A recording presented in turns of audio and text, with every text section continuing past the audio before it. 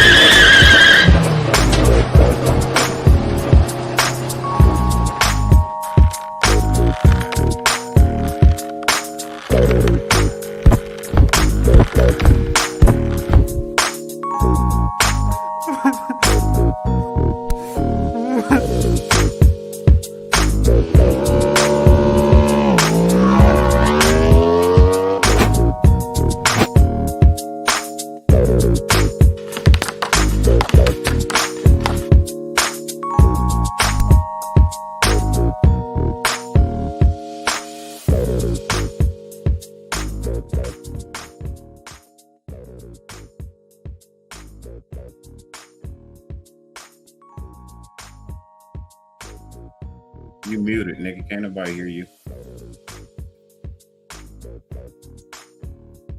Yo, what it do, man? How y'all doing, man? How's everybody, man? Loon is muted. Once he turns his mic on, you can hear him. But till then... Oh, shit. You a dumb nigga. You hella stupid. Man, bro, I didn't know. You didn't see that microphone muted? No. Why you got glasses on then? Fuck you, bitch. Your mama. Whatever. Hey, yes, indeed, y'all. Welcome to the Dyrti-Lunatik show. We are in this motherfucker tonight. 1 week away from kickoff. Yes, indeed. Let's go. Let's go. Hell yeah. Shout out to everybody in the chat, man. Thank you for pulling up. It is a pleasure to have y'all here. Yeah, everybody, man. Hey, one nation. One nation. Hey, Cowboys, eat a dick. Eat a puppet dick. Hey, what's going on? Man, I'm funky with the Cowboys. Fuck them. Stupid. Oh, shit. We got Dark in the building, man. Appreciate you, man. Thank you for being here, man. For real, for real. Yes, indeed. Man. 50 billion things on the face of the world for you to be doing right about now, man. The fact that you guys tuned in to the Dyrti-Lunatik show is greatly appreciated. More than we verbally express. Tonight is definitely going to be off the chain. We're going to have some fun. We're going to talk some shit. We're going to talk a little comedy. We're going to talk a little Raider football. We're going to talk a little something else. Who fucking knows? Who fucking knows? And on top of that, me and Loon don't fucking care. So I got Shut the fuck up. Don't forget about me, Dirty. Don't forget about me. I'll give her a motherfucking puppet dick ass. What? Wait a minute. Hold on. Whoa. God damn, nephew. What? You say you don't give a what? I got excited. My bad. You don't give a puppet dick ass. Calm your excitement, man. Calm your excitement. Listen to Unc, bro. God damn. Hey, always coming up with some goddamn pussy dick. I got carried away. Yeah, you got carried away, man. Calm the fuck down. My bad. I'm sorry. Appreciate that, nephew. Appreciate that. Lunatic. It's good, dog. I know. Sometimes you get amped up, bro. I know. I'm ready for the season, though. Yeah, I got you. Yeah. I got you. Yeah. I got you for real. Man, I've been off all goddamn off season. You know, I'm an old ass nigga, man. You know what I mean? I had to take a vacation, a hiatus, relax my goddamn self. But you back though. Hey, I'm good to see you for real though. Oh yeah, nephew, I'm back. I'm back now. We good. Yes, sir. Let's go. Fuck the donkeys. Yeah, we do got the donkeys next Sunday. That's right. Our first victory of the season. Back in my day, man, you know what we used to do? We used to wait for them motherfuckers at the airport, right? We used to steal their luggage. Oh shit, I thought you was gonna say you was huffing airplane glue. No. We used to steal their luggage, man. Damn. So if a nigga didn't put his lucky socks in his motherfucking carry-on, lucky socks. He was shit out of luck then, cuz. Oh, if you ain't got no socks, cause nigga, I don't even got no socks on. You got sweaty feet. Nigga, I'm a puppet. We don't sweat. That's you humans. Oh, now it's just you. Oh, so now you're not a real boy? Well, I want to be. And she got big titties. Shut the fuck up, fool. Oh shit. I'm gonna be no real boy. Bitches love puppets. Man, tell them, huh? They ain't knowing, huh? Bitches love puppets. You hear that, lunatic? They love puppets. Man, get out of my ear, bro. You gotta hear me though. They love puppets. I heard you. You sure? I heard you, bro. Oh, my bad. God damn. Was you trying to lick this nigga earlobes? Shit, if I could. No, what the fuck no, you mean if you could? God damn, nephew, we just got this talk. My bad. Hey, niggas my bad. You using my bad like pause. You can't just say some wild shit and just be my bad and it's all excused. Why not? That's how y'all do it. At some point in time, niggas gonna start saying, you know what? That's not your bad. That's what you really meant. For real. Did I really mean that? Let me see what your ear tastes like. Hey, quit, bro. Hey, goddamn, nigga. You own one tonight. Hey, look. I'm gonna tell you something. That. I'm gonna tell you something. That. When you say my bad, you know, back in the day, man, bad meant good. When motherfuckers like, man, that's a badass bitch right there. That's exactly how your bad sounds. When you say my bad, you really saying my good. Oh, I thought it was like, it's kind of like saying, excuse me, my bad. Not when you continue to use it every goddamn day. Hey, for real. I'm good. Hey, dog, don't trip. Hey, we good, dog, right? We good? Yeah, we good. You sure, dog? We good? Like you touching my face. I just want to make sure that you good. Come on, bro. We going blurry now. Yeah, man. Look, you made us go blurry. You doing all that crazy shit. That wasn't me. That's the camera. I'm gonna disown this nigga. We good? Quit, dog. I'm fucking with you. You stupid. Oh my God. Aunt Six in the building, man. Dark in the building, man. Hey, what's up, everybody? Looking busy. What's the deal, man? Is it top of the east? Where you at? You on the west or the east? If you're on the east, it's top of the morning. In the west, it's bottom of the evening, I guess. Raider being in the building, man. For real. Hey, for y'all that don't know, man, we're doing the show tomorrow night, 8 p.m. Pacific. It's the roundtable. It's the Raiders 2023 season kickoff roundtable, man. I hope y'all can pull up and hang out with us, man. Got some content creators. You know how NWA do it, man. We're gonna do it big or go home. And we ain't going home because we doing our live from home, so we're already here. But man, I appreciate it. Y'all pull up, man. Just partake, man. Hey, it's gonna be a good little event. Talk about the season coming up. It's a lot of good shit to get out of this, man. And y'all don't know, here you go.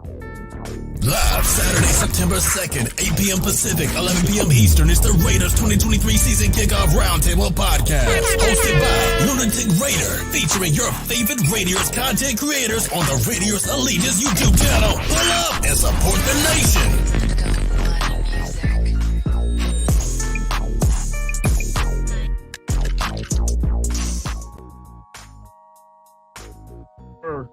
Yes, sir. So pull up if y'all can, man. It's going down.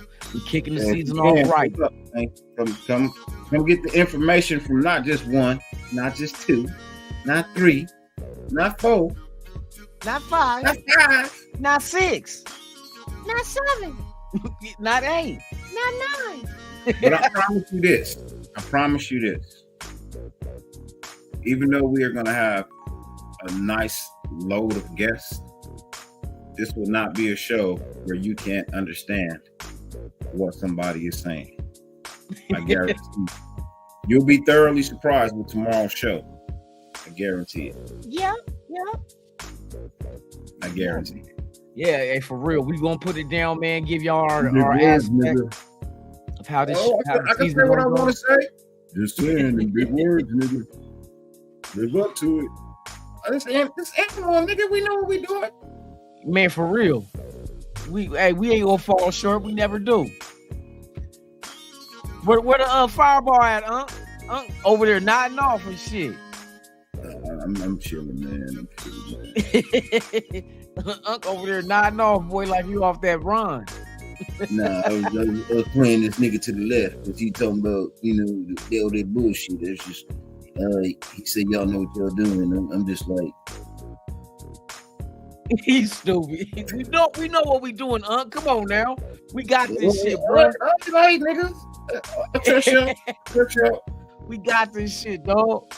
They can't fuck with us, man. We got this shit on lock, man. You know what I mean? All right. So you say? For real. We got the day. Don't trip. Hey, you hating, nigga. You sure you good? I'm straight. Almost some shit called realism. He over there hating? It's realism. What you hating for? You take the album Realism. Shit was fire. That's what I'm over here hating? Yeah, I'm over here hating, man. There we go, hating again.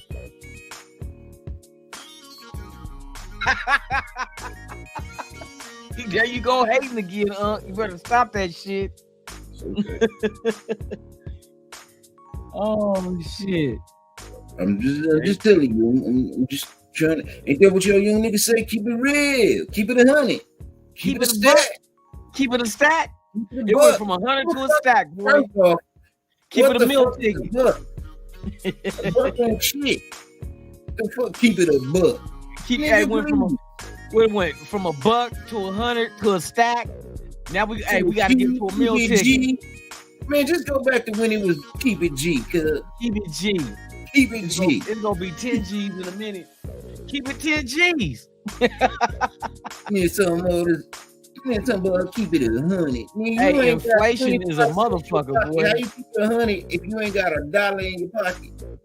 You got keep it at 4 100. quarters? Got 4 quarters. That's $1. Okay. Hey, that shit gonna be extinct in a minute.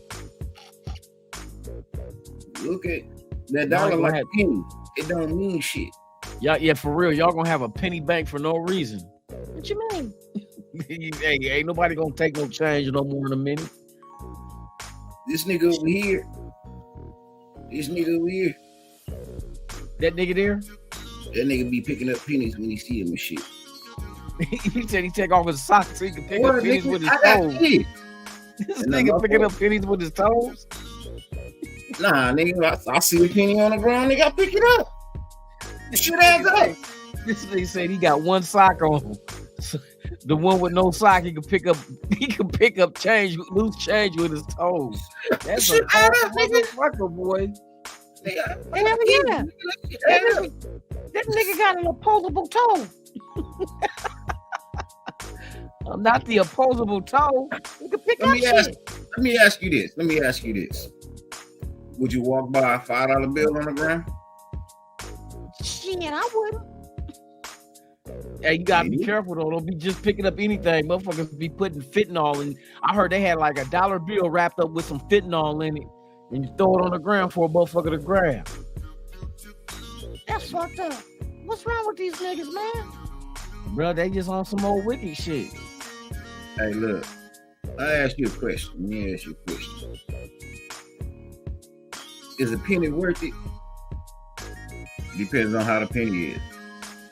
Just saying, is a penny worth it?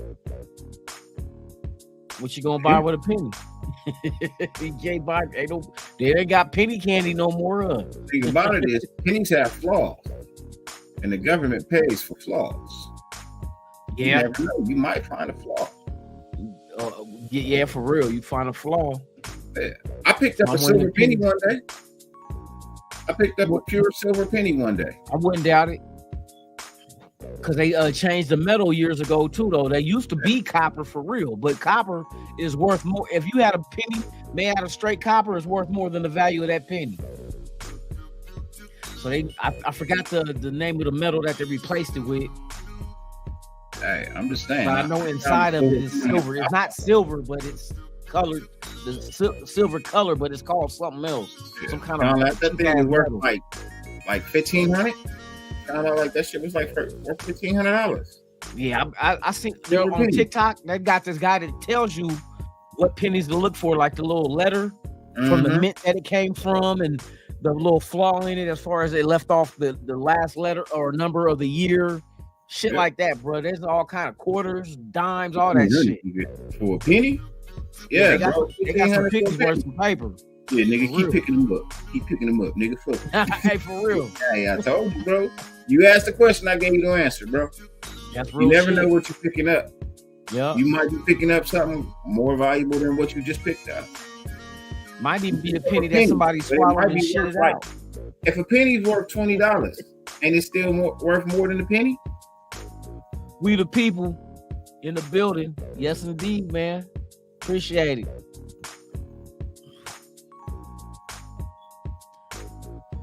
Yeah, shit. man, we get ready for this motherfucking season.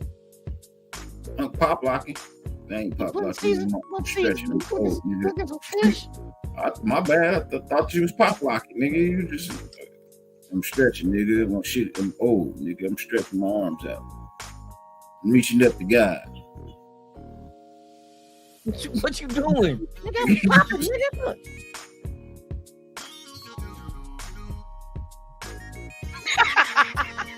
You going You going hard with it, ain't you? Nigga, I thought you knew, dog. Look.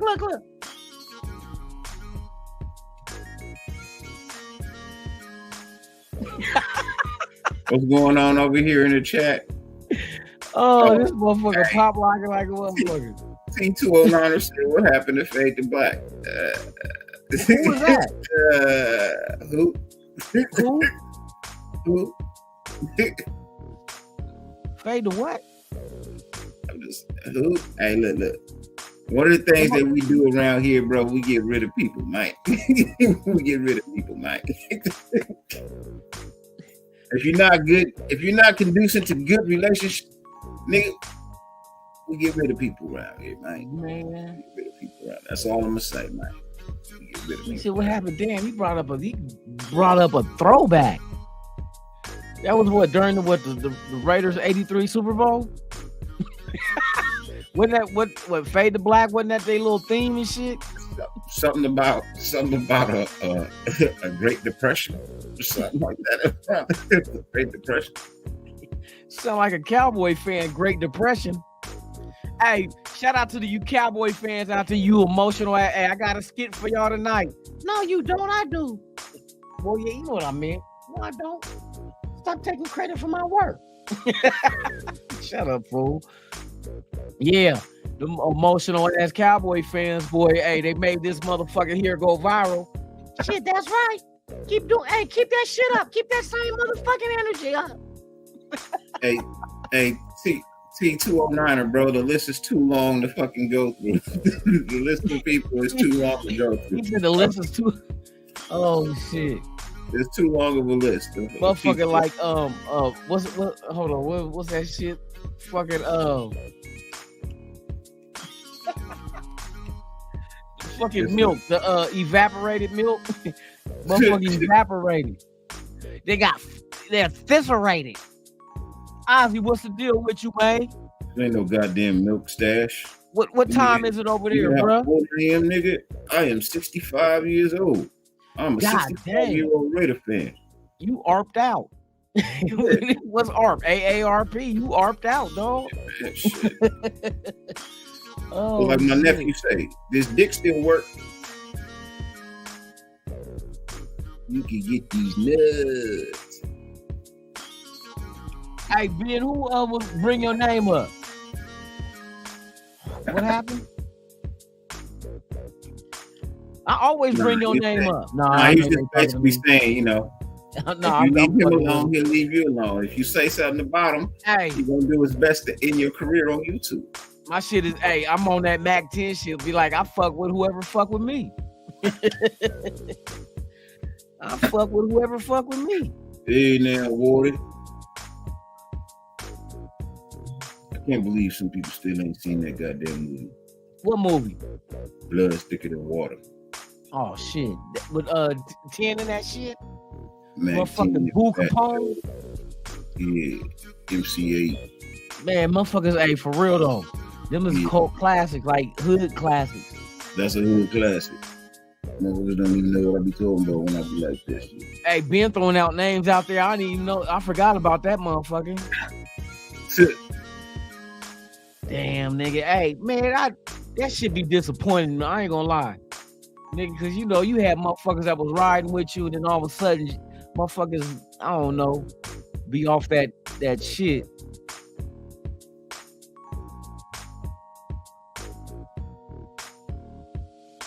Willie Wayne, what's the deal with it, man? Tops too, or I say tops like it's top of the morning. Wherever, if you're on the East Coast, it's top of the morning. It's 11:22 out here on the West. I'm just so used to saying top of the morning because I'll be on my morning show. What the fuck is that nigga burp? That nigga was a puppet burp. What's a puppet burp? Nigga, I don't know, nigga. It was like what Unc did. Man, that's my laugh. I got a pimp laugh, nigga. Oh, my bad. I thought it was a pimp burp. Nigga, that nigga burp. Nigga, it came out smelling like. That's my laugh. That nigga burp smell like fur coats and motherfucking gators, nigga. Gators and fur coats, nigga. What that nigga burp smell like, boy? Smell like 10 toes down. We the peeps. Yes, indeed. Okay, let me see y'all in the chat, man. We get this skit out the way if y'all want to see it. Let me see some thumbs up if y'all want the skit. You got a skit. You did a skit. You did a skit. I got one. You did one, nephew. Yeah, I'm fucking with the cowgirls. Hey man, your acting has been on the come up lately, nephew. I appreciate it. I appreciate it. Nah, ain't none of us puppets gonna be at the round table tomorrow, man. That's a serious show. Yeah, that's for humans. What the fuck you mean? That's a serious show. Motherfucker, you know what you mean, bro? Oh, just because we don't breathe air? Yeah, you don't breathe air. Nah. Man, fuck that. I'm pulling up. Ain't nobody got time for your sexual mishaps. Either I'm gonna pull up or I'm gonna pull my dick out. Bruh. See, there you go again with the sexual mishaps. We don't need that shit in mind. Stan. What? Nigga, you can't be doing that shit, bro, because you sound real suspect right now. What you mean? Nigga, come on, bro. That was real gay, my nigga. Cut that out. Yeah, cut that out. You talking to me? Yeah, talking to you. Yeah, that was for you. What the fuck? That shit sound real gay, bro. The shit you be saying. Man, I'm a puppet. I can say what I want. Nigga, hey, that's not what the rest of the people gonna think. They gonna be like, something wrong with Stan. Stan like his booty hole play with. What the fuck is you talking about? Now that nigga, hey, hit that shit again. For him. Somebody play for him. Play what? Nigga, that sound real gay, nigga. Cut that out. Whatever, dude. Oh shit. All right. We're gonna go ahead and get to the skit, man, so we can just go ahead and chill. Yeah, man. Can we run the get back goddamn tonight? Shit. We just gonna have fun tonight, man. Let me get this shit right. All right, y'all ready, man? We about to do this skit, man. Stan got a skit for y'all. He's a spokesman for certain products now. Hey, the Cowboy fans got him fucking viral, so now he's getting sponsorships and shit, and they never offered me no money. Oh, come on. You know what's good, dog. What you need a penny? That nigga Milk and Breezy said Stan got a Carl Nassib jersey on underneath his shirt. You said Carl Nassib? Oh, you clowning? You clowning? you fucking with Carl Nassib? Get off his dick. I'm just saying. Get off his dick. Milk and Breezy said you had on a Carl Nassib jersey underneath that shirt. Does this look like a fucking Carl Nassib dirt? Come on, bruh. Come on. He Hey, said underneath. Who was the guy that the Rams drafted? Remember the guy that the Rams drafted? Your best friend you grew up with, Michael Sims? Yeah, Michael Sims. That ain't my best. Fuck you, Dirty. You said that's your best friend. Dirty didn't say that shit. I know who you grew up with, nephew. Remember, I'm your... All right, so here go the skit, y'all. That Stan beefing with the Cowboy fans for real. Y'all just don't know the shit they be saying, but hey, this nigga on his helmet though. So you want to play it or you want me to? You go ahead. Hey, go ahead, hit play. Check this out, y'all. I'm a spokesperson now. Hi, I'm Raider Stan. Today I'm bringing you a brand new product for all cowboys. It's new Tampax tampons for cowboys. That's right. When they're not depressed, they're menstruating. Coming straight at you, it'll be available this Labor Day weekend. That's right. Tampax tampons for cowboys. When they get in their emotions and they start crying in the car, get them Tampax for cowboys. We love you, cowboys. Just don't bleed on the carpet. Raiders, bitch!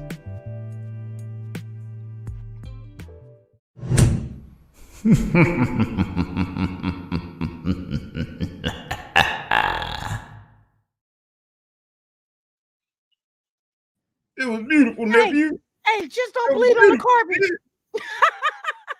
Don't bleed on the carpet. Beautiful, man. This shit was beautiful, nephew. Nigga, you crying? I'm just so happy, man. I'm impressed. You know what I mean? I'm I impressed. appreciate it. Oh, come on, appreciate it, dog. I've been doing this all my life, dog. I made it. I finally made it. You finally did something worthwhile, nephew, man. I'm proud of you, man. Sesame Street all the way to life, bro. Hey, thank you, huh? Fuck Sesame Street. I know. That's why I left. They wouldn't let me get my rocks off. Wouldn't let me on Sesame Street, man. Oh shit. Oh my They goodness. said I wasn't white enough. You wasn't white enough. What? That's racism. Can puppets be racist? Can puppets be racist? We can be racist, but you can't be racist to us. Why not? Nigga, I don't know. No, no. Yeah, room for 1 pence. He said, I don't know. Why you say you got all animate like you was an advocate? Like we can't be racist. Like, can you? Shit, I don't know. Oh my goodness, this nigga here, dog. Yes, we can. For real. Man, I need a drink. You don't need no drink. I'm drinking for you, dog. As a matter of fact, I get a refill. Oh yeah, you slurp the bottom Good of that. Yeah. I'm getting there, man. I'm getting there. Oh shit. This nigga said Tampax for cowboys. Oh, they gonna cry because I'm gonna post that shit up on TikTok too, man. I'm about to hit their ass with it. Because I'm telling you, I get a lot of comments from their ass, boy. They in their feelings. That's the only reason why this motherfucker went viral, because of they bitch ass. More they comments than the Raider fans, you know what I mean, saying shit. Raider fans like the video, but they ass is the ones commenting. So fuck it. I declare war. Remember that card game? I declare war. Yep. About to take their ass down. And donkey dickheads. Next Sunday, y'all getting the business. Matter of fact, Friday. Fuck your team Friday. Y'all getting it. Yeah. We've been working on that shit too, though. High five. I can't high five you. You can't hold my hand. Fuck your team. That's right. This nigga on cough syrup. You on cough syrup? You on some Robitussin? Nah, I was just speaking slow for those who don't understand. The cowboy they be watching. You might need to draw a picture for their ass. Yo, team. Fuck. Whoever they is. Yo. If it ain't the Raiders, fuck your team. Hey Stan, you should have had a speech. Words, huh? I'm a tough nigga. Stuttering? Fuck your team, Mookie. Do the right thing. Yep. Do the right thing. You got it. Radio. Fuck your team, Mookie. You killed Radio Raheem. Yeah, Radio Raheem. Oh my God.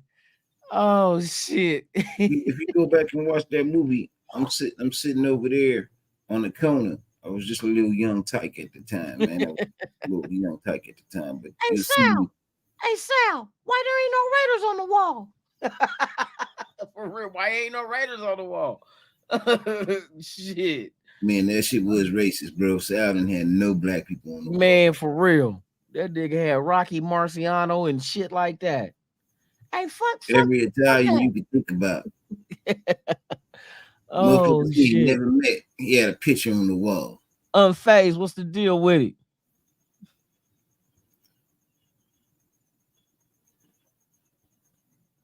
Yeah, Stan hate bitches, aka cowboys. Yep. Hey, fuck. Hey, we going to war, dog. They don't want this shit. They don't want this problem, bruh. Man, we about to be in that ass.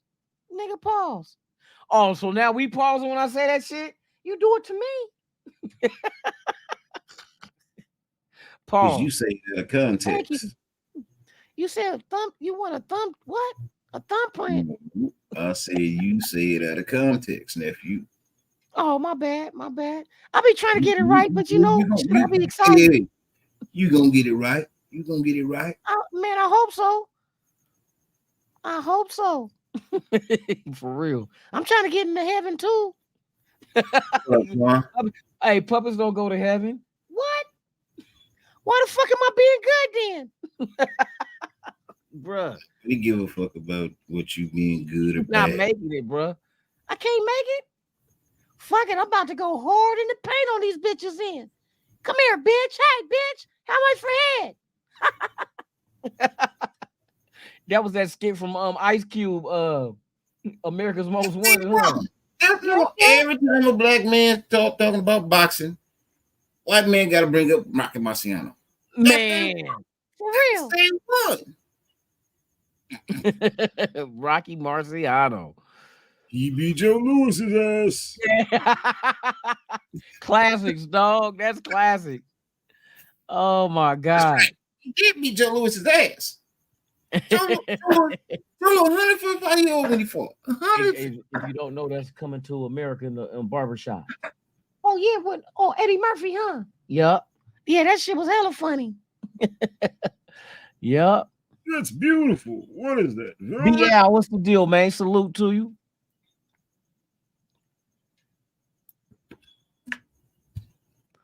Appreciate y'all, man. For real, we just hanging out tonight, man. Stan gonna have to go to bed in a minute. Why I gotta go to bed? Because I'm tired of I'm getting tired. Well, if you tired, you go to bed. I'm hanging with my people in the chat. What's up, chat? What's up, Clark? Lead them well. I see y'all. Let them lead the way. Show them sing that shit. Give them a sense. Right. Make it easier. Let the children laughter. Remind us we used to be. I decided long ago never to walk anyone shut up. If I fail, I succeed. You can't take away my dignity.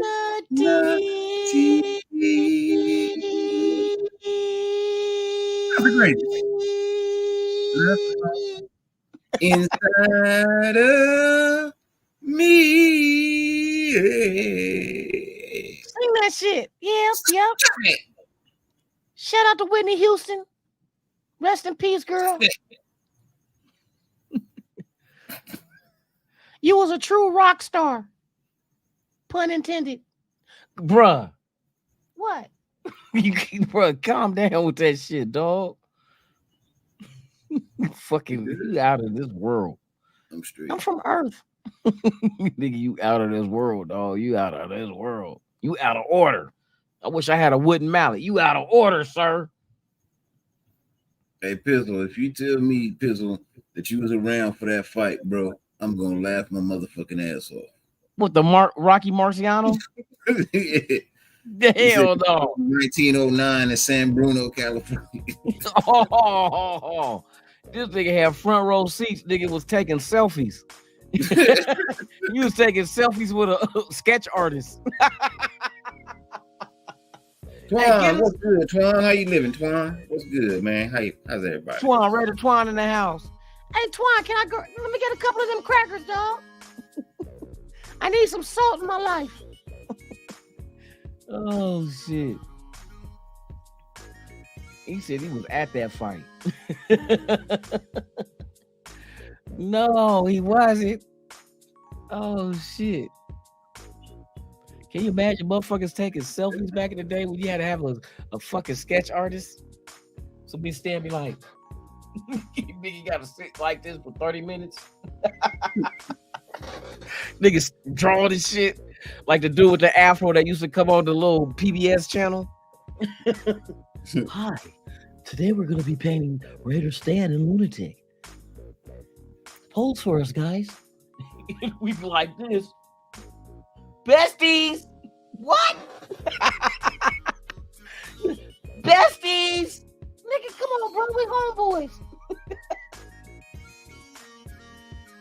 You gotta sit there for 30 minutes. That motherfucker sketching the painting and shit. Oh no, nigga, I can't do that shit.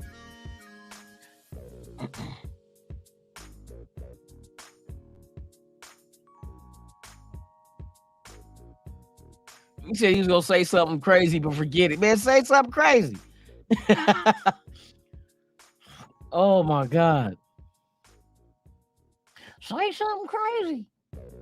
Say something crazy. Oh shit. Shout out to everybody in the chat, man. You ready to go to bed, man? Man, I guess. Hey, we got you doing the show tomorrow, right? That's right, y'all. Hey, once again, 10 p.m. Pacific, 11 p.m. Eastern, right here on Raiders Allegiance and Life of the Nation, as well as other content creators' channels. We going live, man. It's the Raiders 2023 season kickoff roundtable. Yes, indeed, man. 10 p.m. Pacific? I thought it was 8. No, I said 8 p.m. I said 11 p.m. Eastern. You said 10 p.m. Pacific. No, 8 p.m. Pacific. Okay, Pacific. I heard 10. My fault. Yeah, that's that wax.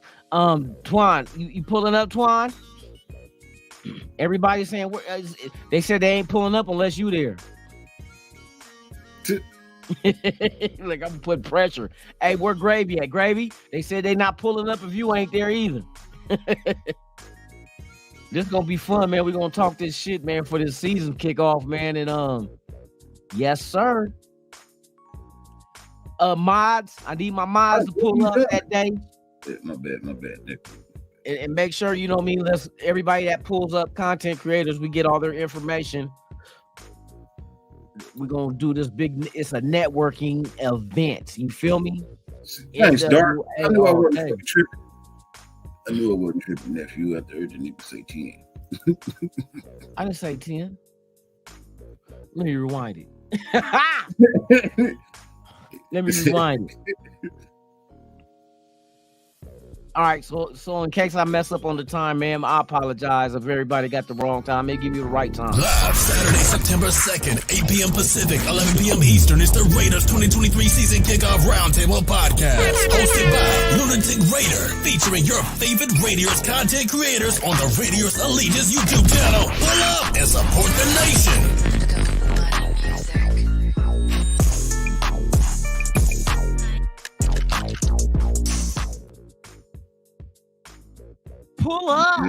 Pull up and support the nation. Let's go. I know y'all excited, bro. I've been What the fuck? Chopping. What happened? My bad, nephew, my bad. What that nigga say? I got that bullshit. I get that stand disease sometimes. And this nigga started singing, bro. This nigga started singing. Pull up to my bumper bit. Nigga, stop that. What the fuck? Hey, Unface said you need to do a diss track. Ooh, that's a good ass idea, dog. Oh shit. I've been thinking about it. Shit. Let's do a diss track, nephew. Oh shit. I'm doing a diss. What? You gonna do it? You gonna help me do a diss track? Let's do that shit. Let's do this. Let's do a diss track, nephew. I write a verse, you write a verse. Hey, let's do that shit. Who we dissing? We diss anybody, any and everybody. We should diss everybody, you know, just have a song just dissing everybody we don't like. Cowboys, Niners. Remember when 50 Cent came out? Chiefs. Oh, jacking everybody, huh? Ooh. We could do it. Oh, you want to redo that shit? What? And jack everybody for what? We'll figure it out. You say you a gay, but you ain't never popped nothing. Man. Let's see. What you say, Raider? Trying to play it again? Nah, I gotta spread it out throughout the show, bro.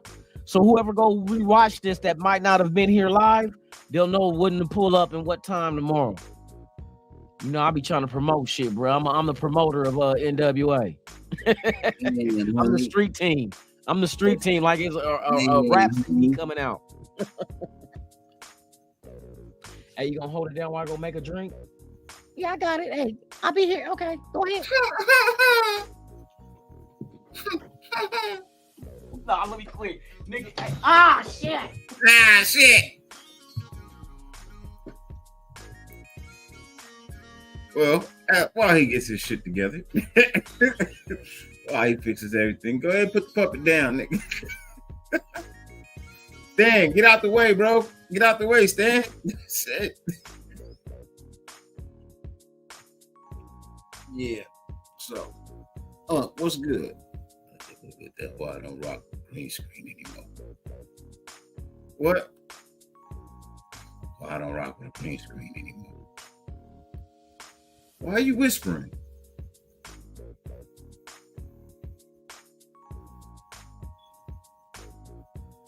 Love. Nigga, what the fuck? I'm not fucking with you anymore. Okay, nephew. Look. So, what's going on with the world out there?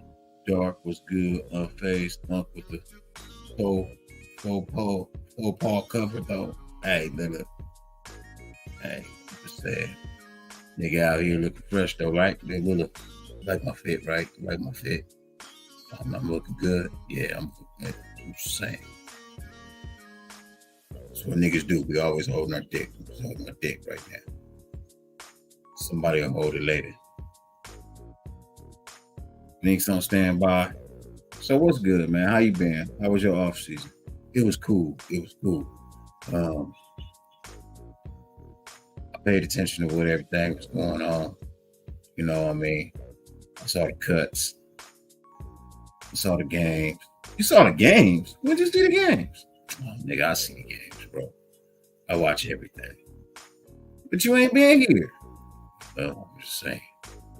You know, I just caught the show, caught the games, you know, and when I was looking at it, man, I was feeling a little excited, man. I was feeling a little excited because I ain't seen a team like this in a long time.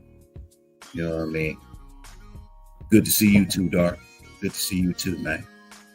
But when I was watching this team, man, I was like, where the fuck is Josh Jacobs? Because, you know, I ain't got no phone or nothing like that. So I was like, they played the nigga last year. What the fuck happened this year? Why I didn't see him? Hey, man, so when I was looking through the shit, and I noticed he wasn't on the field, and then I heard he came back. He signed a contract. Now he number 8 now, right? Yeah, he's number 8. I like that number. It's like 00 for touching. What the fuck? That nigga said. Hold on.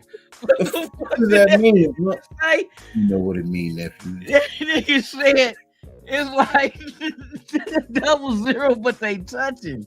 Oh no! What the fuck does that mean? That was real gay, my nigga. Cut that out. I don't know what that meant. This nigga said it's like 00, but they touching.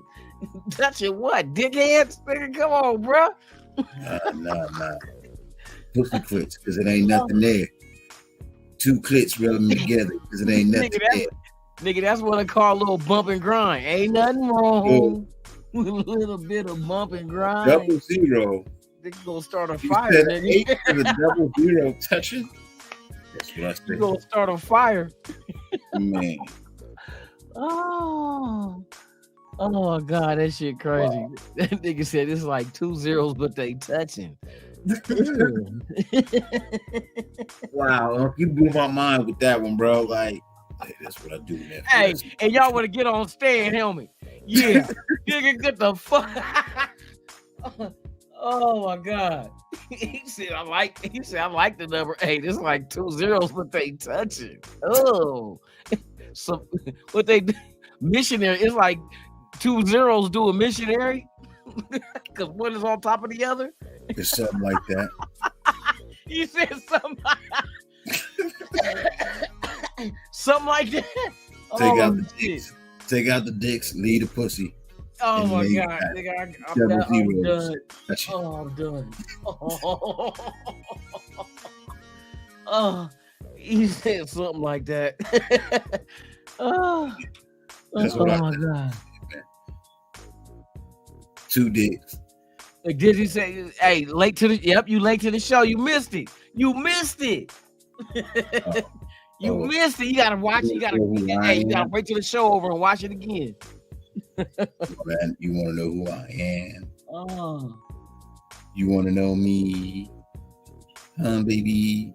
He said we need a trans puppet, Nate, aka Jeff. I know who you are. All puppets are trans, except for the anatomically correct. What's good, sis? How you doing? Where my brother at? I don't see him in the chat. Where my brother at? He must be at home sleeping. Oh my God, that was a good one. Oh man, that was crazy, huh? You see, it's like 2 zeros, but they touch it. When I leave the show, man, I always gotta make it.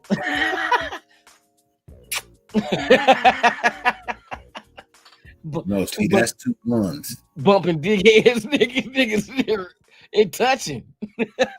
That's 2 ones. I said 2 zeros. You put up 2 ones. I said 2 zeros. Oh, it went over here. What's over here?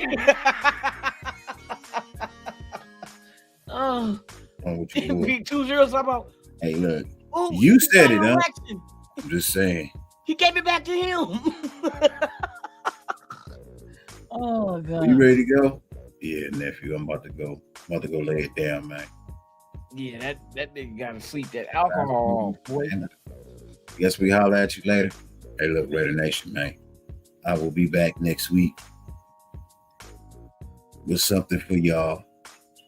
We're gonna talk about game, pre-game. We're gonna do some things. Something strange for a little bit of change. She gonna make me holler for $1. For a buffalo head nickel. One of them even said she was gonna turn me out. I want to see what that be like. What? Whoa! Turn you out. Hey, you can see what that be like right there. Look.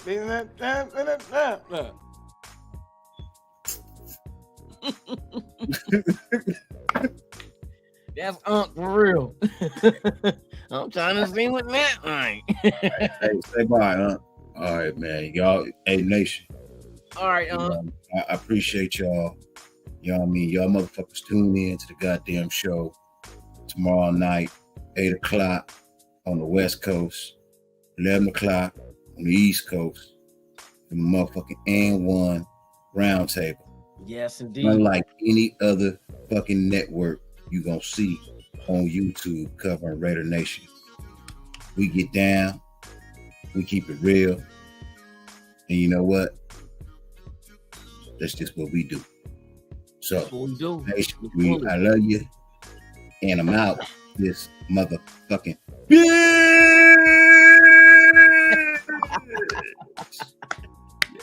Yes, sir. Yes, sir, y'all. Hey, give it up for Unc, man, for pulling up, man. It's been a minute since we seen homeboy, but he doing good. He's strong. You know what I mean? Yes, sir. Yes, sir. Shout out to everybody. Terrence, what's the deal, man? I see you. I see you butt naked in the chat. He butt naked in the chat with a dry loofah. Now let me quit. I'm fucking with you. Man, oh shit. What the deal, man? What's going on? Damn, hey, Dark, I thought I gave you a wrench. You got a wrench? Thought I gave you one, bro. It all depends on what channel he's watching on. Oh, he might be on your channel. You got it? Oh, yeah. Okay, I see. He got a wrench on one. Oh, he going back and forth on both channels then, if I'm right. That's okay. Handle that shit, Dark. I'm never watching my show on YouTube to give out wrenches. Yeah, we gonna need you mods tomorrow, man, so we can hook everybody up and spread the love. You know what I mean, with their contacts. I like doing these round tables, man. That's why I don't try to do it a whole lot. Try to slide one once a year just to make it a big type event. Like I said, last year we did the Hall of Fame game. It's gonna be 2 this year. Okay, yeah, I like doing these, but I like when we all come together and do. It's gonna be a round table football. Yeah, I love that. It's gonna be a round table Chargers game live from. It's gonna be a live. Yes, we will be there. We will be there. And if we can't get it to go live, you'll see it after the game. Yeah, we'll yeah. Either way it go, you'll see. I'm not gonna upload it right before the fucking game. You ain't gonna watch it. No, for real. Unless we go early enough. I'm trying to get motherfuckers to show up about like 9, like early. Well, so I want to rock first. Don't how early do the tailgates open? They open at 8. At 8? See, because I know out here, I think they only do it 3 hours before the game. The gates here open at 8 o'clock. Yeah, I think of 3 hours, 10 o'clock for a 1 o'clock game. So, but yeah, I'm ready. Shit, yeah, I'm ready. We're gonna be out there. Well, they start letting people in at 8. You can start setting your stuff up at about 9 o'clock. Shit, the motherfuckers that ain't driving could just slide up in there because I'm like about a 30-minute walk away from that motherfucker. Because remember, you got 9 to 10, 10 to 11, 11 to 12. At 12 o'clock, you putting your shit away to go inside. The game is at 1. Yeah. Oh yeah, it's going down. It's going down. So I'm trying to get everybody to meet at Roscoe's at about 7. 7 on that Sunday morning. Shit, that's good. That's good. Shit, give me some chicken and waffles. Mm-hmm. Yeah, buddy. I need to know who all going so I can call Roscoe and tell him, nigga, I got X amount of motherfuckers coming with me, bro. Like, yeah, we might be plentiful up there too. Yeah, but if we go early enough, it won't even matter. Okay. You know what I mean? That's the thing about it. If we go early enough, it won't even matter. And Lo will tell you too, like we got there just in time, right before they rush started. You know what I mean? And that was about 8:30. On a Sunday too, huh? Yeah. Yeah, I'm gonna have to cause you know they got that fight Saturday night too. That Canelo Charlo fight. So it's either go to Roscoe's or motherfuckers pitch in and we cook. You know what? At the parking lot. I tell you, cooking might be the, you know what I mean? We can feed more people on the same dime. You know what I mean? We just say what we want to have. Shit, nigga, make it real simple, nigga. Eggs, bacon. Yeah, that's what I'm saying. Potatoes. It's simple. Nigga, you can even do the pancakes if you want to get the biscuit. That's all you need. Biscuit, get an egg. Get some milk, a little thing of milk. Marie calendars. Hey, that is not for breakfast. I'm sorry. I've never had breakfast at Marie calendars. I don't know. I know they good. Especially they chicken pot pies. Them motherfuckers is off the chain.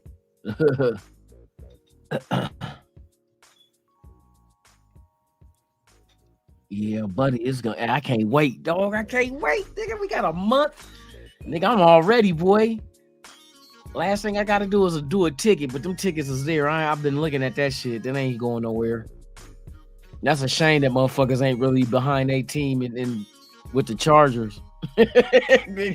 You come out here try to get a ticket to the same game, bro. You paying $300-$400. If there's any N1 content creator that you really would like to meet,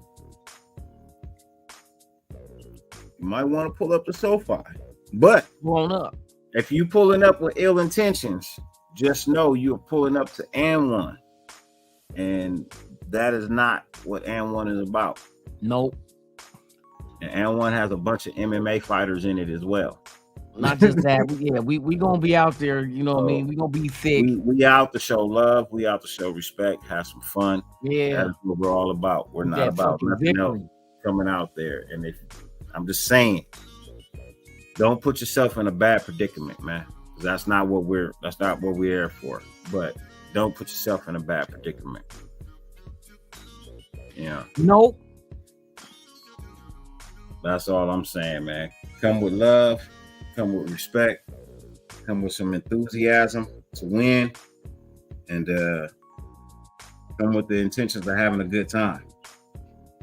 Don't come with any ill will, man, because like I said, although I respect and love everybody out here, my brothers is still my brother. And if you're in the N1 content creation, if you're in the N1 network, bro, we are family. So that's what N1 is about. Everybody here is family.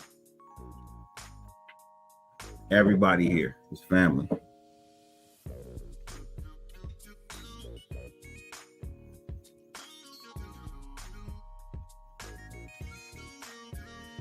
Hey, y'all can meet Ben all y'all want to. Y'all can pull up and say, hey, hi, Ben. It's me, blah, blah, blah.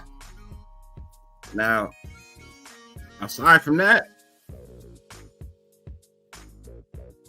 if Ben wants to take on the fade, that's up to Ben. That's up to Ben. But don't think y'all gonna rat pack nobody. You ain't packing nobody out. I guarantee you that. Gonna happen.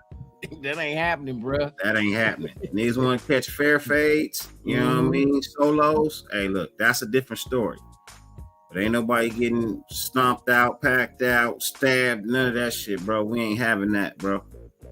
We ain't having that at all.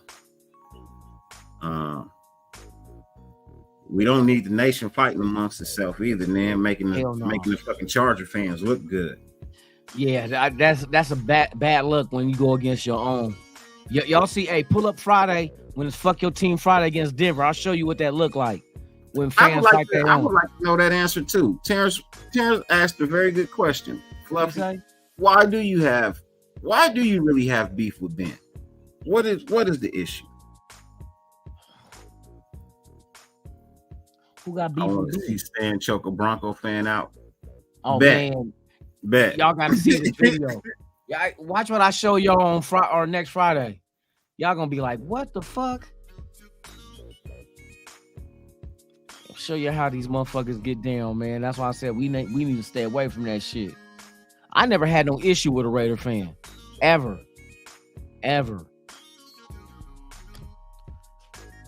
I have. I didn't see motherfuckers like be a little too intoxicated and get with it with other Raider fans and like I'm talking about stumbling drunk. Issues with some Raider fans, bro. Yeah, well, I mean, that, but I'm saying at a game. I've never had an issue at a game. No, I haven't either. On the street, that's a different shit. Yeah. But usually it's not. Somebody told me somebody got a tattoo, and then I saw it, and I was like, what grown ass man puts a fucking tattoo on his thigh, nigga? What the fuck? What grown ass man does that? On his thigh, on his inner thigh? It's not technically his inner thigh. Nigga, fuck that. I'm gonna put 10 on 2. That nigga had a lower back thigh tattoo. Hey. Just not saying. The thigh. Yeah, bro. What we doing, bro? What we doing out here? Wow.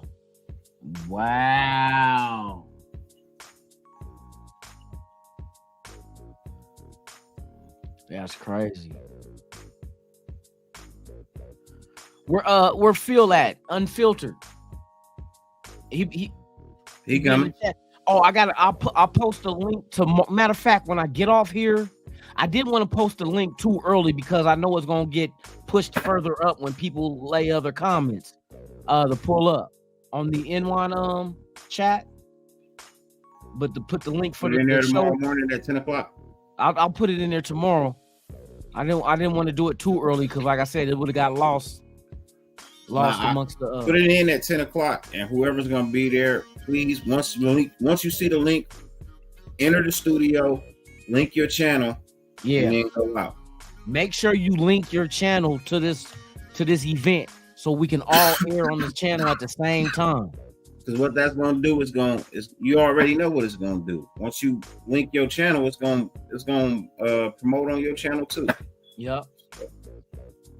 Yeah, once you get the link, please pull into the studio, you know what I mean, and link your channel, and let's have a good night. Yeah, it's gonna be dope. I seen that they had a live little presser from the facility, the workout facility today. Nice little interview and shit and breaking down the season and what's going into it. The optimism is high for real, for real. I'm talking about from the team as well as the coaches. They're real optimistic, boy. I tell you. I'm feeling good. I like the way their mentality is as far as the players go. They on that brotherhood shit right now.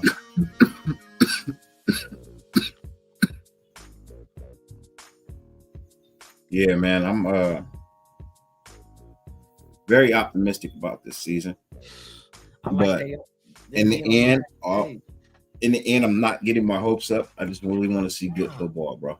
No, I'm not. Yeah, I'm not saying we're gonna win the Super Bowl, but if they can push the envelope on that shit, I'm behind them. Let's go. Fuck it. Why not? That's how I tell people. Why not us?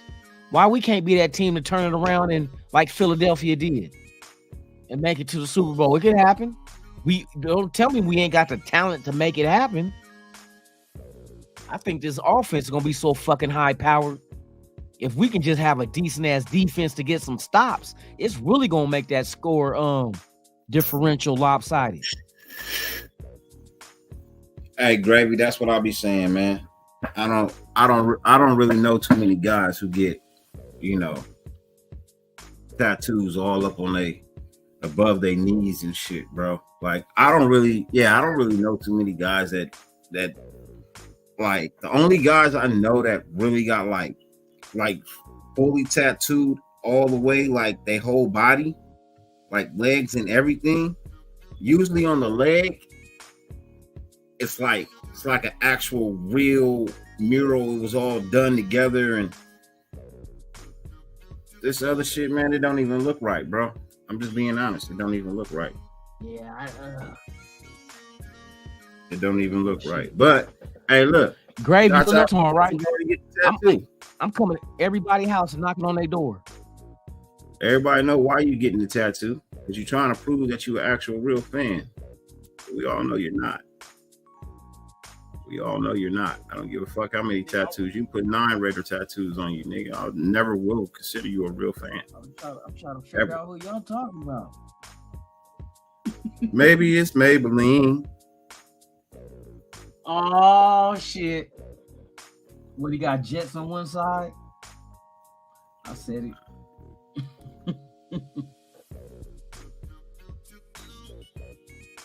Just saying.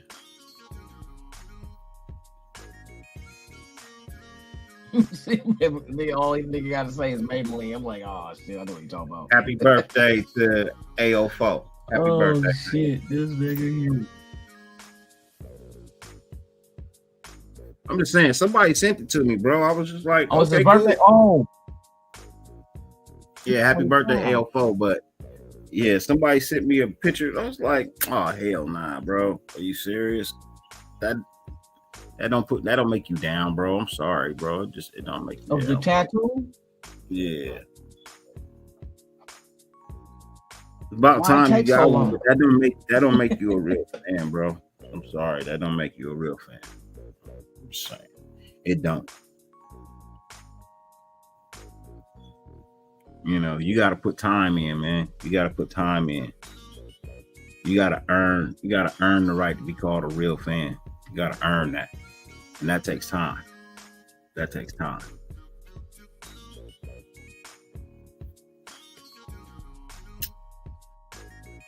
Yeah. I'm just saying that shit take time. What's gonna happen if they decide to have you cover something else? You no longer cover them. You still gonna be a fan then? Hey, matter of fact, I got a picture of his new tattoo too. Here's the new tattoo that we talking about, y'all. I don't know how the fuck they say it's Raider related. You see? That screen blank. Let's see what this shit look like. It's blank? Nah, it's just. What the fuck that shit? Oh, I just got a fucking Oh, it's not popping up. Why it ain't popping up when I'm doing a screen share. Here we go. This is the new tattoo.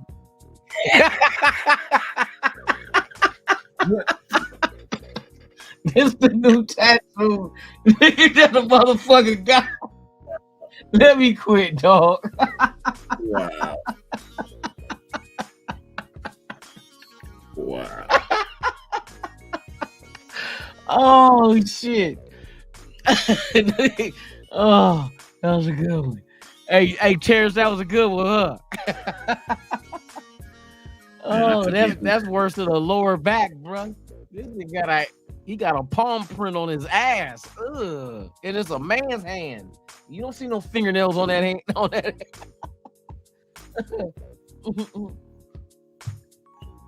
Oh shit. Tony Shepard, what you doing up, bro? What? Oh, they sent you a video or something?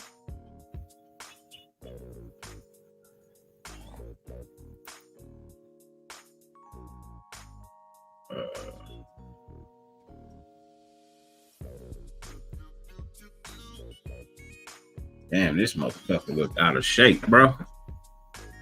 This motherfucker looks out of shape. So, what, you gonna post it?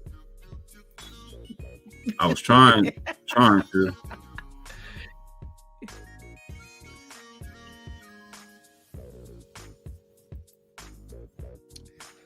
Oh yeah, it's the one right here.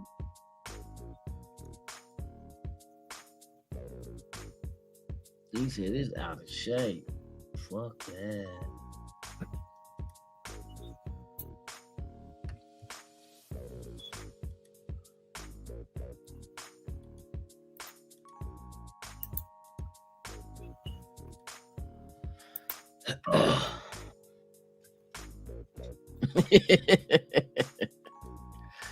Let's see what this nigga posts. Nigga. Oh, let me remove the shit I had over there. I thought I did. I didn't know. You good?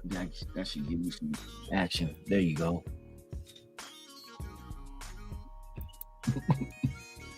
It's Ezekiel Elliott at his first practice with the Patriots. Yeah, this nigga shaped like a barrel of honey. Go molasses. Come on, baby. Eat, baby. Go. Back down. Oh shit. Oh no. Get up, baby. This nigga Benny, get up. Get your feet to chop.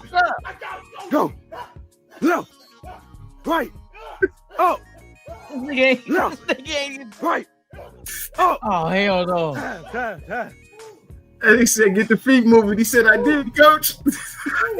Feet ain't even fucking moving. Good job, boy. He got a Zeke Elliott, dog. That's Zeke, his first day of practice, bro. That's him with them? Why did they sign him? Said I'll never be alone, but for you I'm falling. And we can work it out. You can tell me what you're so mad about.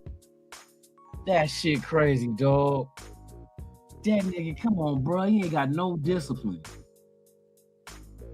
Motherfucker said he won the starting. He won the center job. Oh my god, bro, that shit had me dying.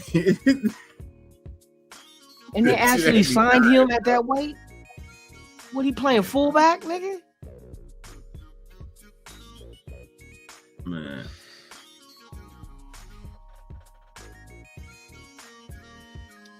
Damn shame. Shout out to all you depressed ass Cowboy fans. Hey, I know Anthony, you be like, bro, I'm glad we didn't re-sign him. You know, it is what it is, Anthony. You know what I mean? It is what it is. You know, some people you can and some people you can't, bro. And those people will always tell you they did nothing wrong. But you know what? It is what it is, bro. Yeah. That's why I'm mad. I'm only mad because the motherfucker swear he ain't did shit wrong. All right. You own up to your shit, bro. Fuck. Own up to your shit. Stand on what you said. Stand on what you said. Hey, Danny, for the Pittsburgh game, you gonna come to the tailgate? I'll protect you. I'm gonna be in town that weekend too. For the Pittsburgh game? I'm coming for a wedding. Okay. But then my kids gotta be to school the next day, so I gotta go home.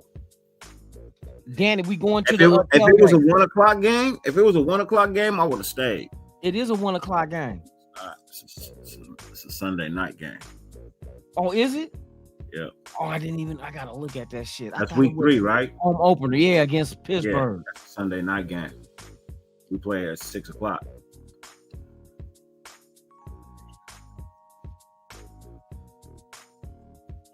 Yeah, Danny, if you ain't doing nothing that Sunday, bruh,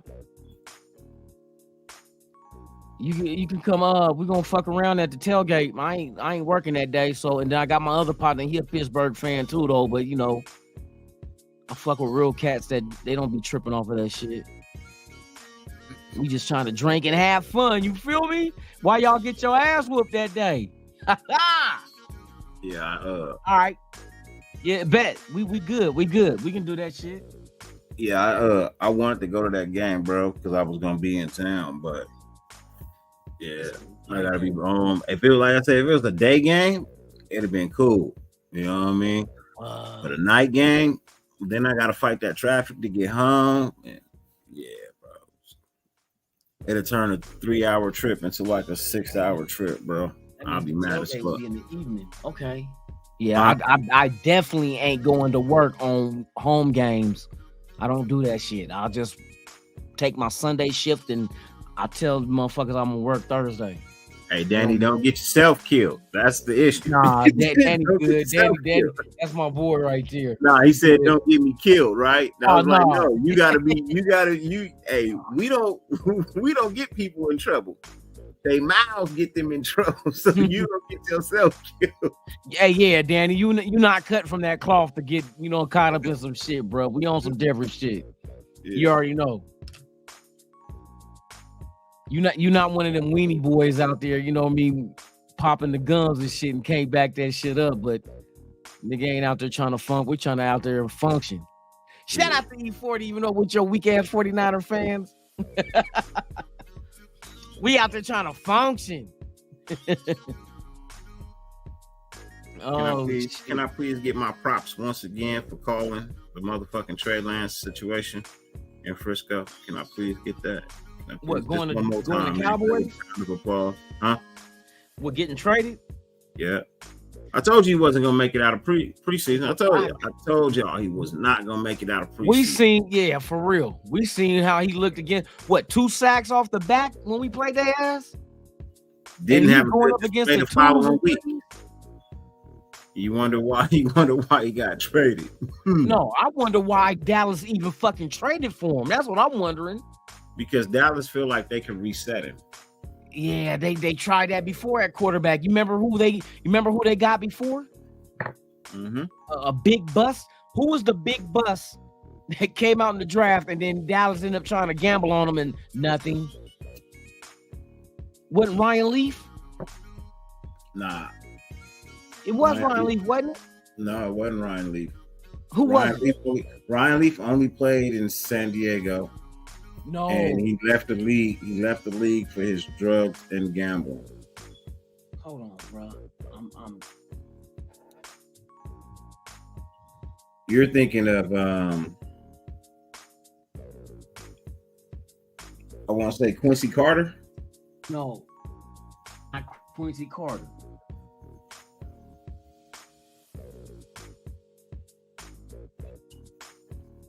It was Ryan Leaf. The Cowboys fucked with him in 2001. 1 year. He was there for 1 year. It didn't work. He was there in 2001? Yep, because you went from Tampa Bay. He was in Tampa Bay for 2001, and then he ended up going to Cowboys that same year. Milka Breezy said Kyle Orton. No, it was Ryan Leaf. I'm looking at it right now on Wikipedia. I remember that shit because I was like, Cowboys 48. Cowboys always reaching for some shit. He did. Okay, he went to Dallas. I thought he only played in Dago. And that was that same year. He played for. He was with Tampa Bay that same season. Then I guess Tampa Bay must have released him, and they grabbed him. Well, he had a drug problem. Man, he had more than a drug problem. He had a not been able to throw a ball problem. But see, and that's the crazy thing, because Ryan Leaf was a damn good quarterback in college, bro. I know, bro, but sometimes that shit just don't transcend over. Like Joey Harrington. I'm telling you, I think it was that San Diego lifestyle down there, bro. I think that shit hurt him. It probably I think did, that San Diego lifestyle hurt him, bro. Yeah. You know, and he just never really like bounced back, you know, enough to sustain a career. He bounced back later in life. He's doing well now, but yeah, because he did good in the Pac-10, but shit, when he got to the pros, it was a wrap. It was a wrap.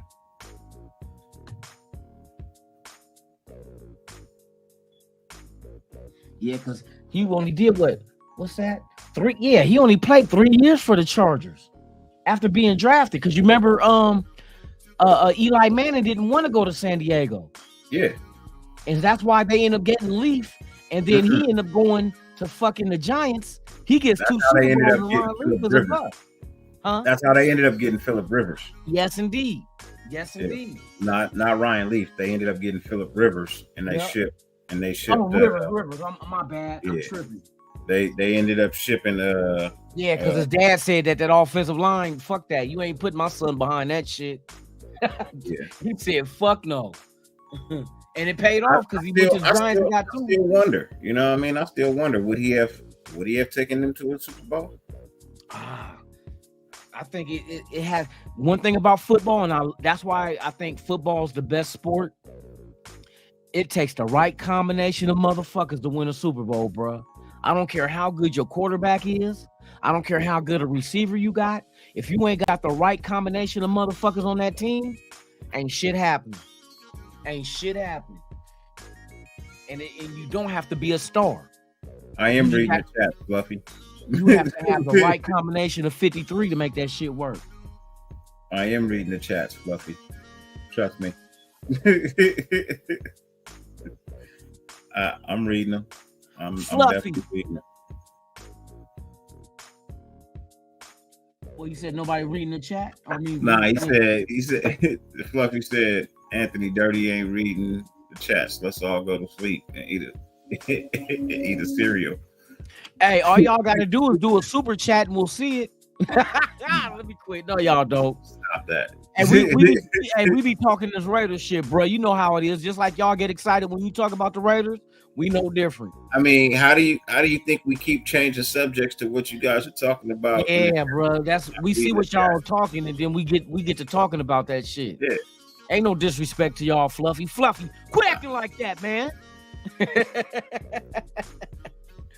It's all Raider love, man. You know how we get down. We don't discriminate. Fantasy football starting off. I'm mad that I didn't fucking make it in Gravy's fucking fantasy football, bro.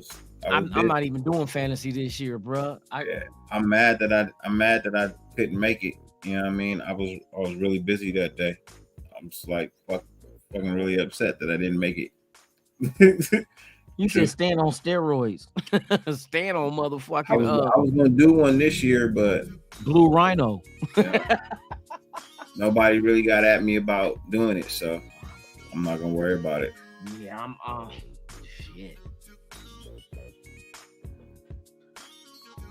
I want to throw as much content as possible as I can out there, bro. People are afraid of me. That's why they don't bring me into fantasy football, bro. They're afraid of my teams, bro. Nigga, you don't win. I almost won.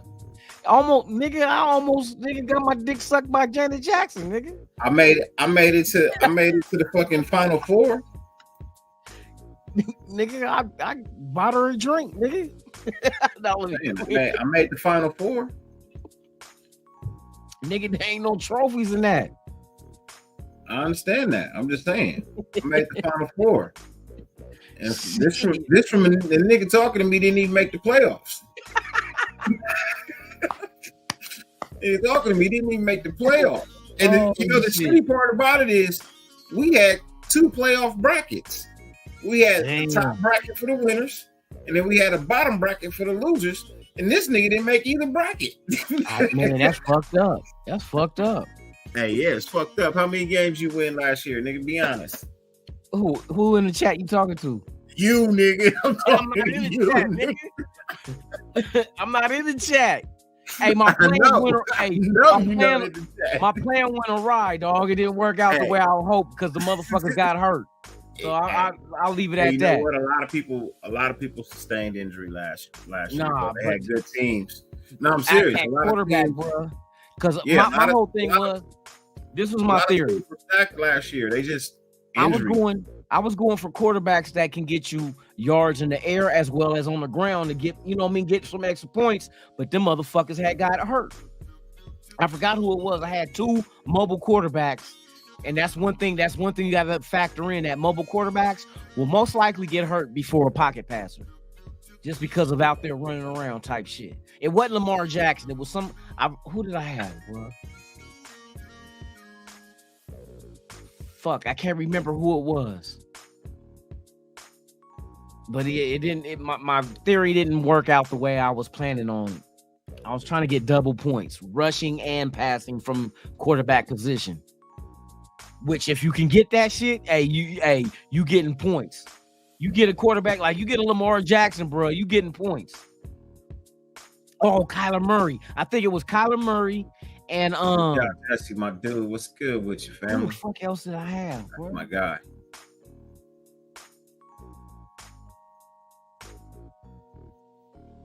You're right, Gravy. I don't make trades. You're right. I don't want something somebody else has, because if you have something that I want, trust me, you don't want to trade it. So, you know what I mean? If you got I know what's tradable and what's not. I don't want nobody off your bench. If you're gonna trade me, you need to trade me a starter, a bona fide starter, a starter that'll start anywhere. I don't trade bench players. Hey, Dirty, was you the one saying in your fantasy shit that you was doing that is the highest score from that position that automatically gets counted? Yep.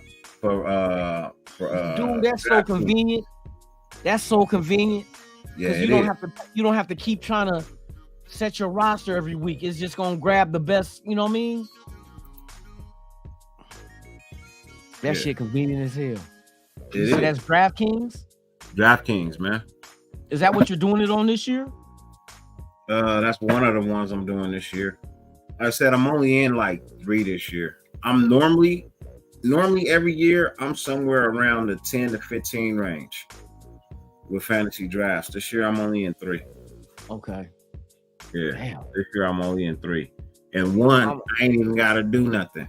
You know what I mean? The DraftKings fantasy football. That sounded cool. I ain't gotta do nothing, bro. You just pick your team and just let it ride. Let it ride, bro. Yeah. The thing about it is, you pay 10 cents or whatever the price is. It could be $1. The more you pay, the bigger the pot, right? But my pot was a quarter. It was a quarter to enter the fantasy draft, right? But you could win up to 10 grand. Okay, damn. All depending on how your team do. Yeah. Shit, then I guess Janet Jackson would come fuck with me with 10 racks in my pocket. Come on, girl. I'm just saying, you got the possibility, you know what I mean? And you can only pick one team, so it's not like people can flood it with different teams. They only let you pick one team. Okay.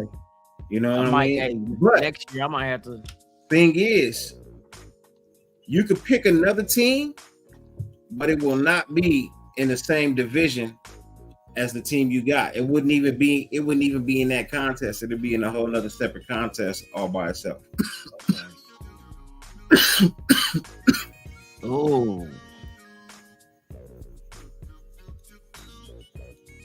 So look, the thing about it is when you pick a quarterback, there's things you got to take into consideration. You only need 2, first and foremost. You only need 2. You need your starter, and then you need the guy to play for your starter on the bye week. That's what you need on your team. Yep, that's facts. You know what I mean? I'm just being honest with you. You can have 3 quarterbacks, 4 quarterbacks. That's not going to fucking win you shit. Reason being, when you have players on bye weeks, you have nobody on your bench but quarterbacks.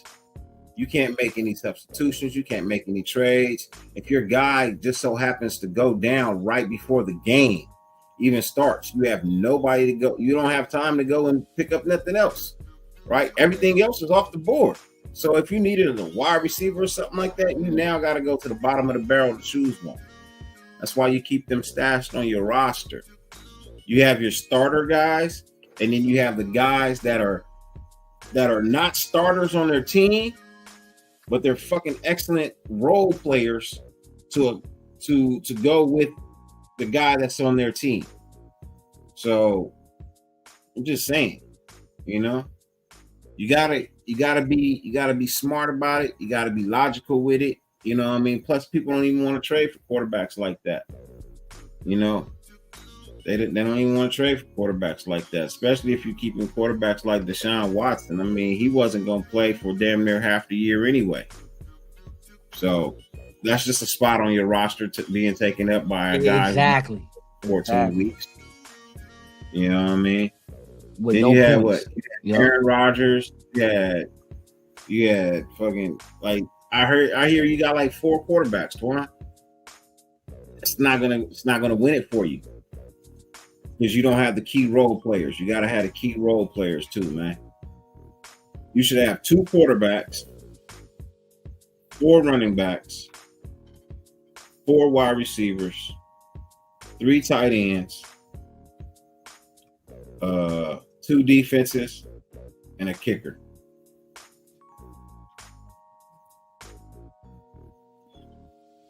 That should be your squad. Yeah, Gravy. I agree with NorCal. Jesse, I don't like trading either. Motherfuckers used to, like last year, they was trying to trade with me. Nope. I picked who I picked. You know what I mean? Look, you want somebody on my roster, wait for me to drop them. Yep, that's true. Hey, Twan, I said somebody said you had 4 quarterbacks. I didn't say I know you got 4 quarterbacks. I said somebody said 5. you had 4 quarterbacks. They said he got Trey Lance, Chase Garbers. He got Trey Lance, Chase Garbers. Who else you got? Who else you got, Twan? No, let me quit. I don't know. I don't know nothing about that fantasy. I'm not, like I said, I missed it. You know what I mean? Unfortunately, I missed it. My fantasy has lotion and feathers in it. I'd have been walking away with some more cash. I've been walking away, bro. I got a team, man. I got a crazy ass team, bro. I got a crazy ass team in fantasy football. This nigga drafted all kickers. I'm gonna get them field goals. Field goals and extra points, boy. That's a you talk about consistency, nigga. Get you a kicker. Not a punter, but yeah, get you a kicker. Get them extra points and them 3 points, nigga, because you couldn't score in the red zone. Oh yeah, I'm getting higher than giraffe pussy right now, boy. I can't wait till next Sunday though, man. God dang it. I don't want the week to go by too quick. You know what I mean? I want to build up to this shit and be ready. Boy, if we come out and slaughter the shit out the donkeys and make a statement, that gotta be a statement game. It got to. It's a divisional rival, conference rival, and just start off the season 1-0 on the road.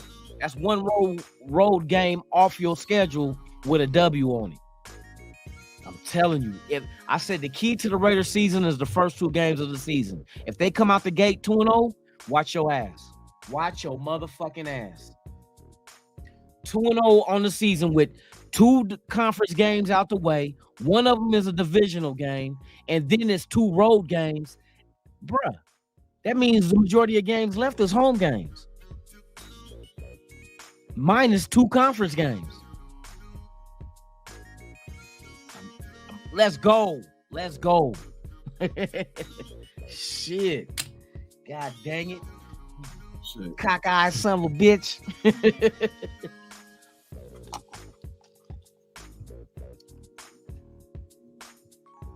Oh man.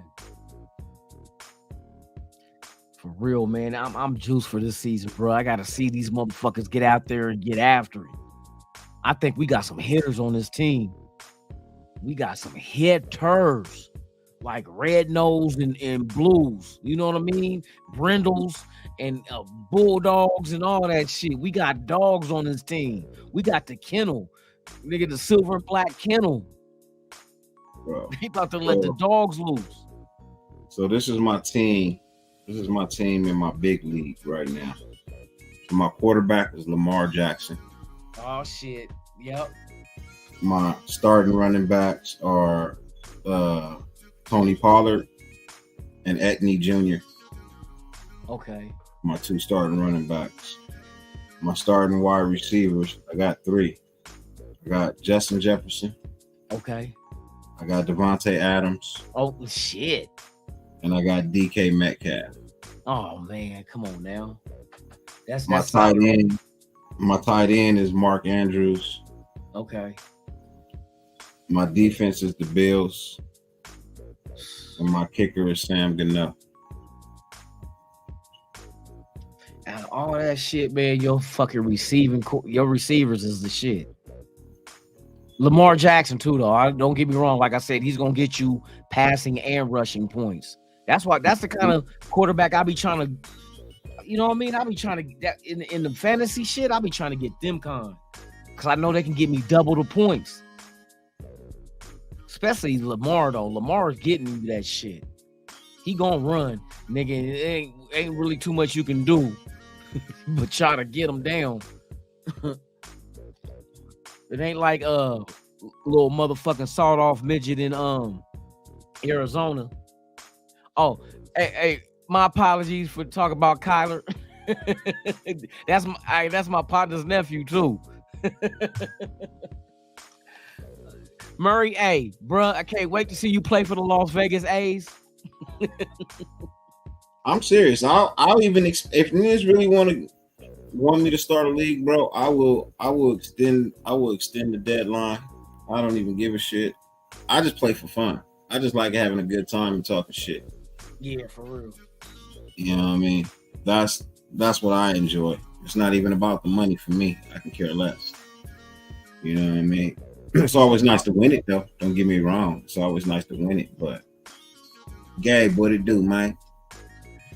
Hey, Gabe, you about to leave tomorrow, huh? Hey, you want to put a link out?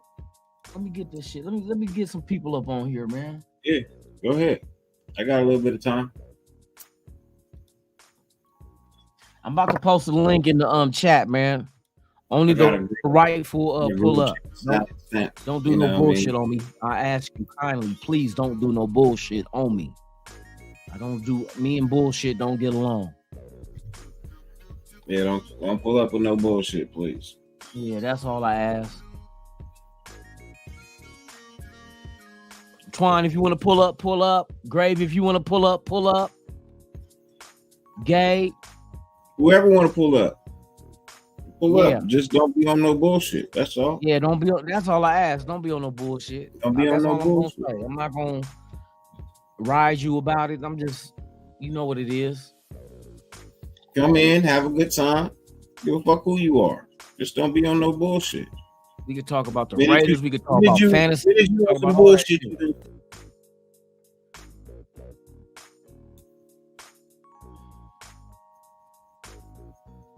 Yeah, he gonna put it on you. He gonna put the wop on y'all. I'm hoping that I got trust in y'all where ain't none of that shit gonna happen.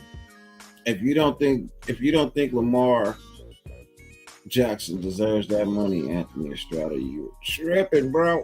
You're tripping, bro. Yeah, he deserves every dime of that fucking money. See this, you gotta look at the man's stats. Years. When I'm the best weapon you have for years, I deserve that money, man. Yeah, that's and real. He's been their best weapon. You can honestly tell me, what would the Ravens be without Lamar Jackson? Hey, look, I tell you, if the Ravens didn't have Lamar Jackson, who would they draft at number 1 overall? Because that's what's going that's what's gonna happen. Who would they draft? What, Caleb Williams? You get his replacement?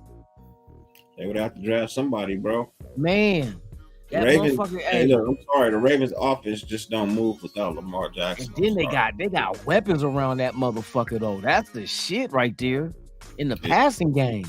We know he can run, but he got motherfuckers where it's kind of like, well, we don't want to stack the box and try to contain him because then we got these receivers out here man to man. They could probably eat us up. That's the same dilemma that we in fantasy. I usually stay away from him in fantasy, but I saw all the weapons. I said, "Oh no!" He's sitting there. I said, "Well, let me get that." Mahomes is gone. You know what I mean? Mahomes was already gone. Josh Allen was already gone. You know, look, I got a nice bench too, bro. I got Herbert, Miles Sanders, Terry McLaurin, Kyle Pitts, Chris Godwin, shit ass Zamir White, who I'm getting ready to get rid of, and the fucking Saints D.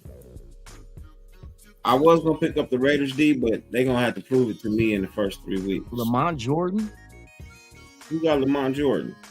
Yeah. You got Lamont Jordan, nigga, and what's his name? Who the Andrew fuck got Walters, Lamont nigga. Jordan? They got Andrew Walters and Lamont Jordan. Oh my God. You got Bryce Callahan. Not Andrew Walters. Like, who? What? Who? What the fuck?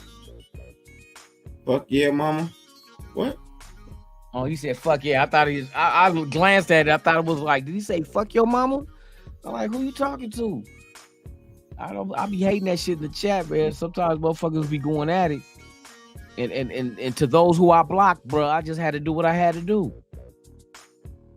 You're not gonna come disrupt my motherfucking show by being in the chat talking about people, you know what I mean, that's rooting for the same team you supposedly supposed to be rooting for. I don't do that shit.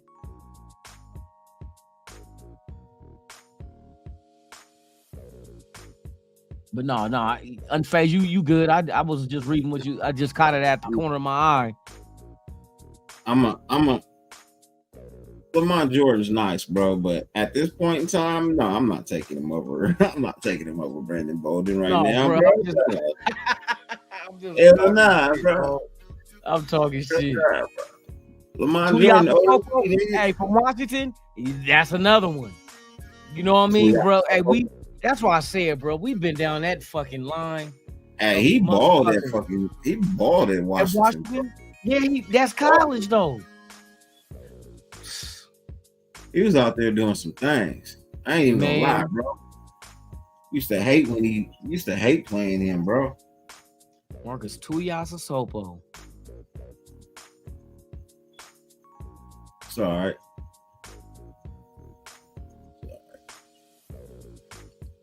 SC's had some good quarterbacks too. They just, for some reason, they don't all pan out in the NFL. Shit, I was hoping back in the day, what's the name would have panned out for us? The old redhead, Marinovich. Yes, because that was one of them things where his dad did too much. I think his dad took the love of the game out of him. Yeah, took the love out of the game. You can't do that shit. You gotta put him on the drugs and painkillers and shit. Man, got addicted to that shit. Marinovich, though, left-hand quarterback, boy. Hey, you go on YouTube, you can catch some old games with him. He had some games that he was solid with the Raiders. Yeah. But all in all, you can kind of see it. The way he approached the game was more like it was a regular job than I love playing football because of his dad. Yeah, it started at SC. Yep, SC. Started at SC. Oh my God, nigga, we was fuck. Yeah, because that's when he started dabbling in the drugs because he just couldn't take it. Yep. Started at SC. But yes, I always thought if that kid would have kid maybe would have had a different dad that just pushed him, but not as hard as his dad did. Yeah. Make it fun for him, you know what I mean? If you would have had the kind of parent to make it fun for him to play football, he would have. Hey, he had the talent. That's facts. He had the talent. That's facts. He had an arm, man, and he had a thirst for the game. You know what I mean? When it came to strapping on that helmet and playing, you know what I mean? He knew what he was doing. But like I said, once them drugs really got a hold of him, once he got that NFL money. Yeah, when drugs was no issue as far as paying for it, when it was like, nigga, whenever I want it, I can have it. Then when you get in that kind of situation, it's a wrap, bro. Drugs gonna win every time. Even niggas that ain't got the money to get it all the time, drugs win. He's a fabulous. He's an artist now. He's a fabulous artist. Yeah, one of his paintings inside of the hung on the wall inside the Legion Stadium. Yeah. He does good work. He does great work. Shit, if I had enough money, I'd fuck around and buy one. Man. But you got to have a nice house to have artwork, bro. I always tell them, you can't just, you know what I mean, to have some nice artwork, you know, not the shit you buy at Ross and Marshalls, you know what I mean, in the back. At IKEA, not the IKEA shit you got to put together. Yeah, no, I mean, I'm talking about some real nice artwork, you know what I mean?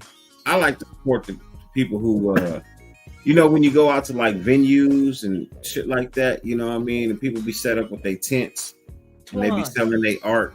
I like to buy that art. What up, Twan? Hey, what's good with it? How you doing, man? So clarify, man. How many quarterbacks you got, bro? I got 3. Okay. Who you got? Hurts, Rodgers, and then I messed around and got Deshaun Watson. I can't disagree with your shit. Can't disagree. We know Aaron Rodgers in the air, but them other two, mobile and control. What else is on your squad, though? That's the question. I ain't trying to let everybody know what I got. He got 2 cheerleaders. Hey, what do you mean? In and out person. Everybody in your league know what you got. This ain't fixed Twan's team. I ain't say fix your team. I was just asking what you was running with. I mean, you already drafted your players. Oh, that's a good ass show.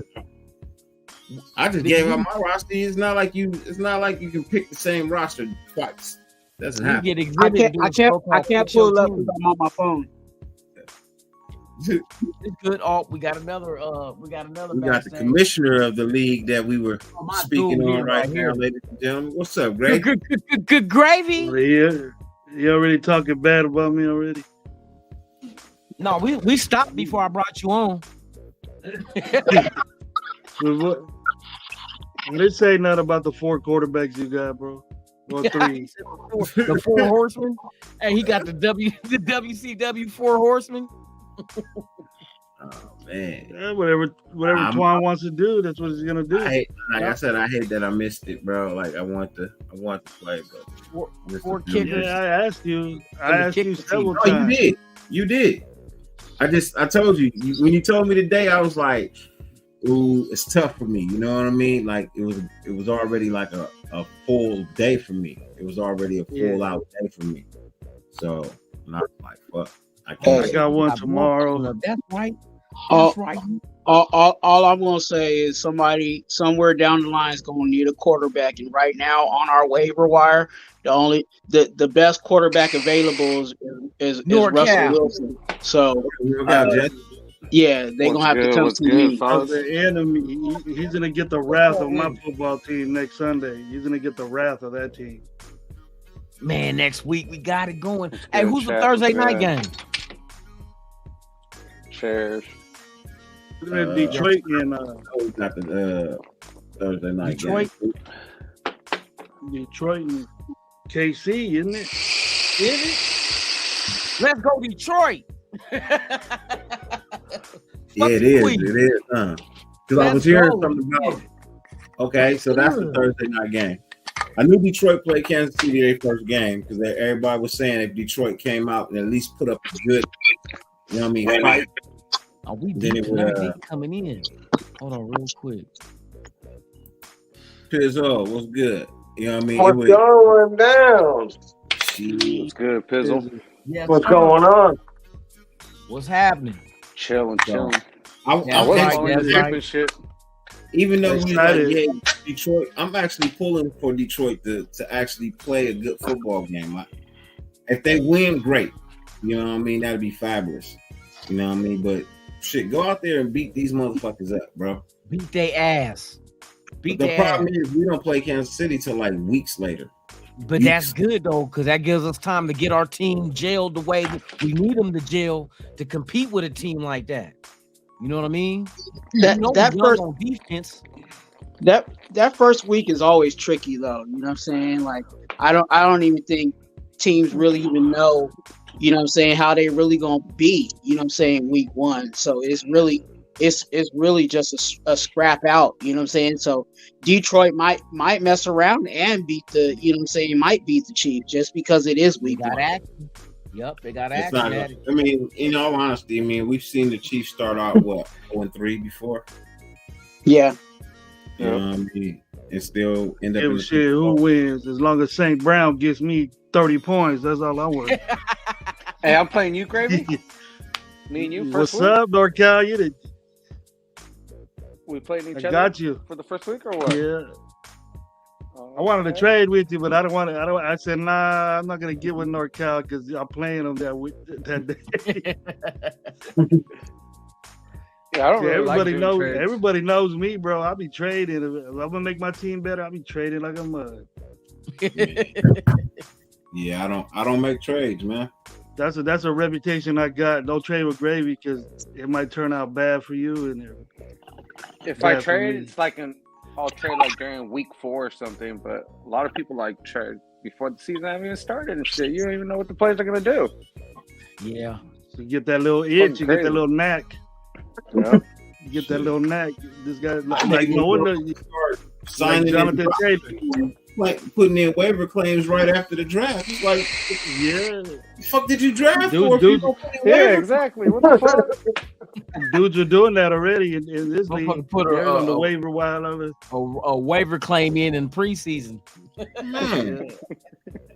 You drafted a motherfucker that you knew wasn't gonna make the roster. What'd you do that for? Well, I thought somebody would get the dude I got, but he just don't have a team yet. Who? I got Hunt. Oh, okay. Yeah, gonna be on Somebody's gonna pick up Hunt. Somebody's gonna pick up Hunt in the goal line. It'll be like week 6 when he get picked up. Somebody gonna have to drop for him to get a job, bro. You're talking about Lamar last Hunt? year, that's why. Huh? I'm talking about Lamar Hunt from the ex-KC guy? Kareem Hunt. Yeah, Kareem Hunt. Kareem Hunt. Yeah, the guy from Kansas City, right? That got the domestic violence charge and they gave him the boot. Yeah, and then he went to Cleveland. Yeah. Yeah, no, he's a decent back, though. He was good for them. He fits their system good, but yeah, he fucked up. Last year, he didn't do too good. He's at that point in a running back's career where they're just considered over the hill. Yeah, he's old. Yeah, he's old. He's not young anymore. You know what I mean? He's on the other side of 26, 27 now. Approaching 30. He spelled Chubb real good though. They were good little 1-2 like 1-2. Yeah, but what team in the NFL don't have that right now? We don't. A lot of them. Not a lot. We actually do. You think so? We do. We got a cool. I think Abdullah could do. We don't have a 1-2. We have a 1-2-3. You know what I mean? We have a 1-2-3. That's, you know what I mean? We throwing combinations out this bitch. Real combinations. You know, so. All right, who's your 2 and 3 then, Dirty? Yeah, that's what I want to know. So my 2 is Abdullah. My 3 is Jacob Johnson. They can get the job He's done. a fullback. He's not gonna get the ball that much. Hey, is he considered a back in the backfield? But he don't run the ball. How many carries did he get last year? I have to look that up. He gets the job done, Gravy. He gets the job done. Blocking. What is required of him, he gets the job done. Right? Okay, a guy that gets the ball. A guy that You gets the draft him ball. in your Who's your fantasy three? too? Is it? A I'm just guy asking. I would a guy never who pick gets him the in ball. fantasy. I would never pick him in fantasy. Hey, is it cool smoke? You and Yeah. Timberland? You all good. I would never A pick guy the that guy. gets the ball. Tell me who But your what I'm three is. saying is, when you look at our running back room, right? You got to find the guys that you can depend on, and there's always going to be a ranking, and my top three just so happen to be those guys. You know what I mean? Jacob Johnson is a guy I can depend on to get the fucking block. He's not gonna fucking miss a block. You know what I mean? He's gonna open if he has the ability to open the hole. Goddamn, he's gonna fucking try. He's gonna give everything he's got. Amir Abdullah is just a better back. You know what I mean? Over Brandon Bolden and fucking Zamir White. He's a better back, so that instantly moves him to number 3. And then of course Josh Jacobs is the best thing in the fucking room. So there you go. You got 1, 2, and 3. Okay. Yeah, but I want to know who the hammer guy is. Who's the Crockett? Who's the guy that comes in on the 4th and 1 and the 3rd and 1 or 3rd and 4th and inches? That's Bolden. Josh Jacobs. Josh Jacobs. Josh Jacobs is a 3-down back. Josh Jacobs is a 3-down back. If you Who pounds the ball at the end of the game to grind it out? You know, Josh Jacobs. That's Brandon Bolden. Jacobs. You think if you grinding it out, if you just gonna grind it out, and you up by like 20, give it to Zamir. He don't fumble because you know Abdullah's in there for the pass game. He's good in the passing game. Yeah. That's what you want in there. Yeah, he's that 3rd and 7 back. You know what I mean? You know what I was He's surprised, that to be 3rd and honest with 7. you, that they're carrying one less running back than they did last year. I'm not surprised at all. Well, they have him. They have, and that's the thing. They have him on the practice squad if they need to pull him up. Well, yeah, exactly. Sincere's there. You got a couple of wide receivers you added. Hey, I like the practice squad. I like exactly what they added on there. Hey, you notice they added a whole source award of wide receivers in the practice squad. Niggas said the whole source awards. Yeah, man. It looked like the source awards. Everybody got a microphone. You know what I'm saying? That's how it looked. With all these niggas dancing in your video. I'm like, this guy ain't in there. I'm like, did y'all pick your wide receivers or what? They went after big body receivers too, though, because one 6'2", the other 6'4". You know what I mean? One's a native from Las Vegas. Wesley. So they went out. They got. They got some hype. Get picked up. Who? Cole get picked up. I don't know. If he did, it wasn't by us. Keisha on the side of the street on Figueroa. Shit, I thought that motherfucker was out here on the Las Vegas Strip, looking to get picked up. This nigga out here taking pictures with the showgirls on Fremont Street. Keisha's on Figueroa trying to get picked up. Do you want to go to Figueroa? Fernandez, what's good? Nah, I look. That nigga probably jumped on the plane and flew his ass back to wherever the fuck he's from. That nigga, you know what I mean? That's probably wherever he's at right now. But look, sometimes players just have to face the fact that, look, you made it to the NFL. Cool, great. You had your time when you was on top. Everybody eventually has to go. Time to do something else. Yeah. I mean, do you still have it? Maybe if somebody's team really, really, really needed you. He didn't do bad this preseason though. Yeah, but look, there was a choice between Keenan Cole and Philip Dorsett, and Denver chose Philip Dorsett when they needed both of them. But doesn't Philip? But you chose. Philip Dorsett has a connection with Sean Payton though.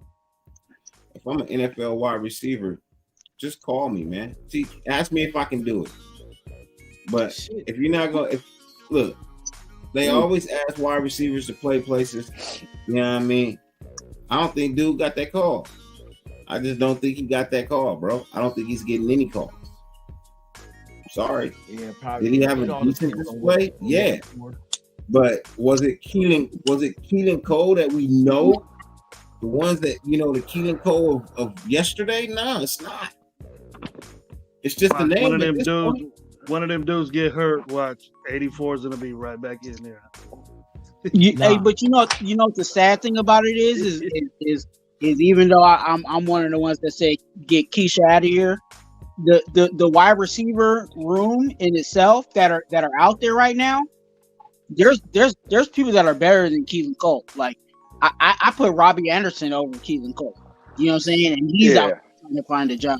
So there's a whole lot of wide receivers that are talented that are out there. So the dude on our practice squad. The dude on the practice squad played with New Orleans in 2020 and had over 1,000 yards receiving and 7 touchdowns with Sean Payton. And he's a big body receiver though. So I'm like, damn, why you give up that much and he got released by Denver? That was kind of like head scratching, like, bruh, why you let him go and you got good connection with him with New Orleans when he was coaching New Orleans? Wasn't that Keelan Cole running along routes and shit last year too? He looked lost out there. He's an asshole, bro. He's an asshole coach, bro. Everybody Sean Payton. Yeah, no one likes working with Sean him. Payton. He got his dude. He got his dudes. That's it. That's I all don't that know why role they think Denver automatically is gonna year one change. Fuck no. They got to go through the same growing pains. They got to establish their system, and then they got to weed out. Go analyze the whole season and weed out the people that fit what they're trying to do and the people that don't. Oh, you talking about that's what you do? Like us. You talking about what we did last year? Huh? You talking about what we did last year? No, that's exactly what we did last year. Because even I knew that by looking at it, but that's what fucking McDaniel said. You don't know what you have on your roster when you come into a new situation. So it's like I can sit there and be like, I can look at old film, but that old film has nothing to do with them playing in my system. So I have to establish my system. I have to analyze the whole personnel about, okay, who fits what we're doing and who don't. And the people that don't, we get rid of them. Who do we replace them with? That's your draft. That's your free agency. So now you go ahead and make that move. You can only grade these guys by year 2 and beyond. That's the way I look at it. Year 1, you can't do it in year 1. You can't. Ziegler, McDaniels, they got thrown in there kind of late. No, they did. Because McDaniel was named head coach the end of January. January 31st is when he was named head coach. They had to Free listen to agency the is in March, scouts. and the draft is in April. You know what I mean? So you going? Oh. That's why this draft is way better than last year's. They had a whole year. Listen to the Mayock's and Gruden's or whoever scouts that were out there all year looking at all those college players. So they kind of had to go by that. So that's why we got the. It took them this off season to get rid of those guys. That's the real draft right there. So this is the real draft right now. And look, all of them made the team. Every draft pick made the fucking team.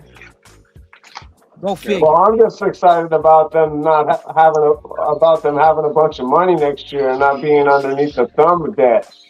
Finally, clearing off a bunch of this damn money. Getting rid of that dead cap space for real. Exactly. Now we got money we can play with. Didn't every draft pick last year make the team? What draft pick last year didn't make the team? What draft pick last year? 2 of them did. Matthew Butler and motherfucking we traded got traded. Harold Jr. No. Did they make the team last year when they was drafted? No, yeah. That's what I'm saying. Everybody last year that got drafted made the team last year too. But you got to remember that was only a 2-month difference from them becoming the new regime and them drafting.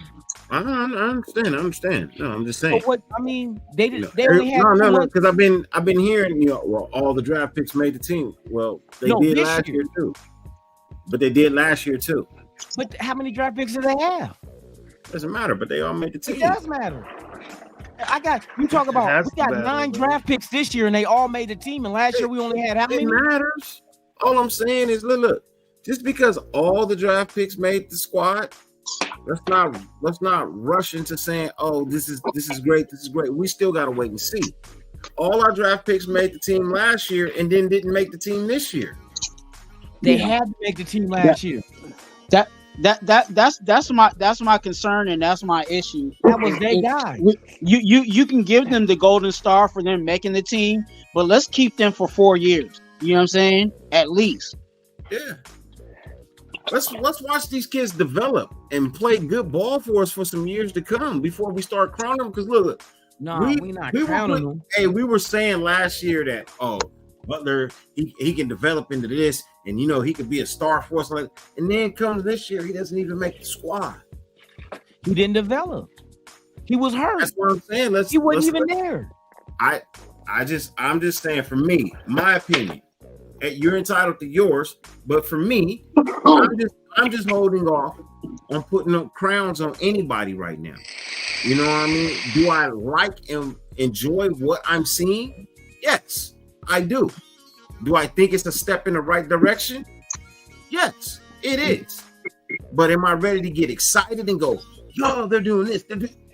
Nah, I'm not, because I seen this last year. Yeah. And then I look at this year and I'm like, okay, people you drafted last year, they're not even on the squad this year. So these guys that you got this year, which you're okay with, but you're not overly impressed with, you know what I mean? What is the possibility that they're not here next year? I think that they had to roll with last year because they didn't have a choice but to go off of what, like Lunatic said, they didn't have no choice but to go off of what Gruden and them went up with. You always have a choice. You always have a choice. You have they didn't choice. Have time. I understand the time factor. How many draft picks did we have last year? We needed that depth, and we weren't sure where we were going to get it from. So we had to roll with that. We were thin as shit at defensive tackle last year. And then we analyzed them, and then they didn't make the cut. That's why they're gone. We drafted. Out of the draft picks last year, 2 were defensive tackles, which we were thin as shit at defensive tackle. Yeah, and Farrell's gone. 2 were running backs. So out of your 4 draft picks was at positions that you needed. Mike says 7. We had 7 draft picks that season. Last year? Actually, there was 6. 6. And 4 of those were defensive tackles and running backs. Remember, we gave 2 of them away from Devontae Adams. Depth pieces. A lot of them are still on the Zamir White team. wasn't drafted to start. We had 9. You know what I mean? We But gave 2 away. was signed as a free agent to start. But Matthew Butler and Neil Farrell Jr. wasn't drafted to start. Not that late in the draft. Parham and what you call it is the only 2 that went early that we felt like, okay, offensive line wise, yeah, we were thin at offensive line. Yeah, so to me, all the draft picks last year was because who start look Parham's there, Muffer's there. The draft picks last year, who White, started? Britton Brown, they're still on the squad. Who's starting from last year's draft class? I would Dylan say Parham is right. Yeah. So 1 out of all the draft picks is starting.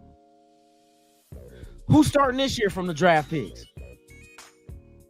You think Jacorian Bennett gonna start? Bennett.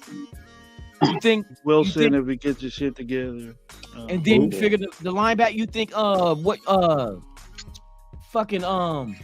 Amari Burney gonna start at linebacker? No. Who's gonna start over him? Diablo gonna be teamed up with fucking Spillane. No, it's already been put out. Oh, Diablo ain't paying middle. Hell no. Diablo plays outside. No, they talk about pairing them. I'm not saying middle. I'm saying pairing them. They're gonna be out there as a starter. Yeah, that's starters.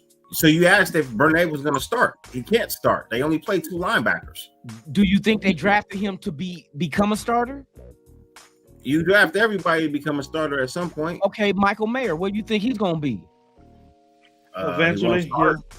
Eventually I'll start. Look, you're right in a sense that eventually some of these players have high upsides and they'll turn around. They'll end up being standouts and being somebody.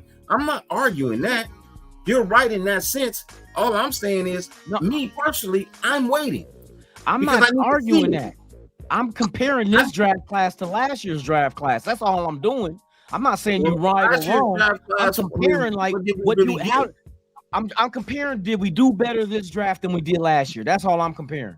Oh, yeah, man, this was probably the best draft class we've had in years. And I think that's because we had a whole year to do it. And I get that. I'm saying I understand that. But now we're at a point where we like what we see, right? And I'm not saying this is you. No. I'm saying I'm seeing a lot of people put crowns on top of this team, and it's not time for that. You can't do it's that. Not time for it. You're not proving. I'm not. I said not you. No, I'm agreeing with you. I'm agreeing with you. It's not proven. It's not time for that. Don't drink the Kool-Aid. We have to see what it can turn out to be. You know what I mean? We have to be like, hold your horses a little bit. You know what I mean? It looks good. Hey, look, when you're thirsty, when you're out in the desert, you ain't got no water, bro. Right? Hey, look, you out in the desert, you thirsty, bro. You ain't had no water for hours, bro. Cautious, man. You start drinking out of a straw, Lou. You know what I mean? Bruh, it's you drinking out of a straw, bro? Jack and Coke. Jack and Coke. You got a straw in there though? I got for my bar. When you go get a drink, what they give you? I didn't see no fucking straw. There's a straw. Black straw, bro. Get that. You stole that glass straight from the bar at the. It's not stealing in Vegas. My house, bro. It's not stealing in Vegas. That glass straight from Treasure Island, bro. It's okay. It's not stealing in Vegas because you can buy a drink and walk out the hotel down the strip with it. At least it got something on it, though. At least it got something on it, like, you know. Basically, what Dirty's saying is if you're hungry enough, shit tastes good. Hey, look, I drink out of Vegas glasses every day. I got a shitload of them, bro. You got the same straw he got. You just a klepto. Hey, no. I buy, you get the highball. You get the highball glasses. You know what I mean? The shots and, you know what I mean? The ones that they want to serve you when you gamble. Yeah, I'm already knowing. You just pour it in your pocket when you're done. Yep. Sometimes I walk out the casino still drinking. So yeah, you're not gonna take the glass from me. Yeah, you shit, man. I go to Vegas, I'm gonna be stealing me some A1 sauce and all that shit. Yeah, that's stealing. You know what Hey, salute to Greg for that one, bro. Hey, I ain't never thought about that. I might grab the ketchup too. What sounds like $9 now, man? For little ones. Shit. I ain't never gotta buy ketchup and A1 sauce ever again. It's on. Hey, yeah, let me get that surf and turf. Hey, when you go to IHOP and they got the little jelly. They got the little jelly in the little container. You be taking that shit. I take all the little butter. The little butter's already made for the pancakes. I just get a bunch of them and throw them in the bag. That's it. I take the sugar packets, bro. Hey, look, so notorious, bro. I got dipping sauce containers in there. When you go to the restaurant, you ask for a doggy bag. Yeah. You have that little sauce on the side, and it be in a nice little container. A little container with a lid? No, it don't have a lid. It'd be a nice solid plastic, you know what I mean? But it's perfect for dipping size. Yeah. Some people take the dip out and they scrape it into the little, and you gotta put the whole thing. I put the whole thing in there. Hey, don't let it be stainless. Don't let it be stainless.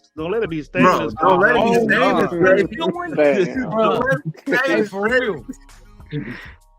Allegedly. Y'all gonna put me on my 211 now. Hey, I'm about to go rob some motherfuckers for they stainless steel dipping containers. I'm stealing steak knives and A1 sauce, bro. You don't know how much A1 sauce. Go to the store and see how much A1 is now, bro. You should have never brought that up. So be pocket full. Make sure it's full too, though. Can I get a fresh bottle of A1? I'm like, You can steal up to $1,000 out here and not get prosecuted. You're good. Man, for I want a real. brand new bottle. Give me a brand new bottle. Go up in there and Jumbo grab size whatever bottle. you want and walk out. You're good. Fuck it. Hey, Dark, like, let me go to Fucking Denny's right now. California, bro. Hey, a motherfucker go to IHOP stealing all the syrup, the coconut syrup, the strawberry syrup, nigga, in the things that you pull back with your thumbs. I'm taking that shit home. And they ain't gonna even fucking try and stop you. They're gonna be like, have a good day. Motherfucker be like, I'm trying to pour the syrup out the bottle. I want the little container. Y'all got that little pull back. So what you do is you get a little to-go cup. I want my iced tea on to-go. Drink the iced tea, dump the ice out, and just put all that jelly inside there like that. Oh, shit. Other moves, man. I thought you knew that already, bro. I thought you knew that already. Nah, I think small sometimes. I think small sometimes, bro. They got a grip of that shit in the kitchen, man. Hey, for real. It's a write-off at the end, bro. They'll take the A1 sauce and get one and turn it upside down on one bottle and let it drip into the other. Hey, that's why I be tripping off these fast food places that when you ask them for, an extra sauce for your chicken nuggets, they always want to charge you for 25 cents or something like that. I'm like, really? Yeah. I know how much sauce y'all got back there. Y'all can't give me one extra sauce, really? Nah, they be adding water to that A1 sauce that Gravy be talking about. They be adding water to that shit.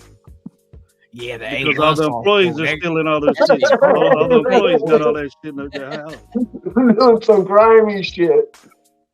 Yeah, the steak with that A1 sauce be hitting.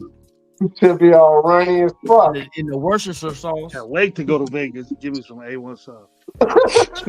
Man. We got the A1 bandit in the house. Watch out. Going in the casino with a bandana over his face, nigga, with two steak knives. Talking about where the A1 sauce at, bitch. They some good. Are they some good steak knives? They going too. They're going too. And with the wooden handle. Steak knives with the wooden handle. Yo, this is heavy and nice. Hey, for real. Oh shit. Hey, we know just saying Gravy for his birthday. Give him some fucking A1 sauce. Yeah. Leftover, bro. Some nice knives. Happy birthday, Gravy. I got you some A1 sauce. Hella. Oh shit. Yes, indeed. Yeah, I be hitting that. What we were talking about last live, Dirty. That chicken and waffle sounded real nice. I'm gonna get some of that when I get the LA game. That Sunday morning, we was just talking about that shit too. Yeah, I'm with you on that. Early enough, man. Yeah, let's do that shit. Yeah, and we was talking about either doing that or we just do breakfast at the tailgate. Nah, I'll take the chicken and waffles, bro. I'll wait. I'll wait. He said he'll wait. Hey, for real though. Because I never had that, man. That good like that, like everybody talks about it. Yeah. I want to try that out, man. Roscoe's, boy, for real. Yeah, they got a good one up here by my house, too. It's called Keith. Okay. It's in Daly City. It's pretty fire. I love waffles. Okay. I love waffles. I love We used pancakes. to fuck with the Waffle House on Jack London in Oakland. Yep. And then Merritt Bakery before they closed down and moved. Merritt Bakery was the one that I used to live by there. That was the shit too, though. Oh, Merritt Bakery, boy. That shit was so good. You know what, Lou? You know what's overrated when you go to San Francisco, bro? Like if we go to the wharf and all that, chilling. You know what's overrated to me? Is that bubble gum shit. The shrimp place? I fuck with bubble gums every now and then. My dad used to work across the street from there, from Pier 39. Pier 39? Hey, I used to love going over there, though. You know what I mean? I used to love going over there. You spent 2 hours in that lids over there. I spent 2 hours in that lids. Hey, for real. For real. Motherfucker be in there all day looking at what they got like, oh, shit. Hey, they got no Raiders shit no more. They got no Raiders shit. It's all 49ers shit. Where's the Raiders stuff up? Yeah, Oh, there's nothing here. Used to go to Ceremony, used to go to Tampa, and there was Raider shit everywhere around here. Man. They used to have a Raider image over there at Ceremony. We used to go like in October they be having Fleet Week. Fleet Week when the Navy and shit and the airplanes and shit come. We used to go down there and fuck around with it. Yup. That shit's coming up, a matter of fact, in October. Yep, it'll be here. That's when it's sunny. Mm-hmm. Hey man, you gotta I'm sorry. You gotta love LA, man. Gotta love LA, bro. I was just scrolling Instagram while we was talking and whatnot, bro. LA got a fire ass new date idea. This shit look dope as fuck. I might have to take my wife on a date for this, just because I like shoes. But I mean, tell me y'all wouldn't. I like shoes. Yeah, tell me you gonna customize your own shit. So basically, yeah, you take your date to the place, bro, and y'all get to customize your own pair of shoes while y'all. I'm doing some Raider shit. I'm just saying. I was like, bro, that's fire. That's if you're a sneakerhead, bro, like that's the best fucking date idea, bro. You get a pair of shoes out the shit. If nothing else, you get a custom pair of shoes out that shit, bro. Yeah. I thought that shit was fire. Yeah. That's I'll dope. do some Raider shit like LinkedIn. They do that little the paint and wine shit, the sip, paint and sip. Hey, they had a shitload of fucking Air Force Ones lows. Bruh, I'm doing some Raider shit like a motherfucker with them. They gonna be like, where you get them from? I'm like, none of your motherfucking minute. not there online, but you can order Jordans in high heels. They make Jordan high heels. Mm-hmm. They do make Jordan high heels. Cause hey, all the Niner fans wear that shit to the game. Yeah, I said it. Fuck the Niners. They only fuck the Niners all day. Wear motherfuckers. Oh shit! I went over there to that mall over there where they got that Nike store over there downtown in San Francisco. Shit, that shit's dope. Oh, Nike, the Nike. That's where I met Al Davis. I met him across the street from there at the Levi Stadium, at the Levi Strauss building. Yeah. Yeah, I was wiring that place up, and I was sitting out there getting ready to go in for my job, and I was sitting there in his all white suit and shit. This was like 98, 99 when Chucky first showed up. Okay. And I went down there, and I said, "What's up, Al?" And he looked at me like he was startled for a minute, because he was by himself. And I went down there, I shook his hand. I said, "So we going to the championship this year?" He looked at me and he said, "Just win, baby." Right. It was pretty sick, dude. It's going down. I'll go down there and I'll go to that mall, go give me some McQueens over there, dude. Nice. What, from Baltimore? Nah, bro, they were in San Francisco. I'm fucking with you, bro. Patrick McQueen from Baltimore. Nah, Alexander McQueen's. You see I'm those? fucking with you. I got you. They dope. Man. They too much, though. That's all them dudes breaking into them stores. The McQueen store is right in front of with the big glasses where they bust the windows down to be taking all that shit. Grab that shit. Taking all them McQueens over there. To every store around here, they shut down all the Walgreens around out in the city because they're like, we can't take any more losses.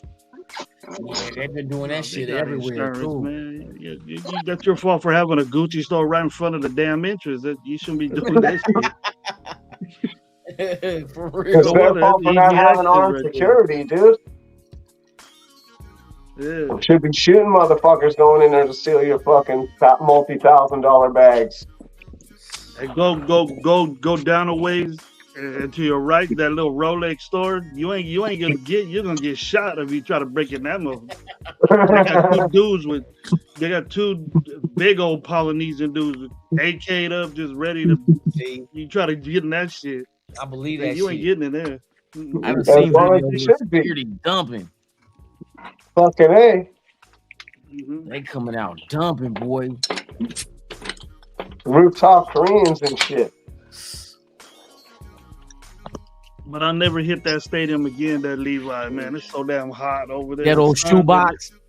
The old That sun- shoebox stadium with the lid off. That sun always During on you, summertime? bro. That sun is always on you. That's what they say. They say it's horrible. You get up in there, you ain't get no shade. You just burning up. Yeah. I'm like, oh shit. I'd rather go to Great America then. They're closing Great America down, bro. Yeah, in about 10 years. Yeah. Yeah. They're gonna they build closing some Great America apartments. down. Good. Hey, well, they need to do that with Levi Stadium then too, nigga. Turn that shit into some condos.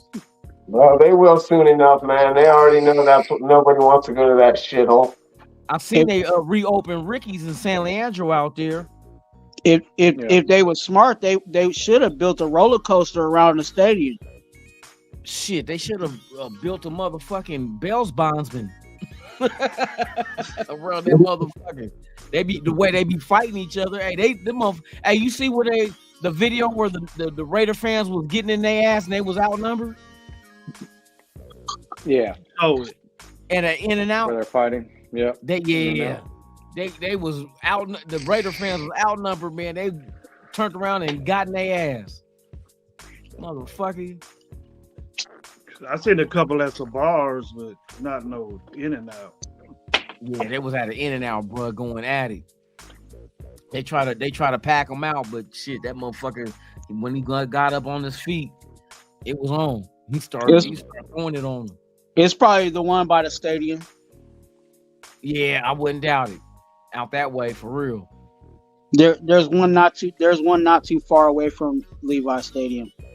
Yeah. Oh, San Levi's Jose. more closer to you. Go out there for real. It's more closer to you than it is San Francisco, isn't it? Yeah, it's okay. So literally, where the San Jose airport is, it's literally like an exit away from there. So they San Jose 49ers, dude. They don't even play in their own city. Hell no. They pay the rights to use that name. They the first clickbait team. Well, no, Dallas too, because they don't play in Dallas. It's all bad. My cousin came out here, to bring his family from South Carolina. So he decided, okay, I'm gonna go go catch a football game. So he bought a room in San Francisco, and then he had to take. Then he said he was gonna Uber to the game, and he didn't realize that freaking it was in Santa Clara. Uber was hitting them. Yeah, 40 miles away. That was a big old fucking rush hour. My daughter went to a preseason Raider 49er game a couple years back, and she didn't know where the stadium was at. She just said she's gonna go watch a Raider Niner preseason game, and then she goes, "Dad, I don't see no ocean or nothing." Like, I go, you ain't gonna see no ocean or nothing like Texas. You San Jose. And then she goes, "Well." But it doesn't help because if you because I know we watch football, but if you watch like those kind of games, if you watch the Niner games, in like the in between stuff that they break in and out, they don't show. They show the Golden Gate Bridge and everything. So people that don't know, they think it's in San Francisco and it's not. Yeah, they show Fleet Week and shit, all that bullshit. Yeah. They show Alcatraz and all the pier. Go over there. Like you're gonna go get a bowl of fucking chowder and shit. When they had the Great America down the street, they had Super Bowl 50 out there in San Francisco. They had all the events in San Francisco, but the game was in Santa Clara. Yeah, no, I was wiring down there still at that time. Man, that shit was all fucked up down there, dude. Man, hey, for real. All fucked up down there. They had more people at a Taylor Swift concert than they did a game over there. Yep. Me and Shirley was up there in San Francisco at the Super Bowl stuff because they still had Raiders stuff out there, so it was cool to catch that. I actually saw when I was out there, I actually got to see Aaron Donald. Oh yeah. Yeah, he was doing like the press interview, but it was like out in public, so you can actually see him. And then I saw at that time, Khalil Mack was still on the team, and he was in like a private area, like a VIP area, signing autographs. So I was able to like see him, but I wasn't able to go over there. See, because I remember me and my son, we walked from the little center where you can go inside, and they had like the vendors and shit. But we walked from there because you remember they was having a free concert right there on the pier. Yeah, but we couldn't get in because they was max capacity. So we ended up going walking to 39 and going and getting something to eat. But that was it was a lot of motherfuckers out there too. Yeah, a lot of motherfuckers out there. I think DC was also there too at the same time. I think he was like him and Khalil Mack were all in like I guess there's like if you pay like a certain amount, you can go in and then like people can get like their autographs and everything. Yeah. So like they were in that area, but you like they had it blocked off so you could like stand there and look at them, but you couldn't like go in there and interact with them or anything like that. But yeah, it was cool to see him though. Here. The Super Bowl here in Vegas, boy, at least the Super Bowl will be in Vegas and not Santa Clara. Was there ever a Super Bowl in Alameda? Was there ever a Super Bowl like a long time ago in Alameda? Nah. Because you got to remember before the Coliseum was built, they were playing. The Raiders is the first professional football team to ever play at Candlestick. Yep, true that. I was going to say that a minute ago. Keys are too. Yeah. Before they built the stadium in Oakland, so. Yeah, the Raiders were playing in Candlestick before it was the Niners were playing there. First pro team ever to play in Candlestick was the Raiders. Let that be known, you bitch ass Niner fans. He called me a bitch. You bleed right once a month. They got Bill Walsh from our coaching staff. And he stole our offensive fucking playbook and fucking shortened all the routes, and then took that shit over there to the Niners. You got to remember, the Niners brag about having 5 Super Bowls, but you got to remember that's a team that existed since the 40s. The Niners been around since 1940 something. But it took a Raiders coach to go over there and get them to win. They were losers before Bill Walsh showed up over there.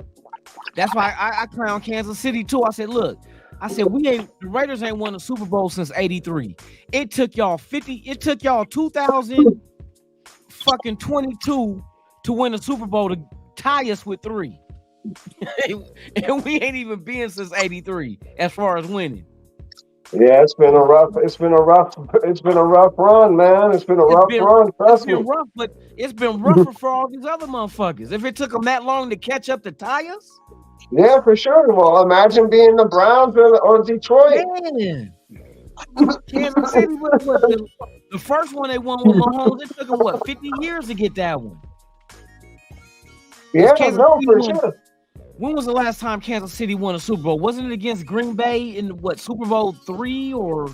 No, they lost to Green Bay. They beat somebody else though. They beat the Vikings. Vikings. I think they beat the Vikings. They lost to Green Bay, but they beat the Vikings. We took the Vikings down in 77 too. Yeah. And then we did Philadelphia in 80 and fucking Washington in 83. Let's go. Yeah.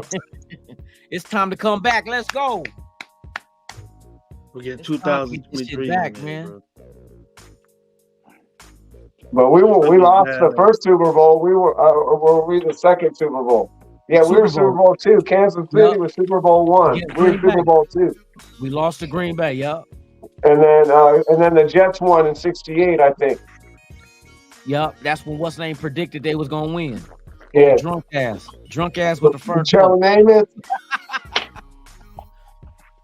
The drunk ass quarterback with the fur coat. Yeah, I guarantee you he's gonna win. You know what I mean? And they won.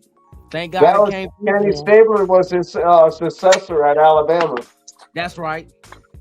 Yeah, that's right. That's why I'm an Alabama fan. Oh yeah. Yeah, Kenny Stabler. Okay. What was he? Mobile or what? He was out of Mobile, wasn't he? I'm not sure. Yeah, but yeah, I think he was. You could go read his biography. He's pretty cool. But he's definitely sick. He was the Mahomes of the '70s. Man, throwback years, man. What's her face saying? Oh, let me get into the chat. The chat get ready. Hey, I'm about to leave. They're not answering the questions in the chat. My bad. I get on when we talk this Raider shit. Y'all know how it is. Y'all Raider fans too. You get to talking Raiders. Oh, Mike Guerrero, what's the deal, man? Top 3. It's good, Mike G. Mike Raider G. Joe Working right now. He's working. Unfazed. I see y'all, man. 2 a.m. It is, huh? Oh, 134. Yeah, get you some rest, man. If you got to get off, go ahead, man. We'll be back tomorrow. Tomorrow night, man. We're going down. Yeah, I'm high as tight. What? That's what I was supposed to do, right? Yeah, I can see, nigga. You started taking off your clothes. I was like, nigga, whoa. I ain't do none of that. Whoa, nigga, nobody want to see your nipple rings. Hold on. Wait a minute. Chest naked on the live, bro. Man, this nigga got a mermaid tattooed on his chest, nigga. Whoa. No. My little mermaid on his. Oh, nigga. Hey, Twan, when you gonna get that pretzel tattoo? Hey, what you say? You gotta get that pretzel tattoo, dog. This nigga got a slick flounder tattoo on his inner thigh. Nigga. Nah. I'll just put Shirley in the. I'll put Shirley in the. I cannot believe a dude does that. Hey, do that shit, Twan, for real. Handle You gotta that bring shit. Shirley in this. You have to bring Shirley in this. That's his Shirley though. He can do what he wants. What are you gonna do, Twan? Hey, you do what you do to your Shirley. You know what I'm saying? I do what I do to mine. You know what I'm saying? Oh shit. My Shirley, I'm about to get some flour. I'm gonna get some cheesecake. That's it. Get some flour and look for the wet spot. I ain't got it. Look it. I'm bigger than my girl, so. Handle your business. This nigga gonna be in the bed. You said that like you done that before, Lou. Like you've done that shit before, bro. Why you snitching? I can just see you going like this, bro. It was talcum powder. Hey, it wasn't flour though. It was talcum powder. I'm good. Hey, if I can't find it, there is an issue. I am done. Nigga, I use talcum powder, dog. I didn't use flour though. I don't give a shit. Nigga, if I gotta go get a flashlight to find that. Hey, don't talcum powder. That's cancer shit. I was gonna say you gonna get some asbestos or something. Hey, hold on. I'm not the one got to worry about. Those fucking powder. Those fucking yoga pants have got some forever chemicals in that shit. Throw some sheetrock dust on them. I blow some sheetrock dust. You're about to have concrete balls, nigga. Where the hell you gonna get sheetrock dust? He said, I want some talk.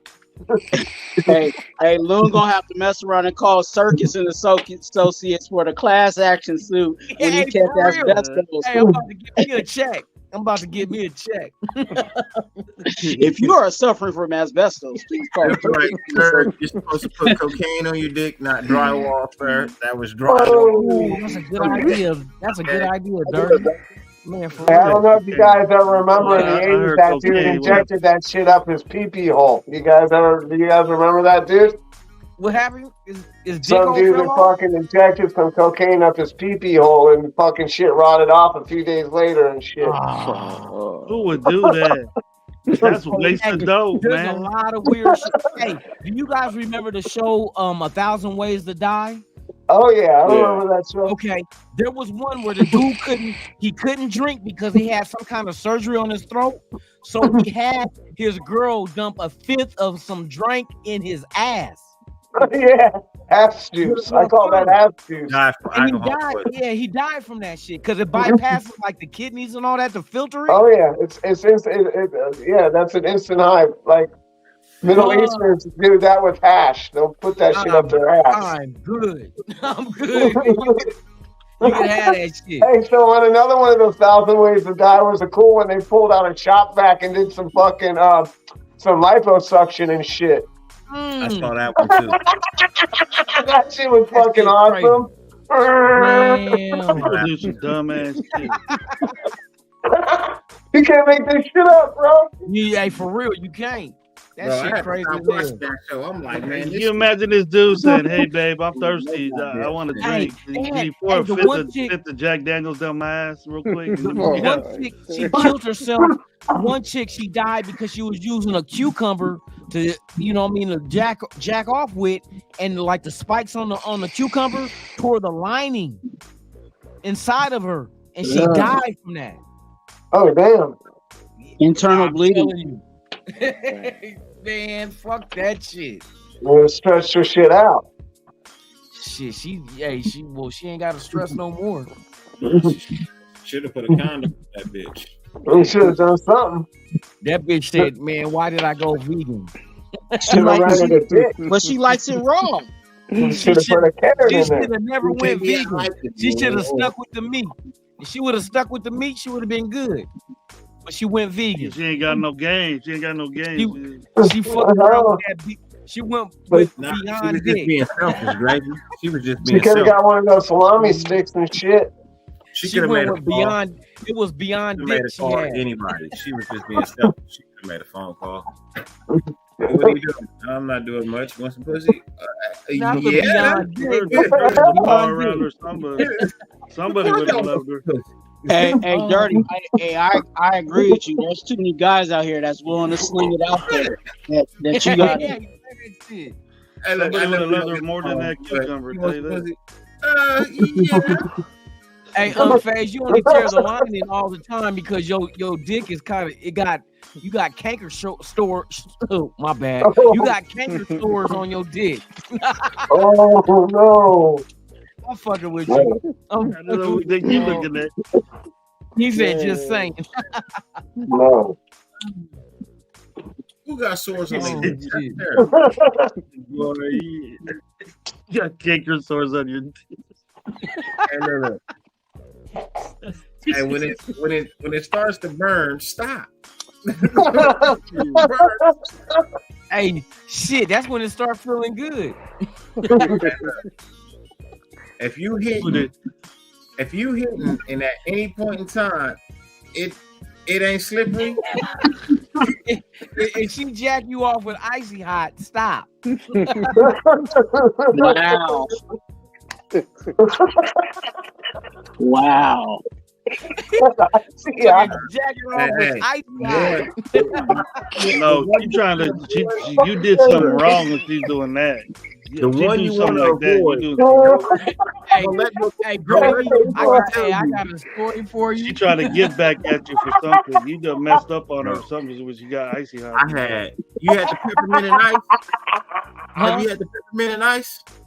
No, bro, not the peppermint, but the icy. The Hall's cough drop icy. And Bro. I swear, I couldn't nut, man. Hey, that with the ice. I was mad, bro. I was mad, bro. I was mad, bro. I was heated, Man. bro. I'm like, I told her, I said, hey, that shit ain't working, bro. I don't feel nothing. You can't feel shit. Shit made me mad, bro. The cough drop, you got the icy cough drop and the ice in her mouth. She giving you head, and it's like numb this nigga. Everything numb started nigga going shit up, bro. I was mad, everything bro. went numb, bro. I couldn't feel shit. Mad, bro. Then she was like, "You want me to get your balls?" No, bitch. No. Oh yeah, no, for real.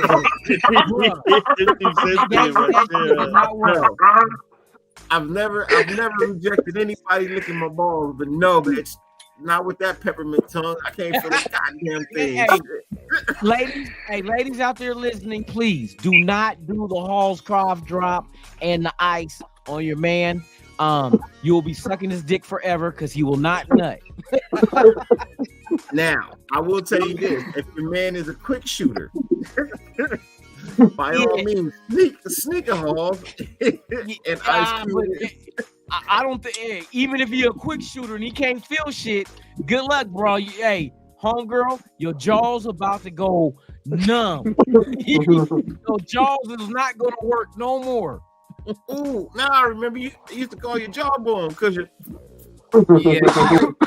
Hey, she gonna be lockjaw after that, nigga. The jaw ain't gonna move. you meet the bitches be like this. Stuttering, stuttering and shit. That shit, bro. Never again, bro. Never. You can't talk me into no shit like that. Look at Lou. Hey, look, you get to a point where like you want to try something new. What? What are we talking about? Let's talk about this first. Oh my God! About new to who? New what? New when? When this come out? I thought we were talking about. When you messing with somebody like that, you gotta be like, "Hey, baby, I don't like surprise." Talking about leaving because it was fucking 3:00. Oh yeah. Hey, go ahead, Dirty. Hey, handle that shit. Yeah, it's not 3:00 on the West Coast. Nah, I was just fucking around, bro. Yeah, you just want to get off. Go ahead, I got you. Real He's like a squirrel. He's trying to get it up. He liked that conversation. Numb nuts and go eat dinner. Go ahead. Yeah, that ramen and hot dogs. Handle that shit. Nigga, I got a nice grilled chicken salad, bro. You got a nice spread, dog. You got some oysters, some hot ramen, some Cheetos, and some Slim Jims and jalapenos. You got some beef jerky in it. It's got some Slim Jim. It's the mayo. I got that shit, dog. And the butter crackers. The butter crackers. Bro, I ain't had to eat a spread in forever, nigga, and don't. It ain't about having to. It's one to. Hey, we gonna do a spread in LA for the game, bro. That's what do a spread in LA. Do a big ass one. We gonna do a spread, bro. We're gonna bring some fruit roll-ups and some fucking cheese and crackers. The whole pod, bro. The whole pod is being warmed up by a nigga's ass cheeks, nigga. I'm good. Nah, nigga. We gonna bring an iron. We gonna bring an iron. We good. That would be a hard pass. That's a hard pass for me now. Hey, now that I sit back and think about it, I'll be like, man, I had to be hungry to fucking eat some food warmed up by a nigga's ass, bro. Like, oh, come on, bro. Ain't nobody eat that shit for nobody. You need some hot water, bro. Hey, I know. Remember, niggas used to put it under their bunk, bro, in between the mattress. That's you too. Yeah. I'm getting some hot water and throwing it in the bag and the Cheetos and all that shit, nigga. We gonna make a burrito, and I'm gonna ask you for your credit card so I can cut the shit. I remember. We'll make something. Hey, that's called ingenuity. When you take nothing and make something out of it, you know what I mean? I hear you. Motherfuckers can't hold us back. We like the ghetto boys. You can't hold us back. Well, y'all have fun. Ghetto boys. Well, let nobody bring no cheese. Don't let nobody bring no cheese over there. I'll see you tomorrow night. Yeah, I'll be here tomorrow. Yeah, we good. We good. Y'all have a good one. Yes, indeed. Good night, Dirty. Later. Peace out, Dirty. Hurry up so I can talk about you when you leave. Now let's talk about Dirty. That's the way I am with it. You see that nigga background? That motherfucking shit. No, let me quit. That's the way I am with Love Channel because I got the access to it for the StreamYard too. I go kick him out. He kick me out. Man. Going back and forth tennis match. We got a tennis match. I got a matter of fact, tomorrow morning I'm gonna post that link so everybody will have it in the chat. So it should be fun. It should be fun to talk about Raiders, man. What they gonna do this season, man? For real. I'm excited, bro. I'm excited like a mug, man. Man, I want to see if Nick Daniels can make these on the fly fucking adjustments that need to be made. I think he'd be all right. Well, last year he was failing at making these adjustments. But even then, you figure he was averaging 23 points a game doing that. You know what I mean? Yeah, but I want to make sure he's learning, man. I don't want to be stagnant. I want to make sure he's learning from his mistakes. This is how you could tell he's learning. Look at the additions that he made to improve the roster. Well, no, I'm not going to deny that, but I want to see his decision making. That's what needs work. Whose decision? Garoppolo? I think every coach McDaniels. Category, though. I think every coach makes bad decisions. Like, you can't say that what's name with Kansas City, that was a smart decision to do, ring around the posies.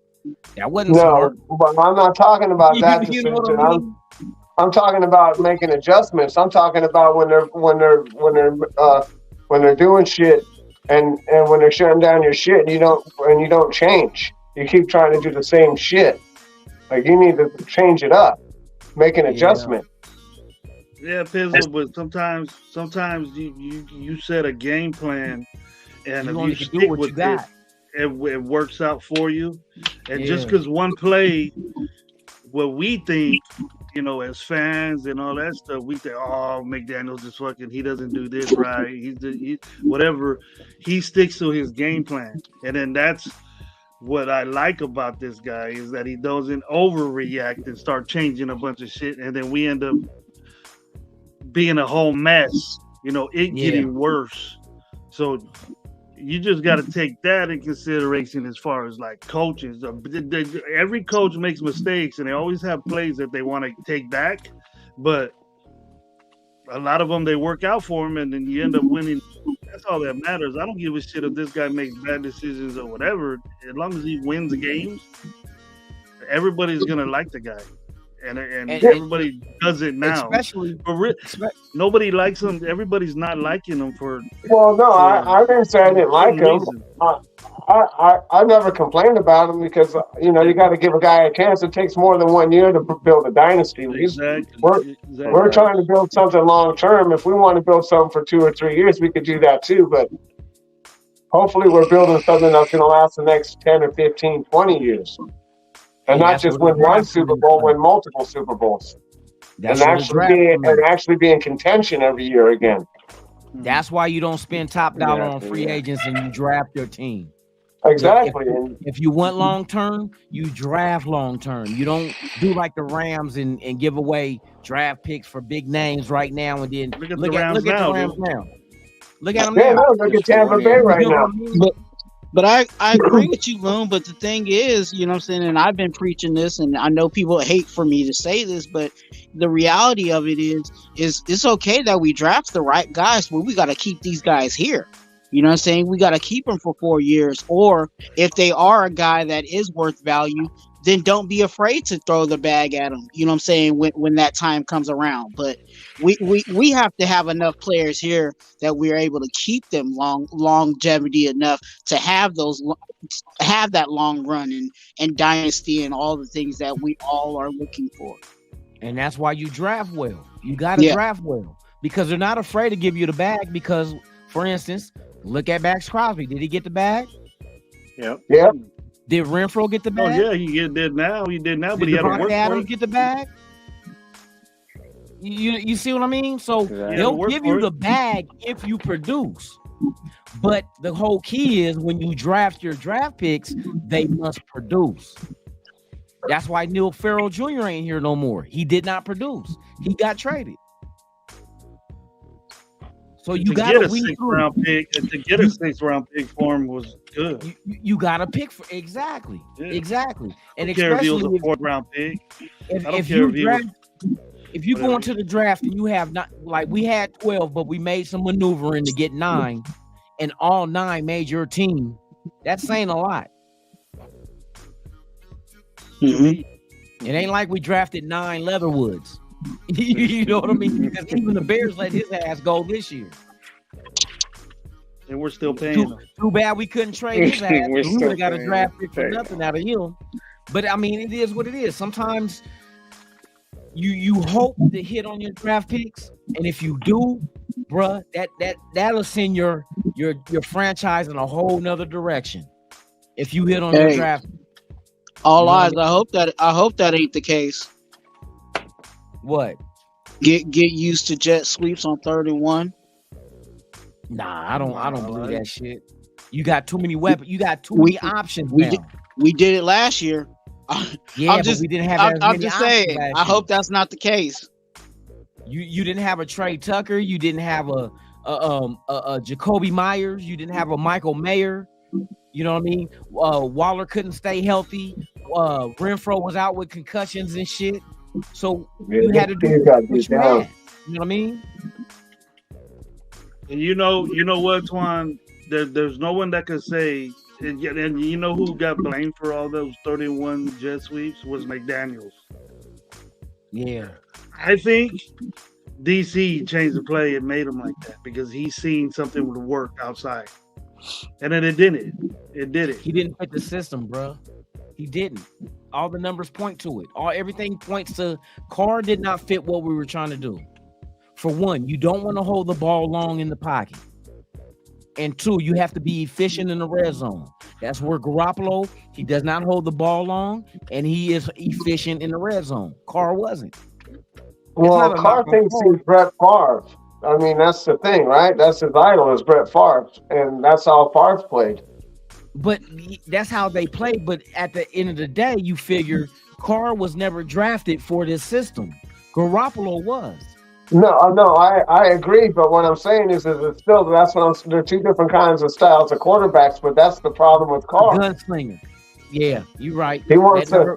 That's why he. Everybody says, "Oh, he's got the most comebacks." Well, he's got the most turnovers. If he didn't turn the ball over, he wouldn't have those comebacks. See, and that's the thing that I be always like you just said. I question why people get on if a quarterback is considered a game manager. What's wrong with that if he manages the game and don't turn it over? That's your job, right? Man, thank you. That's your job. Why are we like obsessed with? Oh, he's just a game manager. Like that's a bad thing. Like him not turning over the ball is negative. And then if somebody says that to you, Loon, ask them, "What do you mean by that?" Well, those are the instant gratification. What do you mean by game manager? Yeah, I don't think they understand what that means. You know what I mean? Getting completions, getting yards, getting to the red zone and scoring a touchdown, right? Isn't that it's instant gratification? That's why people want the long ball too. They want instant gratification. That's their attention span. You're right about It's bad that. if you're a game manager. It's bad if you're a game manager, but it's good if you just throw the ball fucking everywhere. If you look at last season we had 6 games that we lost by less than a touchdown, right? Mm-hmm. The stats in the red zone, or red zone efficiency, this is facts. We made it to the red zone 48 times and only scored 23 touchdowns. We were 47.3% in the red zone. It's not even 50%. Look, one more touchdown a game would have had us the leading scoring team in offense in the league last year. Kansas City was 29 points a game. We had 23. Another 7 would have put us at 30. We would have led the league in scoring, and those 6 games we lost, we would have won. I think you're not reading that right. No, because you would have to score a touchdown more each game. So rather than scoring a touchdown in the red zone 48 times, we settled out of those 48 times, we had 23 touchdowns. So that means the other 25 were field goals, if that. So it just said touchdowns and the other didn't say field goals. Yeah, 23 touchdowns out of 48 attempts in the red zone. We made it to the red zone 48 times, but only came away with 23 touchdowns. That's less than half. So we were 47%. 47%, which was probably 47.3% in the red zone. Last. Bruh, that's horrible. That was. Well, I don't know where they had us ranked at, but yeah, that's horrible. Less than half. And so Kansas City was the number one offense in the league, and they were number one at 29 points a game. There must be a shitload of teams in between. There must be a shitload of teams in between. 23.3 points a game, so that means less than a touchdown. We were within Kansas City's leading the league in scoring. Another touchdown for us per game would have put us at 30. Yeah, but we didn't do that. We kicked field goals. We didn't. That's what I'm saying. Yeah, we've been kicking. We just didn't score, or we just didn't score. It comes down to the red zone because instead of getting Janikowski, we settled for 3. Look at Janikowski, man. He's the number one scoring fucking Raider for a reason because we kicked fucking field goals. Man, come on. That's why they went and made the changes they made. Been kicking field goals. We need touchdowns, not field goals in the. Come on, I want fucking winners. 20 yards of the end zone, and you settling for 3 most of the time. Exactly, that's the fucking whole problem, dude. Well, usually your field goal kicker is the most points scored person on your team. But you know that. But that can be outside of the 20 as well. But we're saying we made it inside of the 20 48 times and only scored 23 touchdowns out of those 48. That's horrible. That's horrible. That percentage is horrible. Come on, bro. That would have changed the dynamics of that season last year, period. 48 times and only 23 touchdowns? What? You mean I went to the bar 48 times and only fucked 23 girls? Yeah, that's a good ratio. No, that's not no fucking good ratio. That's below 500. Below 50%. Considering the ugly bitches that's in there, that's a horrible ass fucking percentage. I know some people's lifetime record is under 300. So, bro, that's because their standards is too high. You know what I mean? And every team we play, they standards were high.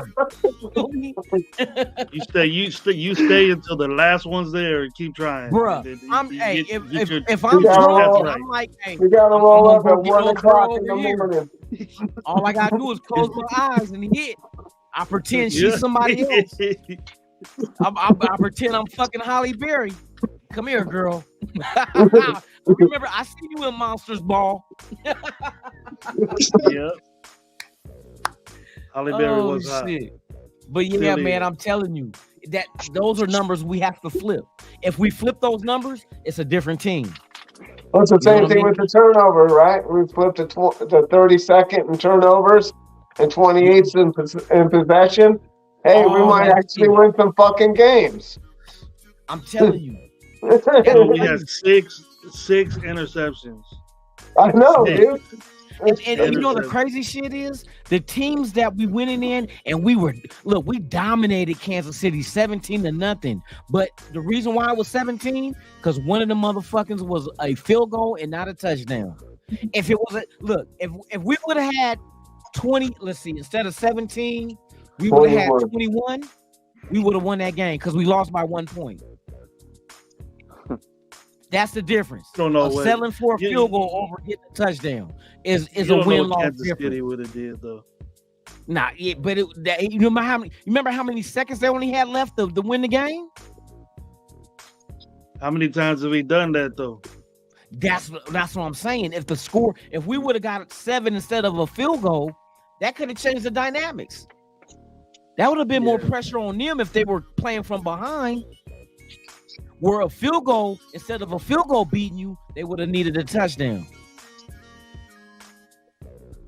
Well, you're on the point where I want us to win our division.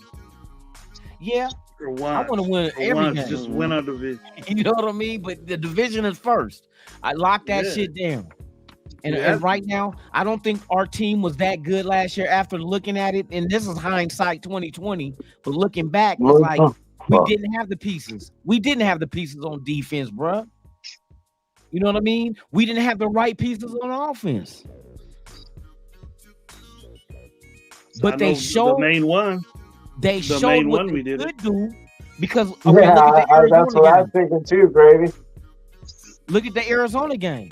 I think Carr just choked really bad last year, man. He And fucking dropped the ball. that I mean, there's offense, no excuses.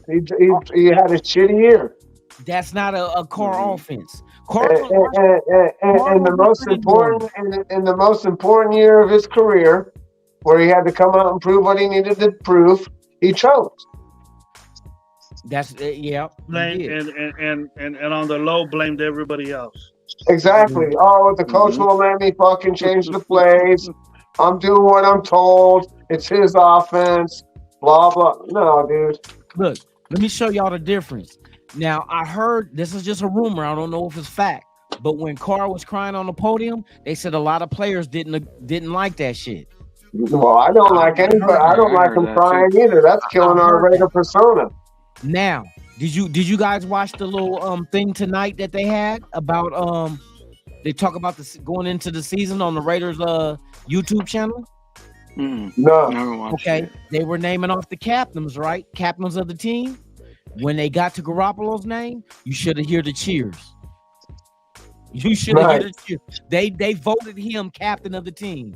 Not just him, but it was also like Max Crosby, Chandler Jones. Yeah, all the usual suspects. The ones you would think would be the leaders. But when they got to Garoppolo and they named him, they said, well, he got voted. And this is McDaniel saying this, and let me not say that he got voted one of the captains of the team. You should have heard the cheers of the people that was watching and the players that was out there inside of the practice facility. He is a player's quarterback for real. You know what I mean? Like, people like him for sure. People buy into him. He's got a winning record, unlike Carr. Yes. And I just felt this system is not for Carr. Carr's perfect where he's at now. He's good for somebody else for what they want to do over there in New Orleans or whatever they want to do, but he ain't no good for what we want to do. Because you got to remember, when Garoppolo got drafted by New England, second round, he was specifically drafted for this system. Think about that. And so is A04. Exactly. And Aiden O'Connell was specifically drafted for this system. Everything that their strength is exactly what they need their strength to be in this offense. Pocket passer, be accurate, right? And don't hold the ball out quick and process fast. Get rid of that ball. Get rid of that ball. That's his offense. He don't need to be mobile. Our offense does not require you to be a mobile quarterback. You know what I mean? And for people to try to it doesn't really give you the chance. He's not mobile. Well, neither was Peyton Manning. You didn't see Peyton Manning running RPO in an offense. I've seen him run for like one touchdown in his whole career. You use him for his strength. You know what I mean? That's the thing I trip off of. Like, oh, he's not mobile enough. Well, neither was Peyton. Neither was Tom Brady. And you don't put him in that type of offense where they need him to be mobile. Exactly. You know what I mean? But remember when we had Jeff George, the fucking statue? Remember that? When we had the statue and all they did was meet in the middle all day long? Remember that shit? All day, for real. It fucking pissed me off. That's why I trip off of people making comments that like you don't really break this shit down and analyze the fact that Terry fucking Collins. You draft people that you feel fit what you're doing. You don't just draft somebody and be like, I hope they can fit what we're doing. You don't do that. That's what they did to Jamarcus Russell and Andrew Walters and everybody else. Dude, you got to put these guys in a situation to win. You draft for what you think this person's abilities fit what you're trying to do. I agree. That's why Burrow's doing good. And that's why they finally got that guy over there over there in Jacksonville. They finally given him some weapons, and now he's gonna fucking look good.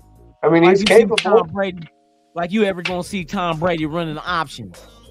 Fuck no. You know what I mean? You ain't gonna see that shit, bro. Because that's not what he is. You know what I mean? You see Peyton Manning out there running RPOs.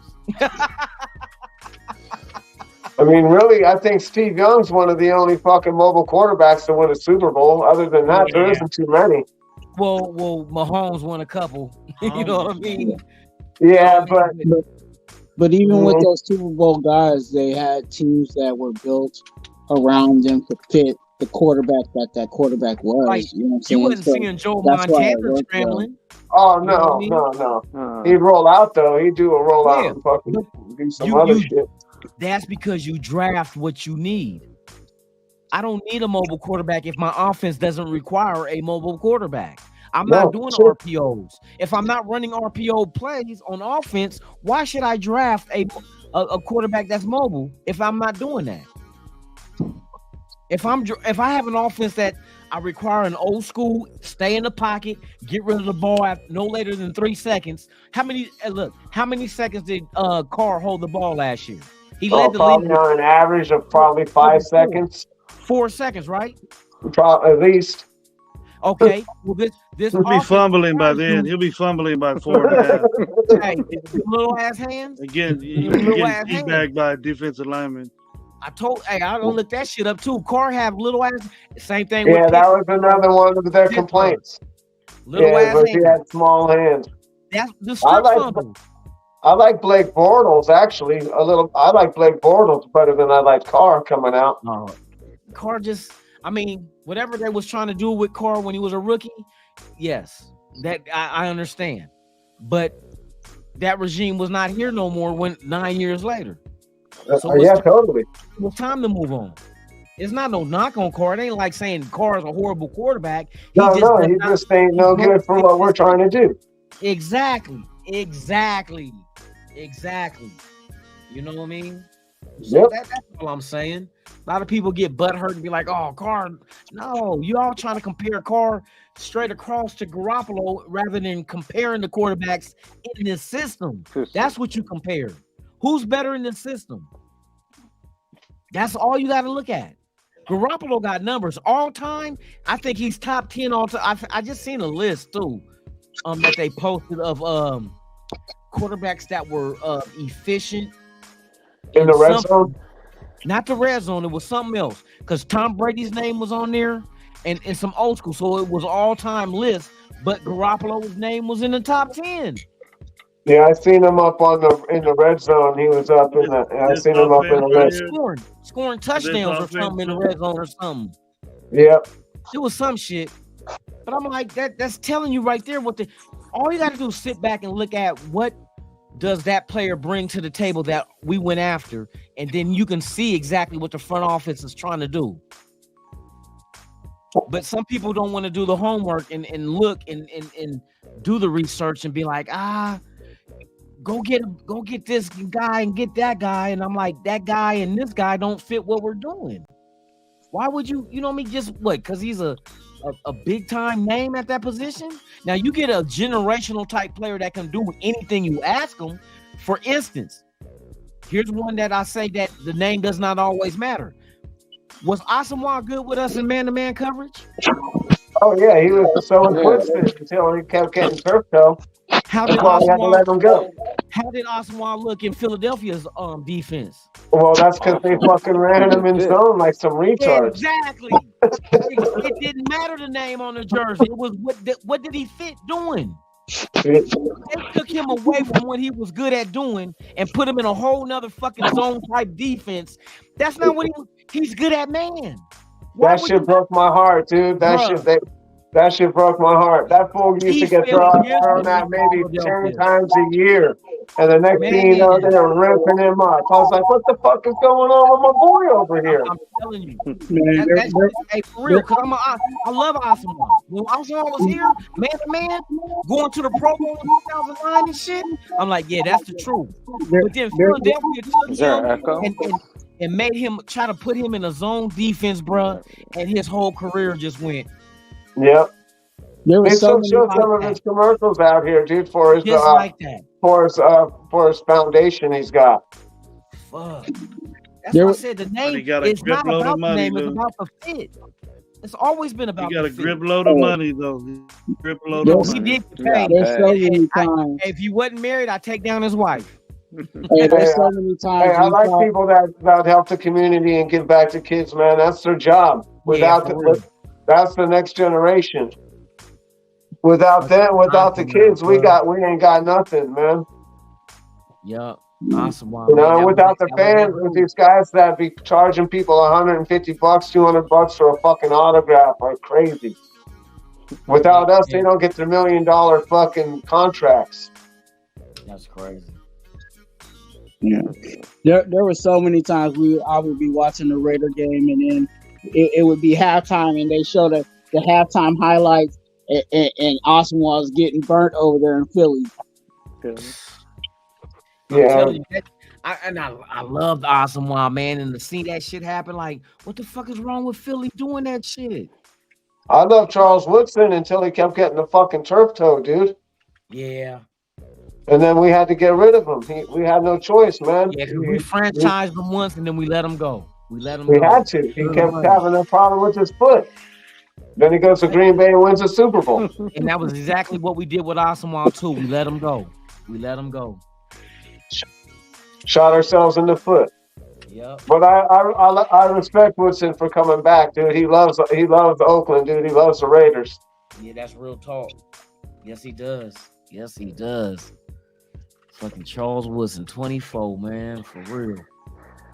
The Raiders always brought in these old veterans, dude. Oh, we could always get one more good year out of them and shit. This ain't 1984 and shit. This ain't Lyle Alzado and shit. These aren't people that don't want to win. These motherfuckers want to retire. They want to get a paycheck and they want to retire as a Raider. And that's what's been killing us for fucking 30 fucking years.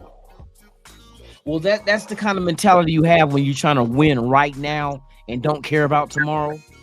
You trying to win this year and don't care about next year. Like the Rams did the same shit. They went out there and got older cats and traded away all their draft picks to get these guys, and they got their Super Bowl. But now what? Now you got to do it the right way by going into the draft and drafting right with the picks you do have left. Well, and Flores just basically took the wheel from John Madden. John Madden built all that team. He just took the wheel and got lucky with Plunkett. Yep. That's correct, because he did go from New England. The Niners sat out a year and came to us, and we got him at the right time. But he had the right cast as well, though. Let's not forget that. System. His supporting cast was right, too, though. Yeah, he fit the system. We had everything covered around him. Defense, offensive line, running back. We had all that shit. Yep. All he had to do was be, what I say, a game manager. And that's what he did. All he had to do was do his job. Let your playmakers make the big play. That's it. You don't have to thread a needle between three defenders, try to show off your arm. Oh, look at my accuracy. Look how strong my arm. You don't have to do that. Give Devontae a 5-yard pass and let him take it 25, 30 yards. I miss the Raiders coming out on the first play of the game and throwing the bomb just to throw it. Just to keep their ass just to shut them up. Hey, for real. You know what? hey, let's do that with Trey Tucker. Let's go with Trey Tucker. Just to let them know we're going to go, son. You never know when we're going to launch it. That shit put a lot on their mind. I bet you that. Defenses was like, oh, shit. We can't stack the box. These motherfuckers going deep on first down. Oh, we can't stack the box. Okay, don't stack the box against Josh Jacobs. And see what happens. Or stack the box against Josh Jacobs and leave Devontae Adams man-to-man. Let's see what happens. Any one of them man-to-man. Who's your poison? It's going. Hey, I think I'm optimistic, man. We got weapons on this team. If they do it right, make the right play calls, it's going to be a long day for teams to face us. I definitely like what I see, and hope, and we'll see what comes of it. I'm not putting the cart before the horse. Exactly. We'll just have to see how it plays out. We look better than we did last year at this point, so we're going to see. Yes, that's all I want to see is improvement. That's it. Yep. That's all you can ask for. That's for real. Improvement. Be better than last year. Yeah. Be better than last year. And that includes the players. The players need to be doing better too. Huh? You gonna watch the whole game, or are you just gonna concentrate? See, I'm gonna watch the defensive front first. Mm-hmm. I'm gonna watch everything. I try to pay attention to everything. Usually I watch different spectacles in the trenches. Yeah, I want to see how that. Same here.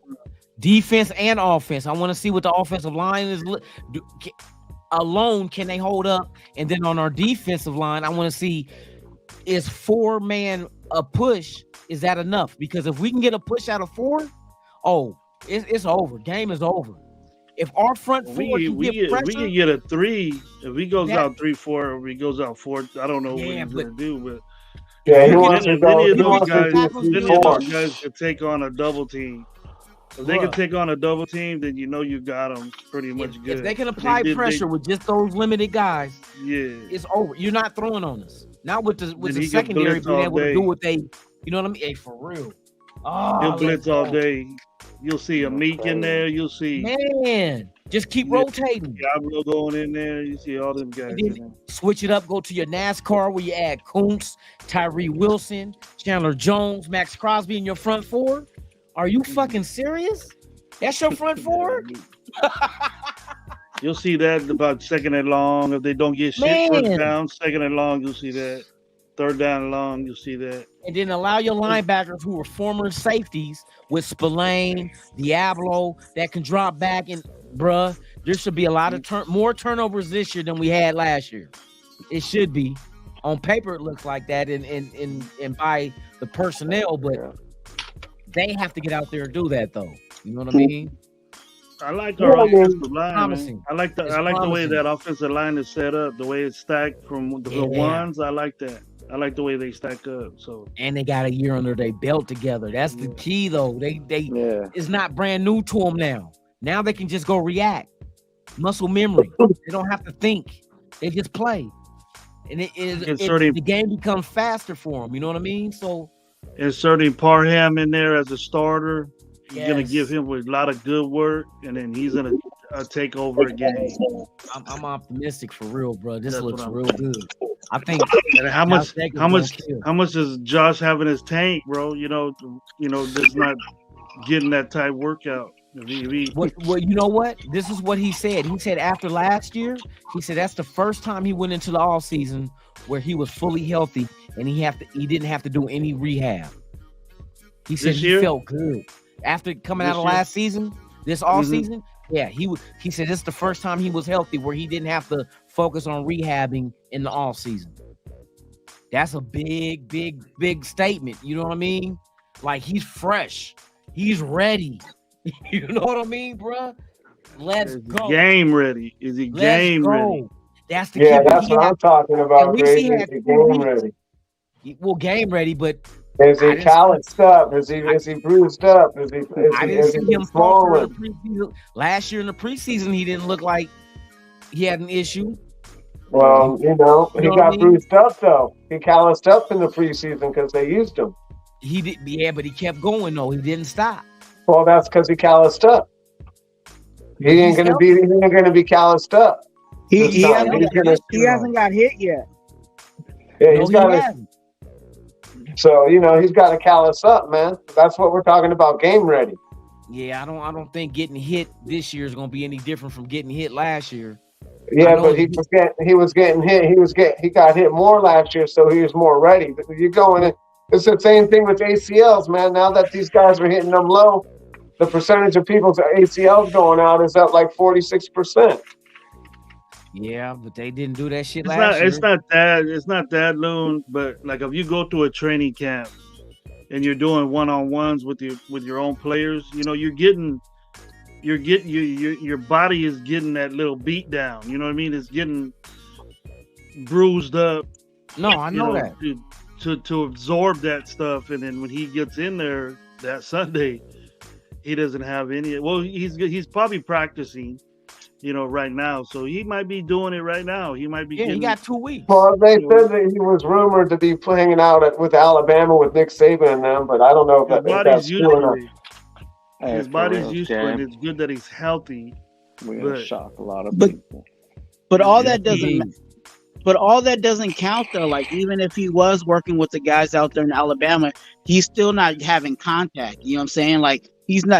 Those Alabama guys are not hitting Josh Jacobs. You know what I'm saying? Like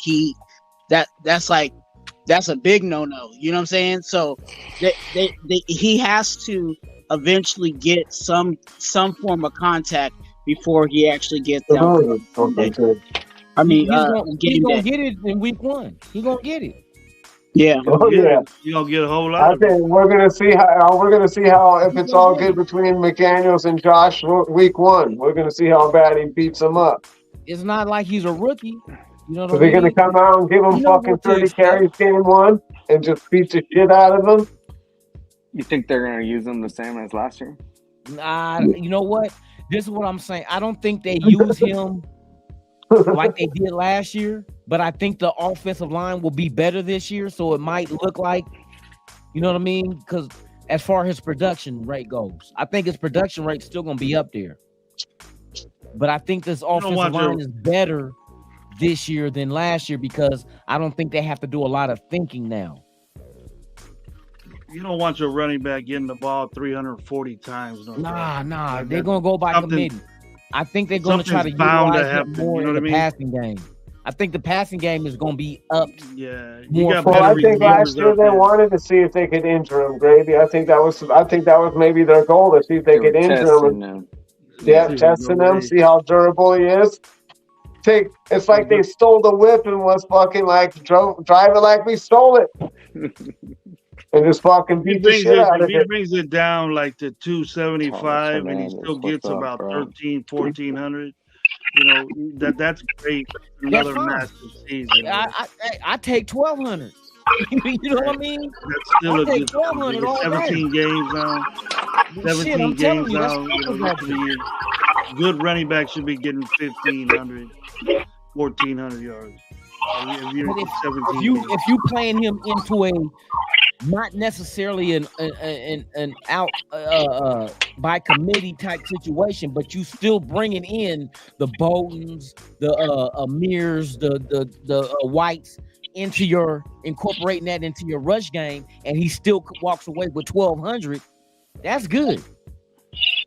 Depending on how many touches those other guys. I don't know, Loon. I think there's a big. It's like Josh. Yeah, huge drop off. You know what I mean? It's like the drop off is so deep after that, bro. Yeah, that's why they handed the ball off 340 times. I thought it was. But the improvement on the passing game side, though, you got Jacoby Myers now. Yeah. You got Mayer. You got Trey Tucker. That you know what I mean. That shit's going back. You're talking a whole new aspect of it now. You're talking a whole new aspect of the game. You don't want it to be heavy on the run, like 1,600 yards again. You know what I mean? You don't forget. If he does that with less carries last year, if he gets 1,600 yards with less carries, hell yeah. No, that's less. That means more. That means per carry, he's getting more in average. Getting more, you know what I mean? But if you don't have to do that because you're so balanced on both sides with passing and rushing, it's not going to hurt you. Don't forget, like Devontae Adams led the league in touchdowns, not receiving yards. He's close. What if you get an offense that's balanced where not just him, but say Jacoby Myers gives you 800 yards? Say, for instance, Renfro gives you 600 yards in the same offense. You know what I mean? It's more balanced now. I think balance is more of a threat to a defense than just being one-sided and getting 1,600 yards rushing. You know what I mean? Now you got to make them damned if you do, damned if you don't. You know what I mean? Well, let me put a scenario to you. Okay, what if you were running the ball successful, right? Okay. Right? And what normally would that do? What type of game would that be if you're running the ball successfully, 6 yards a pop, boom, boom, boom, like that? What would happen? That's gonna open up your whole offense. Passing. It's gonna open up your play action. It's gonna open up your play action pass, and it's the most important thing it's gonna do is the clock is still gonna be ticking. Yeah. Right. That too. Okay. Otherwise, when you go to the passing game and you get an incompletion, it stops. That's why I asked who was going to be the Zach Crockett. You know, who's going to be the hammer. But see, usually in football they say it's balanced, but you need to start off with one and then finish with the other. So it ends up to be like this, you know, not really 50-50. You start a pattern. People like to say, well, what's our what's our mold of our team or what type of team we are. The Raiders team is a running football team. That's what that offense does. You score touchdowns to run the ball. Run. Exactly. Everything else is stat pack. Passing game is getting stats for your receivers, but you win the football game running the ball. If you don't do that, you become imbalanced, and then that's something that is negative for a real running team. Is the clock stops, which is better for the other team, right? You got to use timeout sometimes, and then it's better for the other team. But when you're running the ball, you make them use their shit. You wear down their defense, and it takes time off the clock. It doesn't matter if you score 4 times, but if you have possession of the ball for fucking 75% of the time and you win the game, it doesn't matter if it's 19-0 or 19-7 or 21-14. It doesn't matter, but you dominated that spot. Usually who dominates that running game spot wins the football game. Well, this is what I mean about on-the-fly adjustments, Gravy, is I'm talking about, like if we can't get the run started right away, then we need to switch up to the pass and then get the run going by getting the pass going first. And then get the run going a little later. That hardly ever happens, though, Bizzle. That hardly ever happens. Some people just throw the ball. Like, Buffalo, they throw the ball. Minnesota, they throw the ball. I know, but I don't mind. That do that. But that's what they're based on. They live and die off that. If he throws a pick, you're going to end up losing the game. If he has a bad day, you're going to end up losing the game. If he has more incompletions, you're going to end up losing the game because you can't establish that running game. The running game just doesn't pop, Pizzle. It takes a quarter or two to keep moving. You got to build up. Moving. Yep. I understand that, but you also could open it up. You also loosen it up by the tight end, by spreading them out with the tight end and taking advantage of your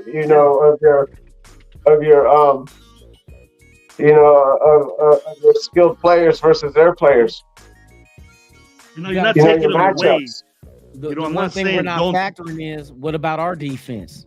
So we're only looking at it's a game of matchups, your right? Hopefully, play a big part in your offense too, as far as what they do. Exactly, and that's what I'm talking about, making the adjustments. A defense, you need to stop the run, so you get that possession back. You get the possession back. If you're keeping them from throwing, then they got to rely on the run, which eats up more clock as well. But if you keep them out the red zone from scoring, it doesn't matter what you do in between the 20s. The 20 and the goal line is what counts. For instance, look at what motherfucking what's the tight end from the Kansas City? 20 yards receiving, but 4 touchdowns on him. Kelsey. Yeah. Exactly. The most important stat was the touchdowns in that game, not his 20 yards receiving. You know what I mean? So what do we do on defense? Because that'll dictate to our offense what we need to do. Does the defense go out there and get turnovers and give us the ball? Then we got house money to play with. Yeah, but what did Kansas City do leading up to that touchdown to Kelsey? They wasted time off the clock. No, the defense was out there for a long ass time. We doubled him that game in between the 20s, but when he got into the red zone, the double went away and he caught touchdowns. Because they use the end zone, the background of the end zone, as another defender. So really, you have 12 defenders back there. The end zone, you got to stay on them, though. He showed you why you had to stay on them. Yeah, you only got 10 yards. You only can run a 10-yard route, right? So that's an extra defender. If you would have only got 3, we would have won the game. Look at it that way. Let me ask, how many four touchdown games does Carr have? Hold on, I'll be right back. I gotta go to the library. No, I don't think he had none. That last year, I gotta go look that shit up. Any year. Google. Any four touchdown games? 5 touchdown games? Maybe 1-4, maybe 1-4. None. We never blew anybody out, man. We've never blown anybody out with Carr. Did we have a blowout or semi blowout on Denver? Well, it's kind of hard to blow. It's kind of hard to blow a team out when you have the defense that's not helping you on the other side. Exactly. The blowout. Yeah. It looks good on the offensive side of the ball, but the defense also has to do their job on the other end.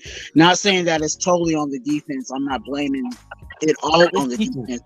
It's a team effort when there is a blowout. Exactly. No, but when the offense is clicking, man, it doesn't matter. You're still scoring. You're going back. If you're going, like Brady and Manning used to, have these duels. It's whoever gets stopped first, right? It's whoever can get stopped. That's what it's going to come down to. We don't have those type guys on quarterback. People like doing that. Well, Peyton Manning and this guy and that guy. We had those guys, then we would have maybe 2 or 3 more Super Bowls under our belt. Well, no, I understand that. And I'll say this too: is the quarterback that we have now, we shouldn't be expecting for him to be doing shootouts either. He's not that quarterback either. Nope, just stay efficient. Stay efficient. That's all we care about. No spectacular plays. Our whole offense needs to be efficient and execute. That's the main thing that we didn't do last year was execute. And that's why everybody blamed McDaniels. How could you blame the coach for execution when he's not out there to execute the play? Well, how does Mac Jones put up 50-plus points fucking 2 times in 1 year? Who did he play with? He used this offense. He used McDaniel's offense. Who did he play against? I don't know. You have to look it up. You know what I mean? But he put up 50-plus points on 2 different teams his rookie year. What, against the McDaniel's offense defense and the 30th defense?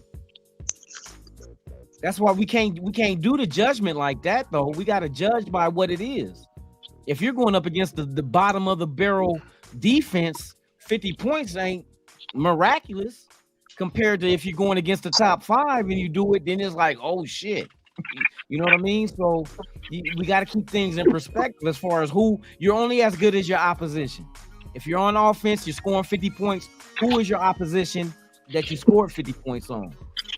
You know what I mean? I can score 50 against a 3rd grader in basketball, but put me up against a college player and I only score 12, then this look like, oh, you ain't shit.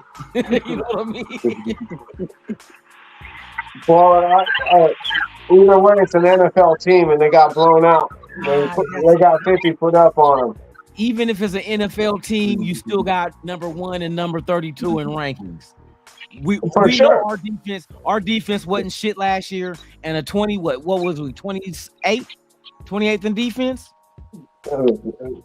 What was our defense ranked last year? I was thinking worse, but something like that, 30th. And the ranking was exactly why we sucked. You know what I mean? It's not like, it's an NFL defense, but we still sucked in the NFL.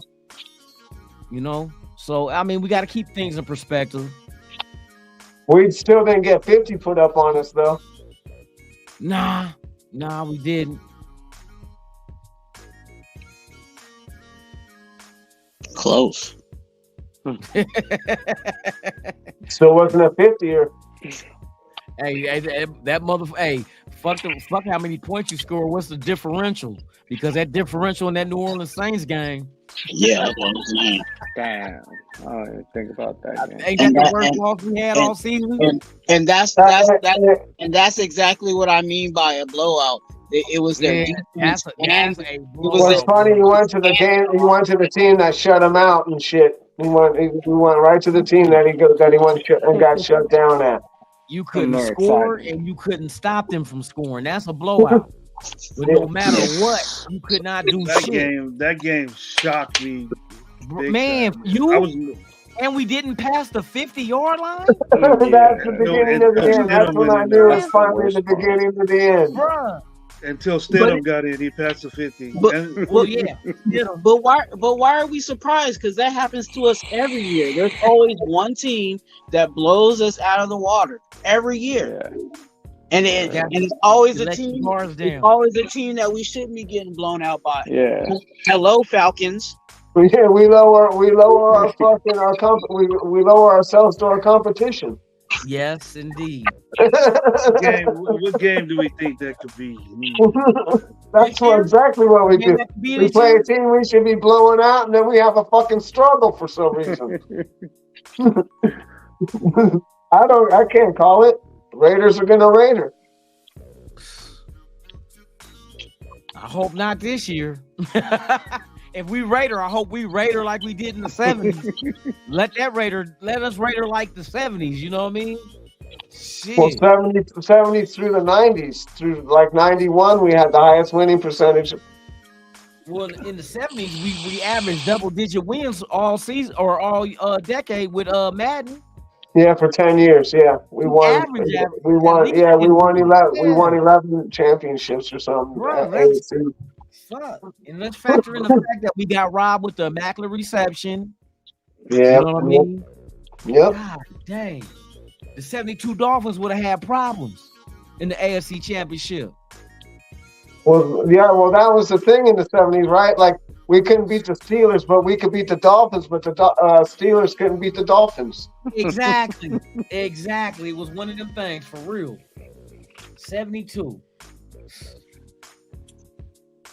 And then we went and beat them in 73. We beat their unbeatable streak. We beat them then. And then in 75, we beat their 30 game win streak at home. Their 31 game win streak in 75. We went in there week 1 or 2 and blasted them. We should have had hella Super Bowls in the 70s, bro. We had a dynasty though. 77, 80, 83. We had a dynasty. 3 Super Bowls in 6 years, 6, 7 years? My first game that I remember was the Pittsburgh, the AFC Championship in 75 when we lost 16-14. We could not beat the fucking Pittsburgh Steelers for shit in the 70s. No. For shit. But it's all good. We were a better team. My favorite play is Jack Tatum and fucking Earl Campbell going head to head at the goal line. Houston Oilers, yeah, for real. Oh, that's my favorite fucking play of all time. Those days, you know what I'm saying, like that time with the Pittsburgh Steelers, for me, it really reminds me of the Raiders. Like if you like took off the color and just looked at how the Pittsburgh Steelers played, you could almost swear they were Raiders. You know what I'm saying? They were just like Raiders of the East Coast. You know what I'm saying? Like, they definitely were. School AFC though. That old school AFC was like that. You know what I mean? They just got lucky calls and we didn't. Yeah. Like the steel curtain and all that, like that. You know what I'm saying? Huh? That whole it just kind of it's like Raiderish to me. Every time I see stuff like that, but that's another reason why, as much as they're like rivals or whatever to us, I still give them, somewhat of a competitor respect, because just for how they work, they're very similar to us. Out of these 6 games right here, the first 6, right? Broncos, Bills, Steelers, Chargers, Packers at home, Patriots at home.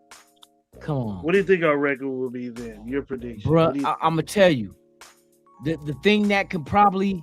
I don't know exactly what kind of team with Pittsburgh is going to be there. Buffalo's another one I'll be concerned with. On the road in Buffalo. But the thing is, the first 4 games of the season, you're still trying to see what teams settle and who they really are. So you have an opportunity to beat Buffalo in week 2.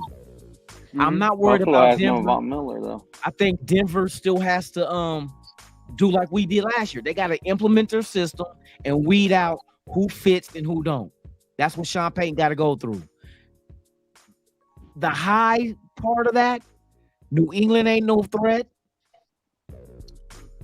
Who was before Jordan Love, dude. Packers got Jordan Love, dude. We might get Yeah, 6 picks. Green Bay. We might get our last I'm year not total. overlooking Bill Belichick, dude. I'm not overlooking Bill Belichick and his defense. I'm looking at their personnel. Hey, Their personnel's not.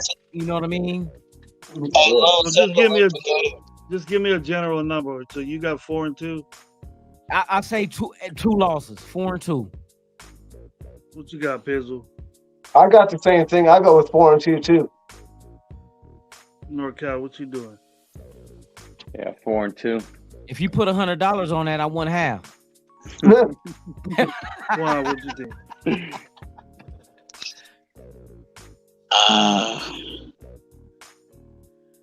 Twan, if you say the wrong answer, I'm about to mute your ass. I'm fucking with you. Hey, make sure you send the link to Gabe. Gabe been trying to get in. Right now? Yeah.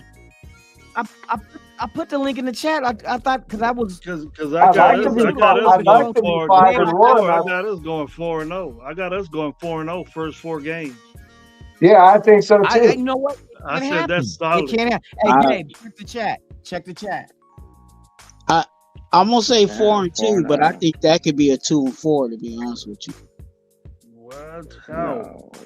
No, I think we can stuff out Buffalo. I know we can beat Denver. But who else? The only team I'm really worried about is like I said, is the Patriots, dude, because of Bill Belichick and that defense. Maybe the Chargers, but but the Chargers have always been losers. But yeah, we usually split with them. We usually split with them every year. I'm like 13-2 when I go to Raider games and shit. Well, you better go. Oh, so you said we're going 17-0, Gravy? Nah. But see, after the Patriots, fuck with me, I say 17-0. Fuck you. 17-0 until you prove me wrong. After the Patriots, we played the Bears in Chicago. I'm not worried about that. That game right there. That you game worried about right that game? there could be that Saints game, maybe. I'm not saying it is, but maybe. Yeah, that might be a trick game right there. That might be the setup game. And then we got the Lions after that. That's a big game. I think we can smash them. We can smash the Lions. That's in Detroit? That's in Detroit. Yeah, we'll smash them. And then we got the 2 New York teams coming home to us. I'm not worried about their ass either. And then we're going to go to that I might be a little worried about the Jets. They got a good defense. We're going to that track meet in Miami. That might be a dangerous game too. Miami's. We're going to that track meet over there. Hey, Salah's got a good defense, dude. You know, he was the Niners coordinator over there. Here's the thing I want to look he's at. solid. How's the development of Tyree Wilson look after those games? You know what I mean? Once he gets his feet wet, what do we? And they got Quentin.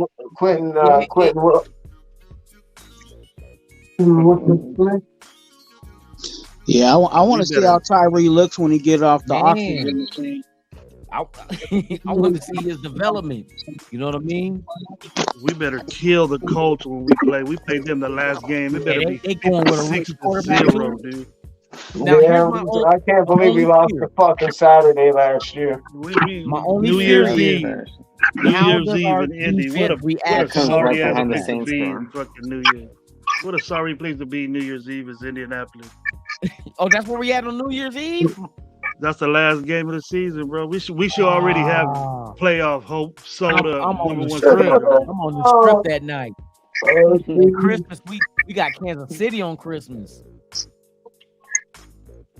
So we got Kansas City on Christmas and then Indy Christmas on New Year's. Day, 10 o'clock in the morning. One of them days is cool for me. It's all good. 10 in the morning, police at my door. Fresh Adidas squeak across the bathroom floor.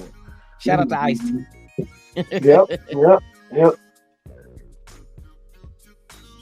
Yep, that's for sure. He's there in the beginning too. The primetime games is what I like though. Put us on display. Fuck it. You know what I mean? Well, if we got like 6 of them or something. Put something up. You know what I mean? Let's go. That's for sure. Minnesota. We got Minnesota too. I'm we not got worried we about got that Jefferson coming to monkey town. ass. You All got they got Jefferson is coming over there. Jefferson's pretty sick. That's the only dude that really gives Devontae Adams competition, I think. Yeah. You see him, Loon. You see him, Loon. Just knock his gold teeth out his face when you see him. Put motherfucking Marcus Peters on his ass. Just watch him. Yeah, that dude's too fast for that dude's too fast for Peter. He'll do that. He'll do that on the strip, but he won't do it during the game. I hope he doesn't. Hobbs is gonna be on.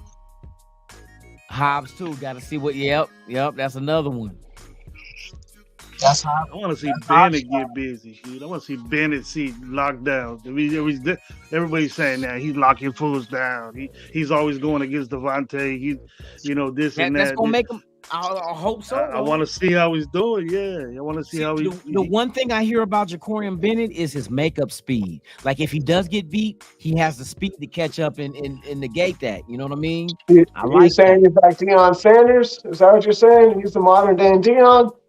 Nah, I ain't gonna say that fast. He wasn't that fast. Deion was a whole other beast. Deion was a whole other beast, bro. Deion could cover. Deion could cover. For real.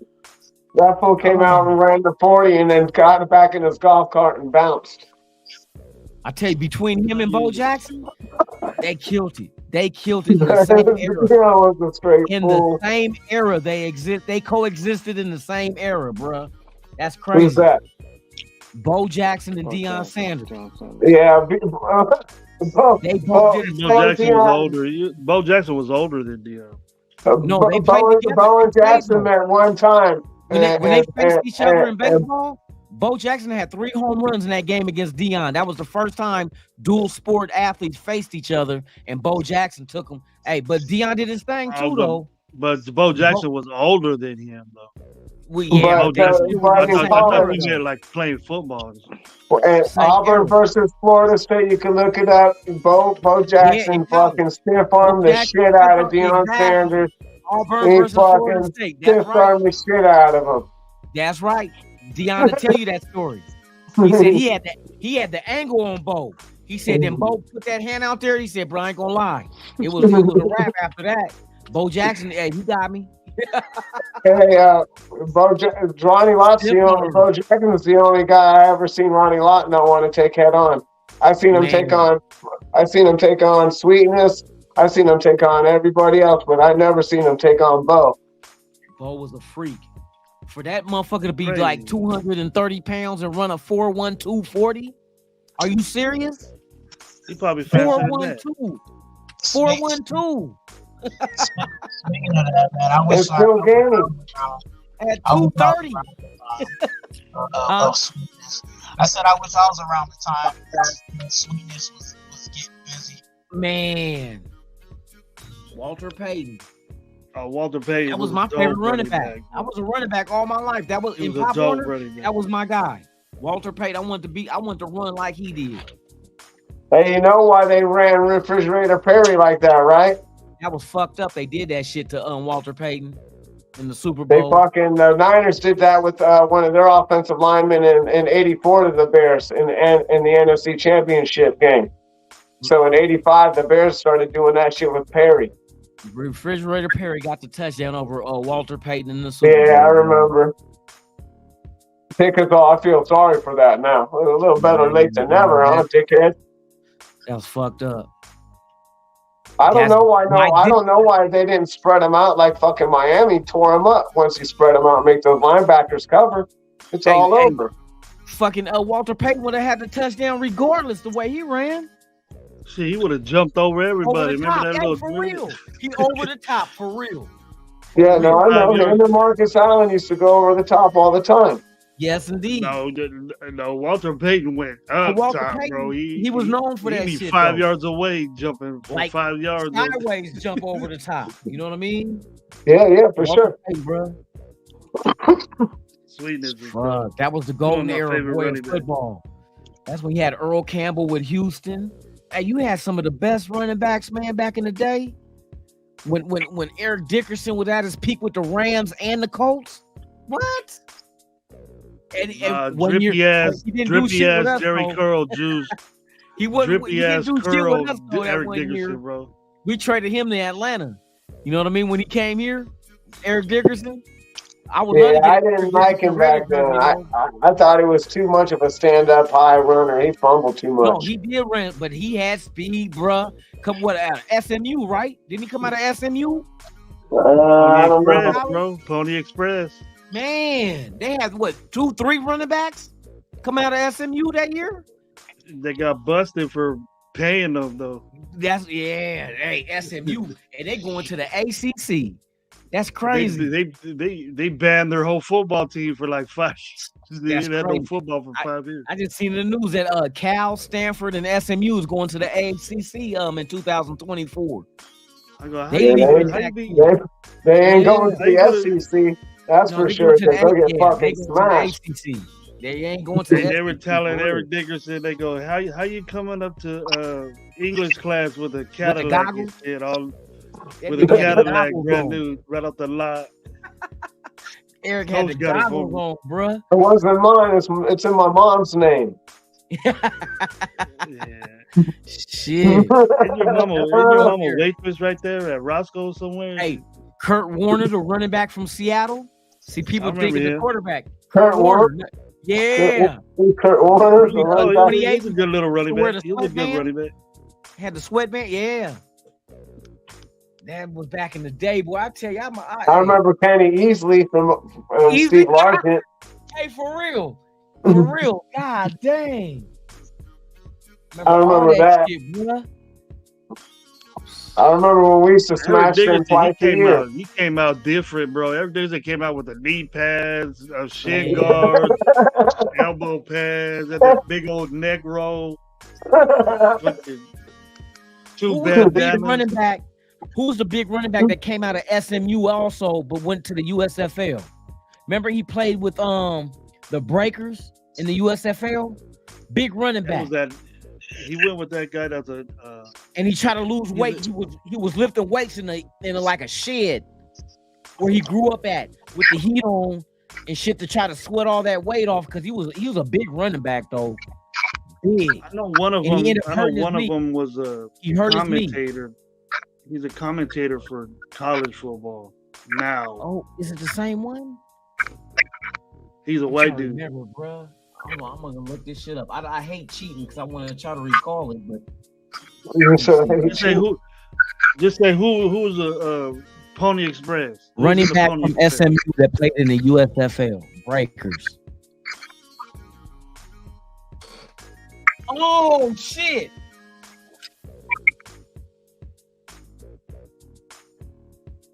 Marcus Dupree.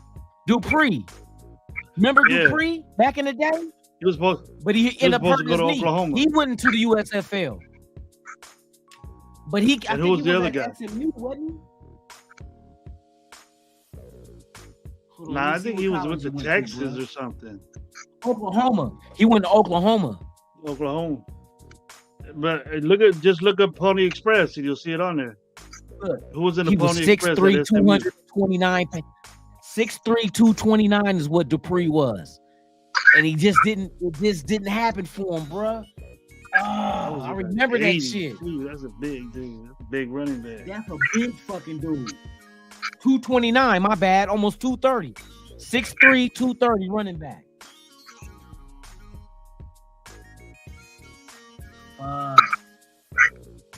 Who did he play for? He didn't go to the NFL, did he? Yep, he was with New Orleans. That had 30 and 30 about him. Yeah, remember big old fucking Ironhead from the Saints, from the Aints. He drives a the Aints. Dupree. The Aints, fucking Ironhead. That dude was a fucking meathead. Big boy, that was a big ass running back. Huh. Hey, you guys remember Ironhead? From that's what I'm talking about. Hayward, New Orleans, yes. God dang, you went back. Hey, that was for real with the Aints. You was just saying that too. The Aints. Ironhead was dope. Ironhead Hayward. Yeah, he was sick. Remember the Nigerian Nightmare? Yeah. The Koye. Yeah. Derek Thomas was sick as fuck. Remember Nate Steve Atwater. Steve Atwater shut his ass up. Bruh. Yeah. Steve Atwater was a beast. Fucking beast. Damn.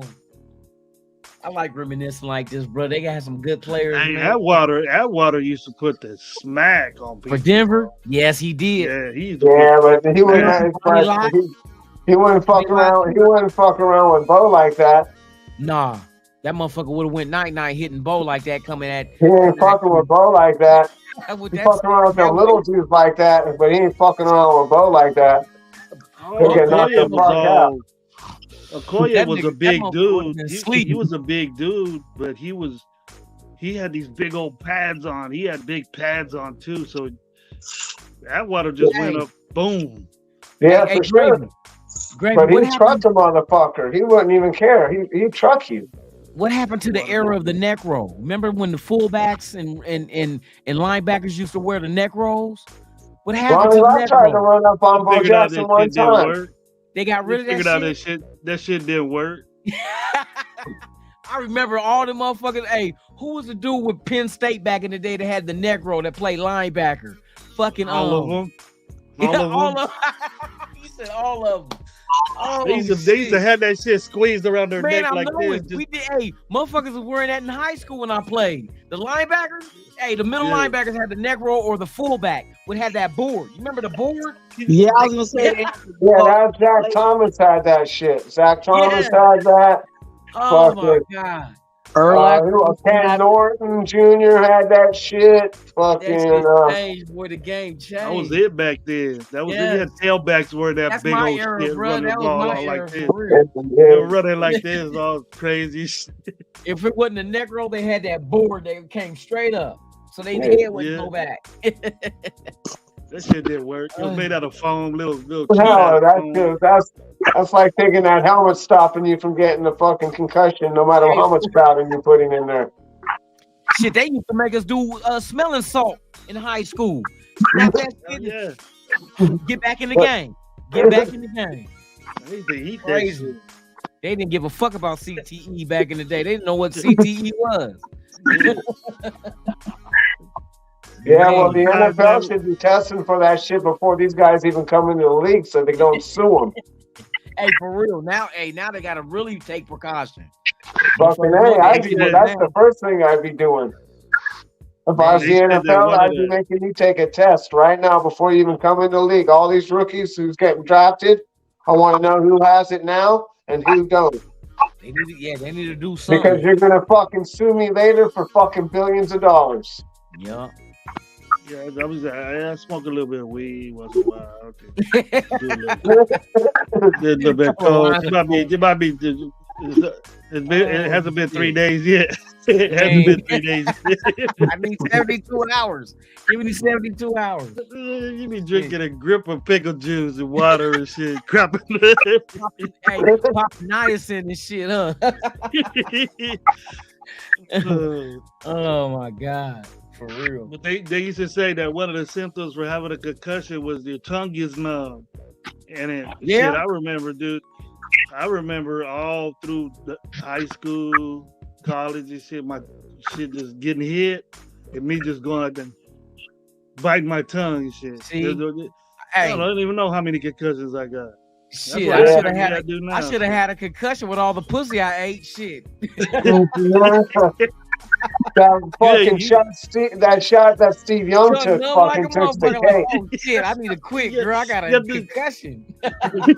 You got CTE from licking that ass. For real. But the C in CTE was Cuddy Lingus. Cuddy Lingus. Cuddy Lingus tongue, whatever the E gonna be. Oh shit! Number 1 draft pick, ass lickers. That's for damn sure. Hey, Lou, you need to get your girl a neck rolled in. You know what I'm saying? You gotta get that neck roll, yeah. I don't need. Hey, we got handcuffs. We don't need neck rolls. Protect that neck. You out there role playing and shit. You out there role playing. Like put the toilet roll on, babe. Put the toilet roll on. Put the pads on. Oh shit. I'm gonna be Max Crosby. I'm gonna be Max Crosby. You be Josh Jacobs. It's hitting each other. Hey, role playing. Hey, that remind me of this joke. They said this couple that was role playing, right? And so the dude handcuffed his wife to the motherfucking bed. He was playing superhero. He jumped off the bed and knocked himself off the dresser and knocked himself out on the bed. So he knocked out, and this chick is still handcuffed to the bed. She Wow. She called 911. They seen her ass. This nigga out with a concussion out. She's locked to the bed, nigga. She can't move. Oh shit. Never. I'm wearing a helmet if I'm jumping off the motherfucking dresser. I'm breaking that bed. I'll be breaking that bed and shit saying, what's going on? What did you do and jumping off the dresser in the first place? Hey, you know, motherfuckers be into that kinky shit, role playing. Hey, bro, you think you everything when you get ready to do that, Twan. You know that you be Superman, Spider-Man, all in one. Come now. Twan, you done jumped head first into the abyss. I'm Spawn right now. Shit, fuck. Hey, Twan jump off the motherfucking dresser with a snorkel on. Coming off the top rope. Off the top rope. You about to go deep sea diving right there, bro. He go on the top snorkel. cliff. He got the snorkel and the fins on.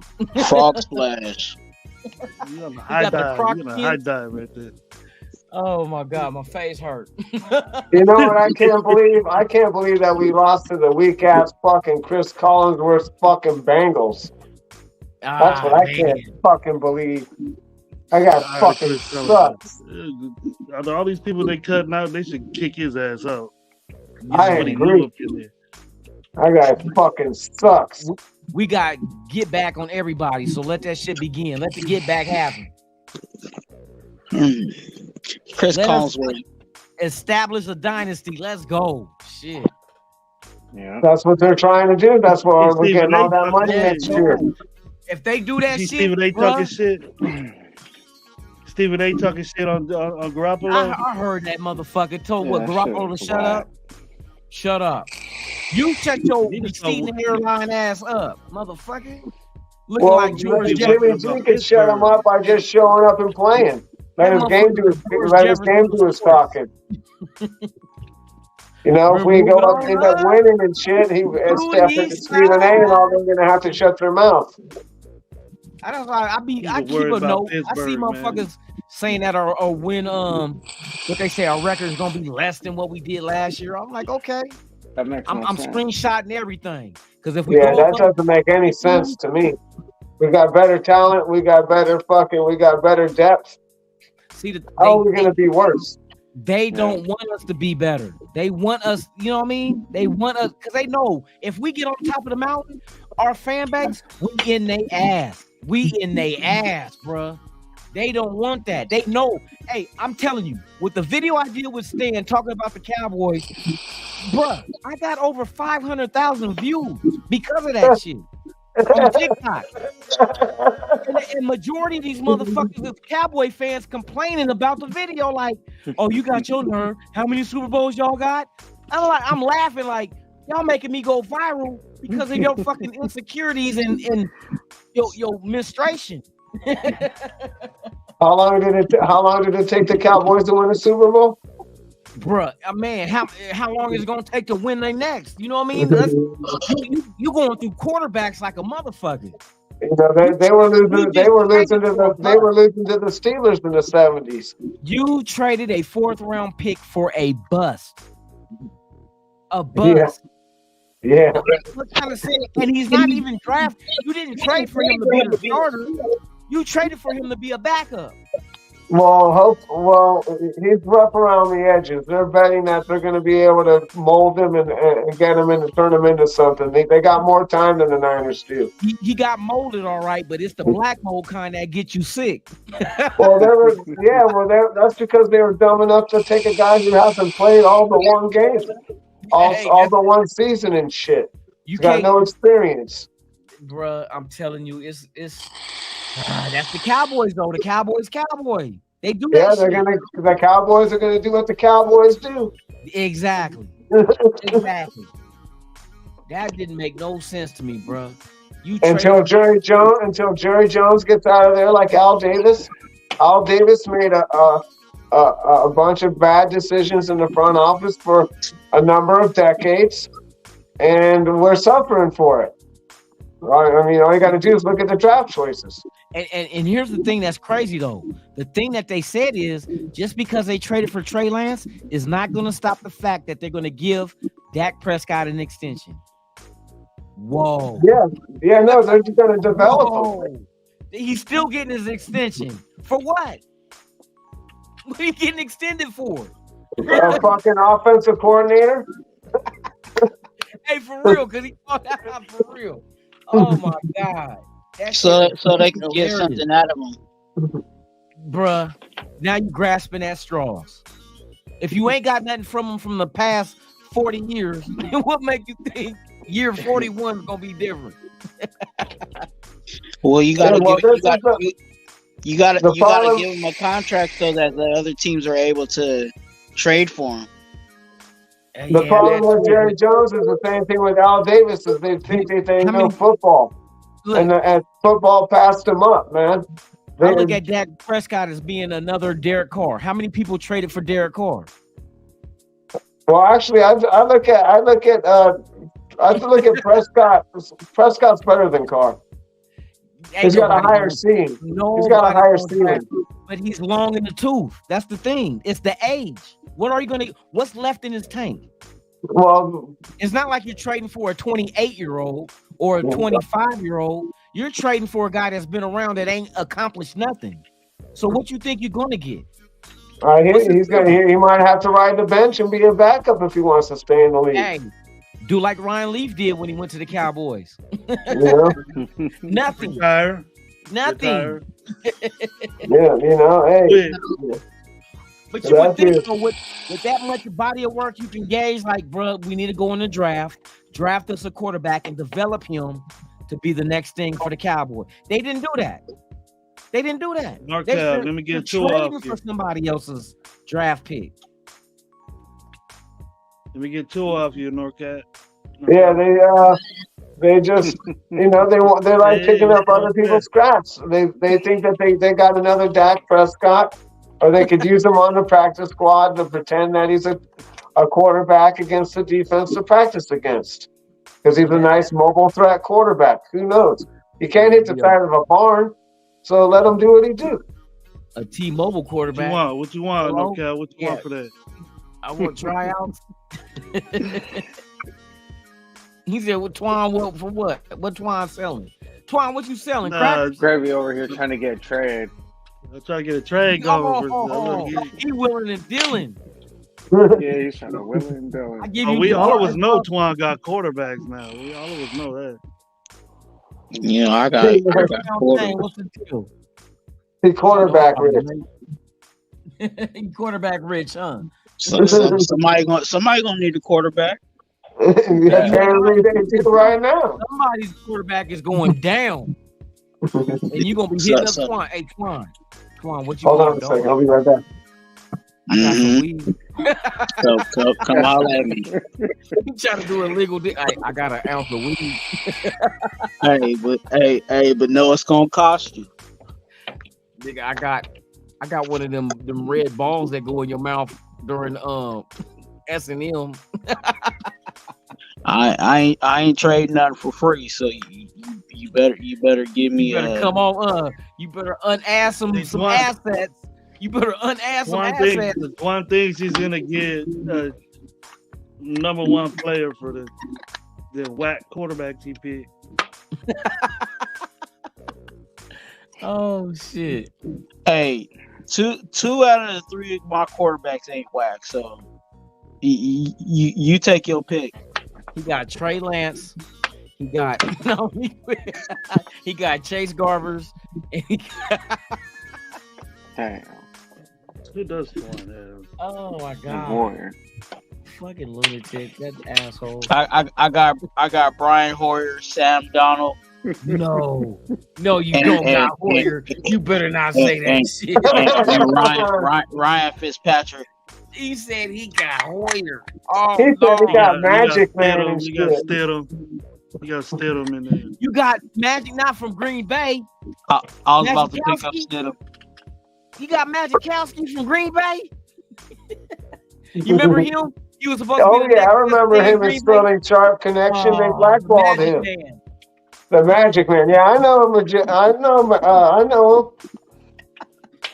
Oh my God. Sterling Sharp would have broke Rice's records if he didn't hurt his neck. Man. He was lighting the fucking NFL on fire, fool. That's crazy. Magikowski, the Magic Man. Yeah, the Magic Man. He was sick. Yeah, they blackballed his ass. Yup. Yes, indeed, man. Green Bay Packers. Green Bay shit Packers.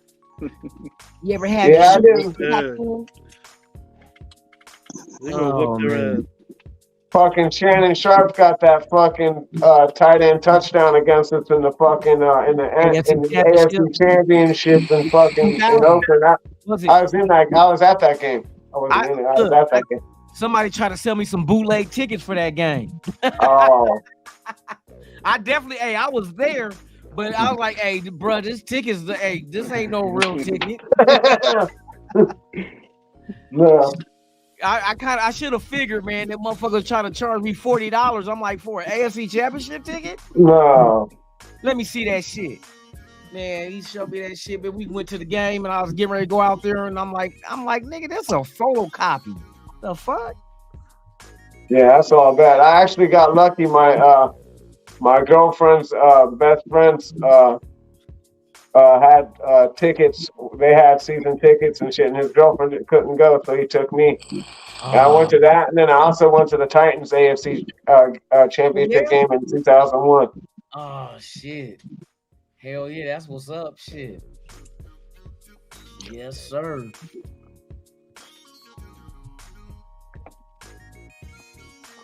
Did they have Eddie George back then? Yeah. Yep. I was trying to remember if that was. What's that dude's name? Who McNair? Steve McNair. We had action that we could have had three Super Bowls. Nice team. 3 Super Bowls that year, man. That era, 2000, 2001, 2002. Yeah, we went from 99. We lost to the Ravens. Right, I was at that game. When Saragusa fucking flopped on his fucking on Gannon's shoulder. Yep. That was the end of that. Then it was a tough one. And then we went back and then we lost to fucking Brady the year after that. We lost to Brady. Yep. And then we came back and fucking won in 2002 against the Titans to go to the Super Bowl and then lose because Barrett Robbins went to Tijuana where the game's at right now. That was 3 Super Bowls, bro. We could have. Hey, come on, bro. Yeah, I think we would have beat the weakest team on turf for sure. We would have beat the Rams for sure. We had a squad, man. We had a good, solid veteran that they were older cats, but they weren't exactly like finished. They still had something in the tank because hell, look how far we went. I remember when Greg Beekers fucking recovered that fucking fumble in the snow, dude. I was like, it's fucking over, motherfucker. You got rid of that. And I was like, oh, they're gonna pull some bullshit. We would have went on to play Pittsburgh. We would have beat Pittsburgh too in the AFC Championship. We would have beat them. No, we would have went to the Rams. That was the championship game. Not against New England. That wasn't the AFC Championship. That was a divisional round? Yeah, that was whoever won that game. Because you remember New England went on to play the Pittsburgh. Oh, okay. I thought that was the AFC Championship. It was at New England. Yeah, I thought they beat Pittsburgh. It was divisional. But we would have beat Pittsburgh. We always have Pittsburgh number. You know what I mean? Nobody's scared of their motherfucking ass. Shit, New England went on and beat them. Yeah, they beat them and then they beat the Rams. That was at the 9/11. You know what I mean? Coming off the 9/11, the Patriots won it. Yeah, I know. Yeah, I remember. That's my birthday, Joe. 9/11 happened the day after I remember I flew back to the Bay from Seattle. That Sunday and that Monday morning is when that shit happened, bro. I got up, looked at the TV, I seen them smashing into the shit. I said, "Oh shit, look at the false flag." I remember that right shit. on the top of my head. I was check out the false flag they're doing right now. And I remember my cousin, he stayed in Seattle and he got stuck because they shut down all the airports, all the planes. I'm like, oh, my cousin Mark stuck. And we flew back that Sunday because we went up there for Gary Payton All-Star basketball game in Seattle when he played with the Sonics. That day after, we got up out there the day before, the day after, man, I remember going to work early in that morning. And they're like, oh, a plane hit the World Trade Center. And they thought it was an accident. Like, and then another one hit it, and they were like, this ain't no accident. No, that was the planned demolition and shit. Yeah. And then so was Building 7 and shit. And that's a total fucking false flag, black flag operation and shit. You hear that shit happen? Same thing with fucking, never mind, I don't even want to get into it. These fools have been pulling false flags on us for fucking centuries, dude. Yeah, shit crazy. Yo, Lou, thank you for the invite, bro. I got a draft in about. Yeah, I'm about to get off too, man. For real. Shout out to Twan. Hey, and let everybody know. Hey, Gravy, before you go, let them know how to get in contact with you, man. How to follow you. Besides the strip club. Raiders Outsiders, at Raiders Outsiders. I'm gonna be on soon. Keep it coming pretty quick here in a minute after everything gets started. Then that's about it, bro. So that's what I'm rolling with right now. You gonna pull up tomorrow night? Link your channel so people can see it on there too.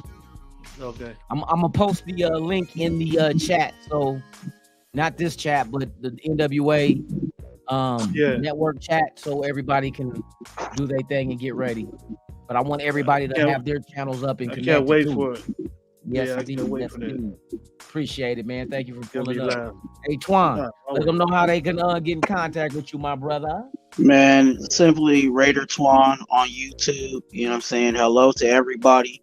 I know that a lot of people have seen me on panels with other people. You know what I'm saying? Just being a sidekick.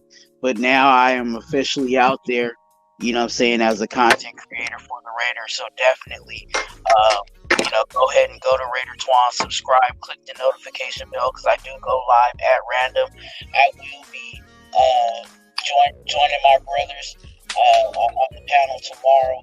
But I also do a lot of I do solo shows, and then I also do a lot of collaborations too. So definitely look out for that. And then Twan on IG. If you need prayer for you or your family members, your business is between me, you, and the Lord. I don't put your business out there in the streets, so you don't have to worry about that. Just hit me up on IG, and I can pray for whatever it is that you said and need prayer for. So Raider Twan on IG. Raider Twan on YouTube, and then Twan on IG. That's right. Appreciate you for pulling up tonight, man. NorCal Raider Jesse. What's the deal, man? What's good? Let the people know, man, about the fire. Hey, Loon, this is my first time on your channel. Thanks for having me on, bro. Appreciate man, it's solid, man. It's good. You're always welcome.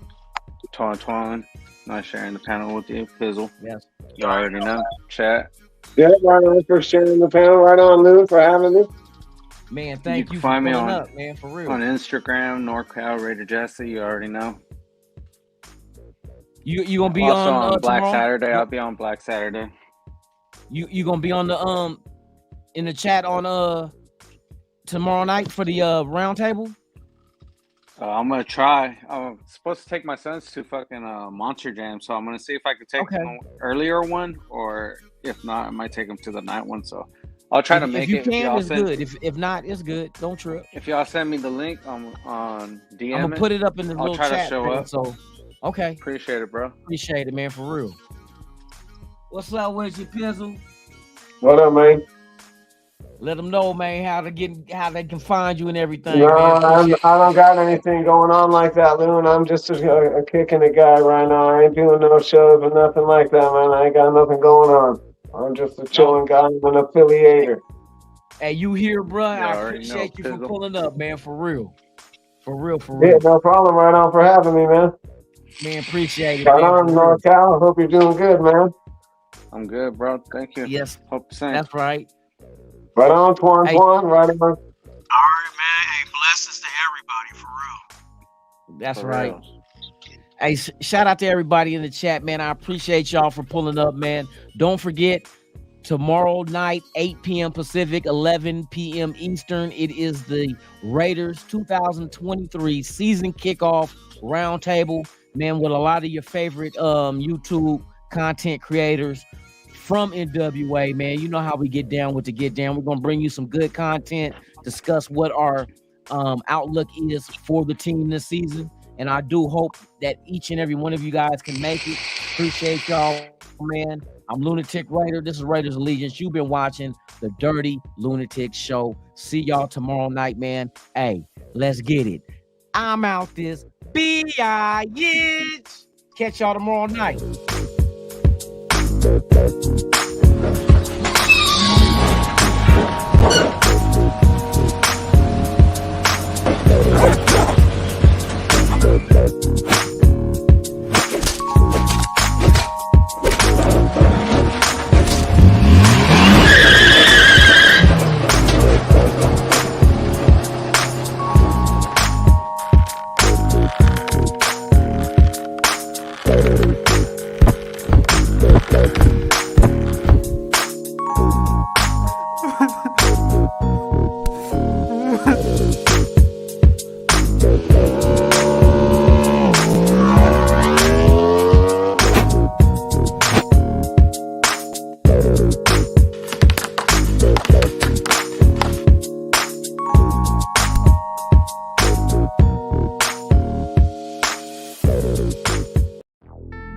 Live Saturday, September 2nd, 8 p.m. Pacific, 11 p.m. Eastern. It's the Raiders 2023 season kickoff roundtable podcast. Hosted by Lunatic Raider, featuring your favorite Raiders content creators on the Raiders Allegiance YouTube channel. Pull up and support the nation.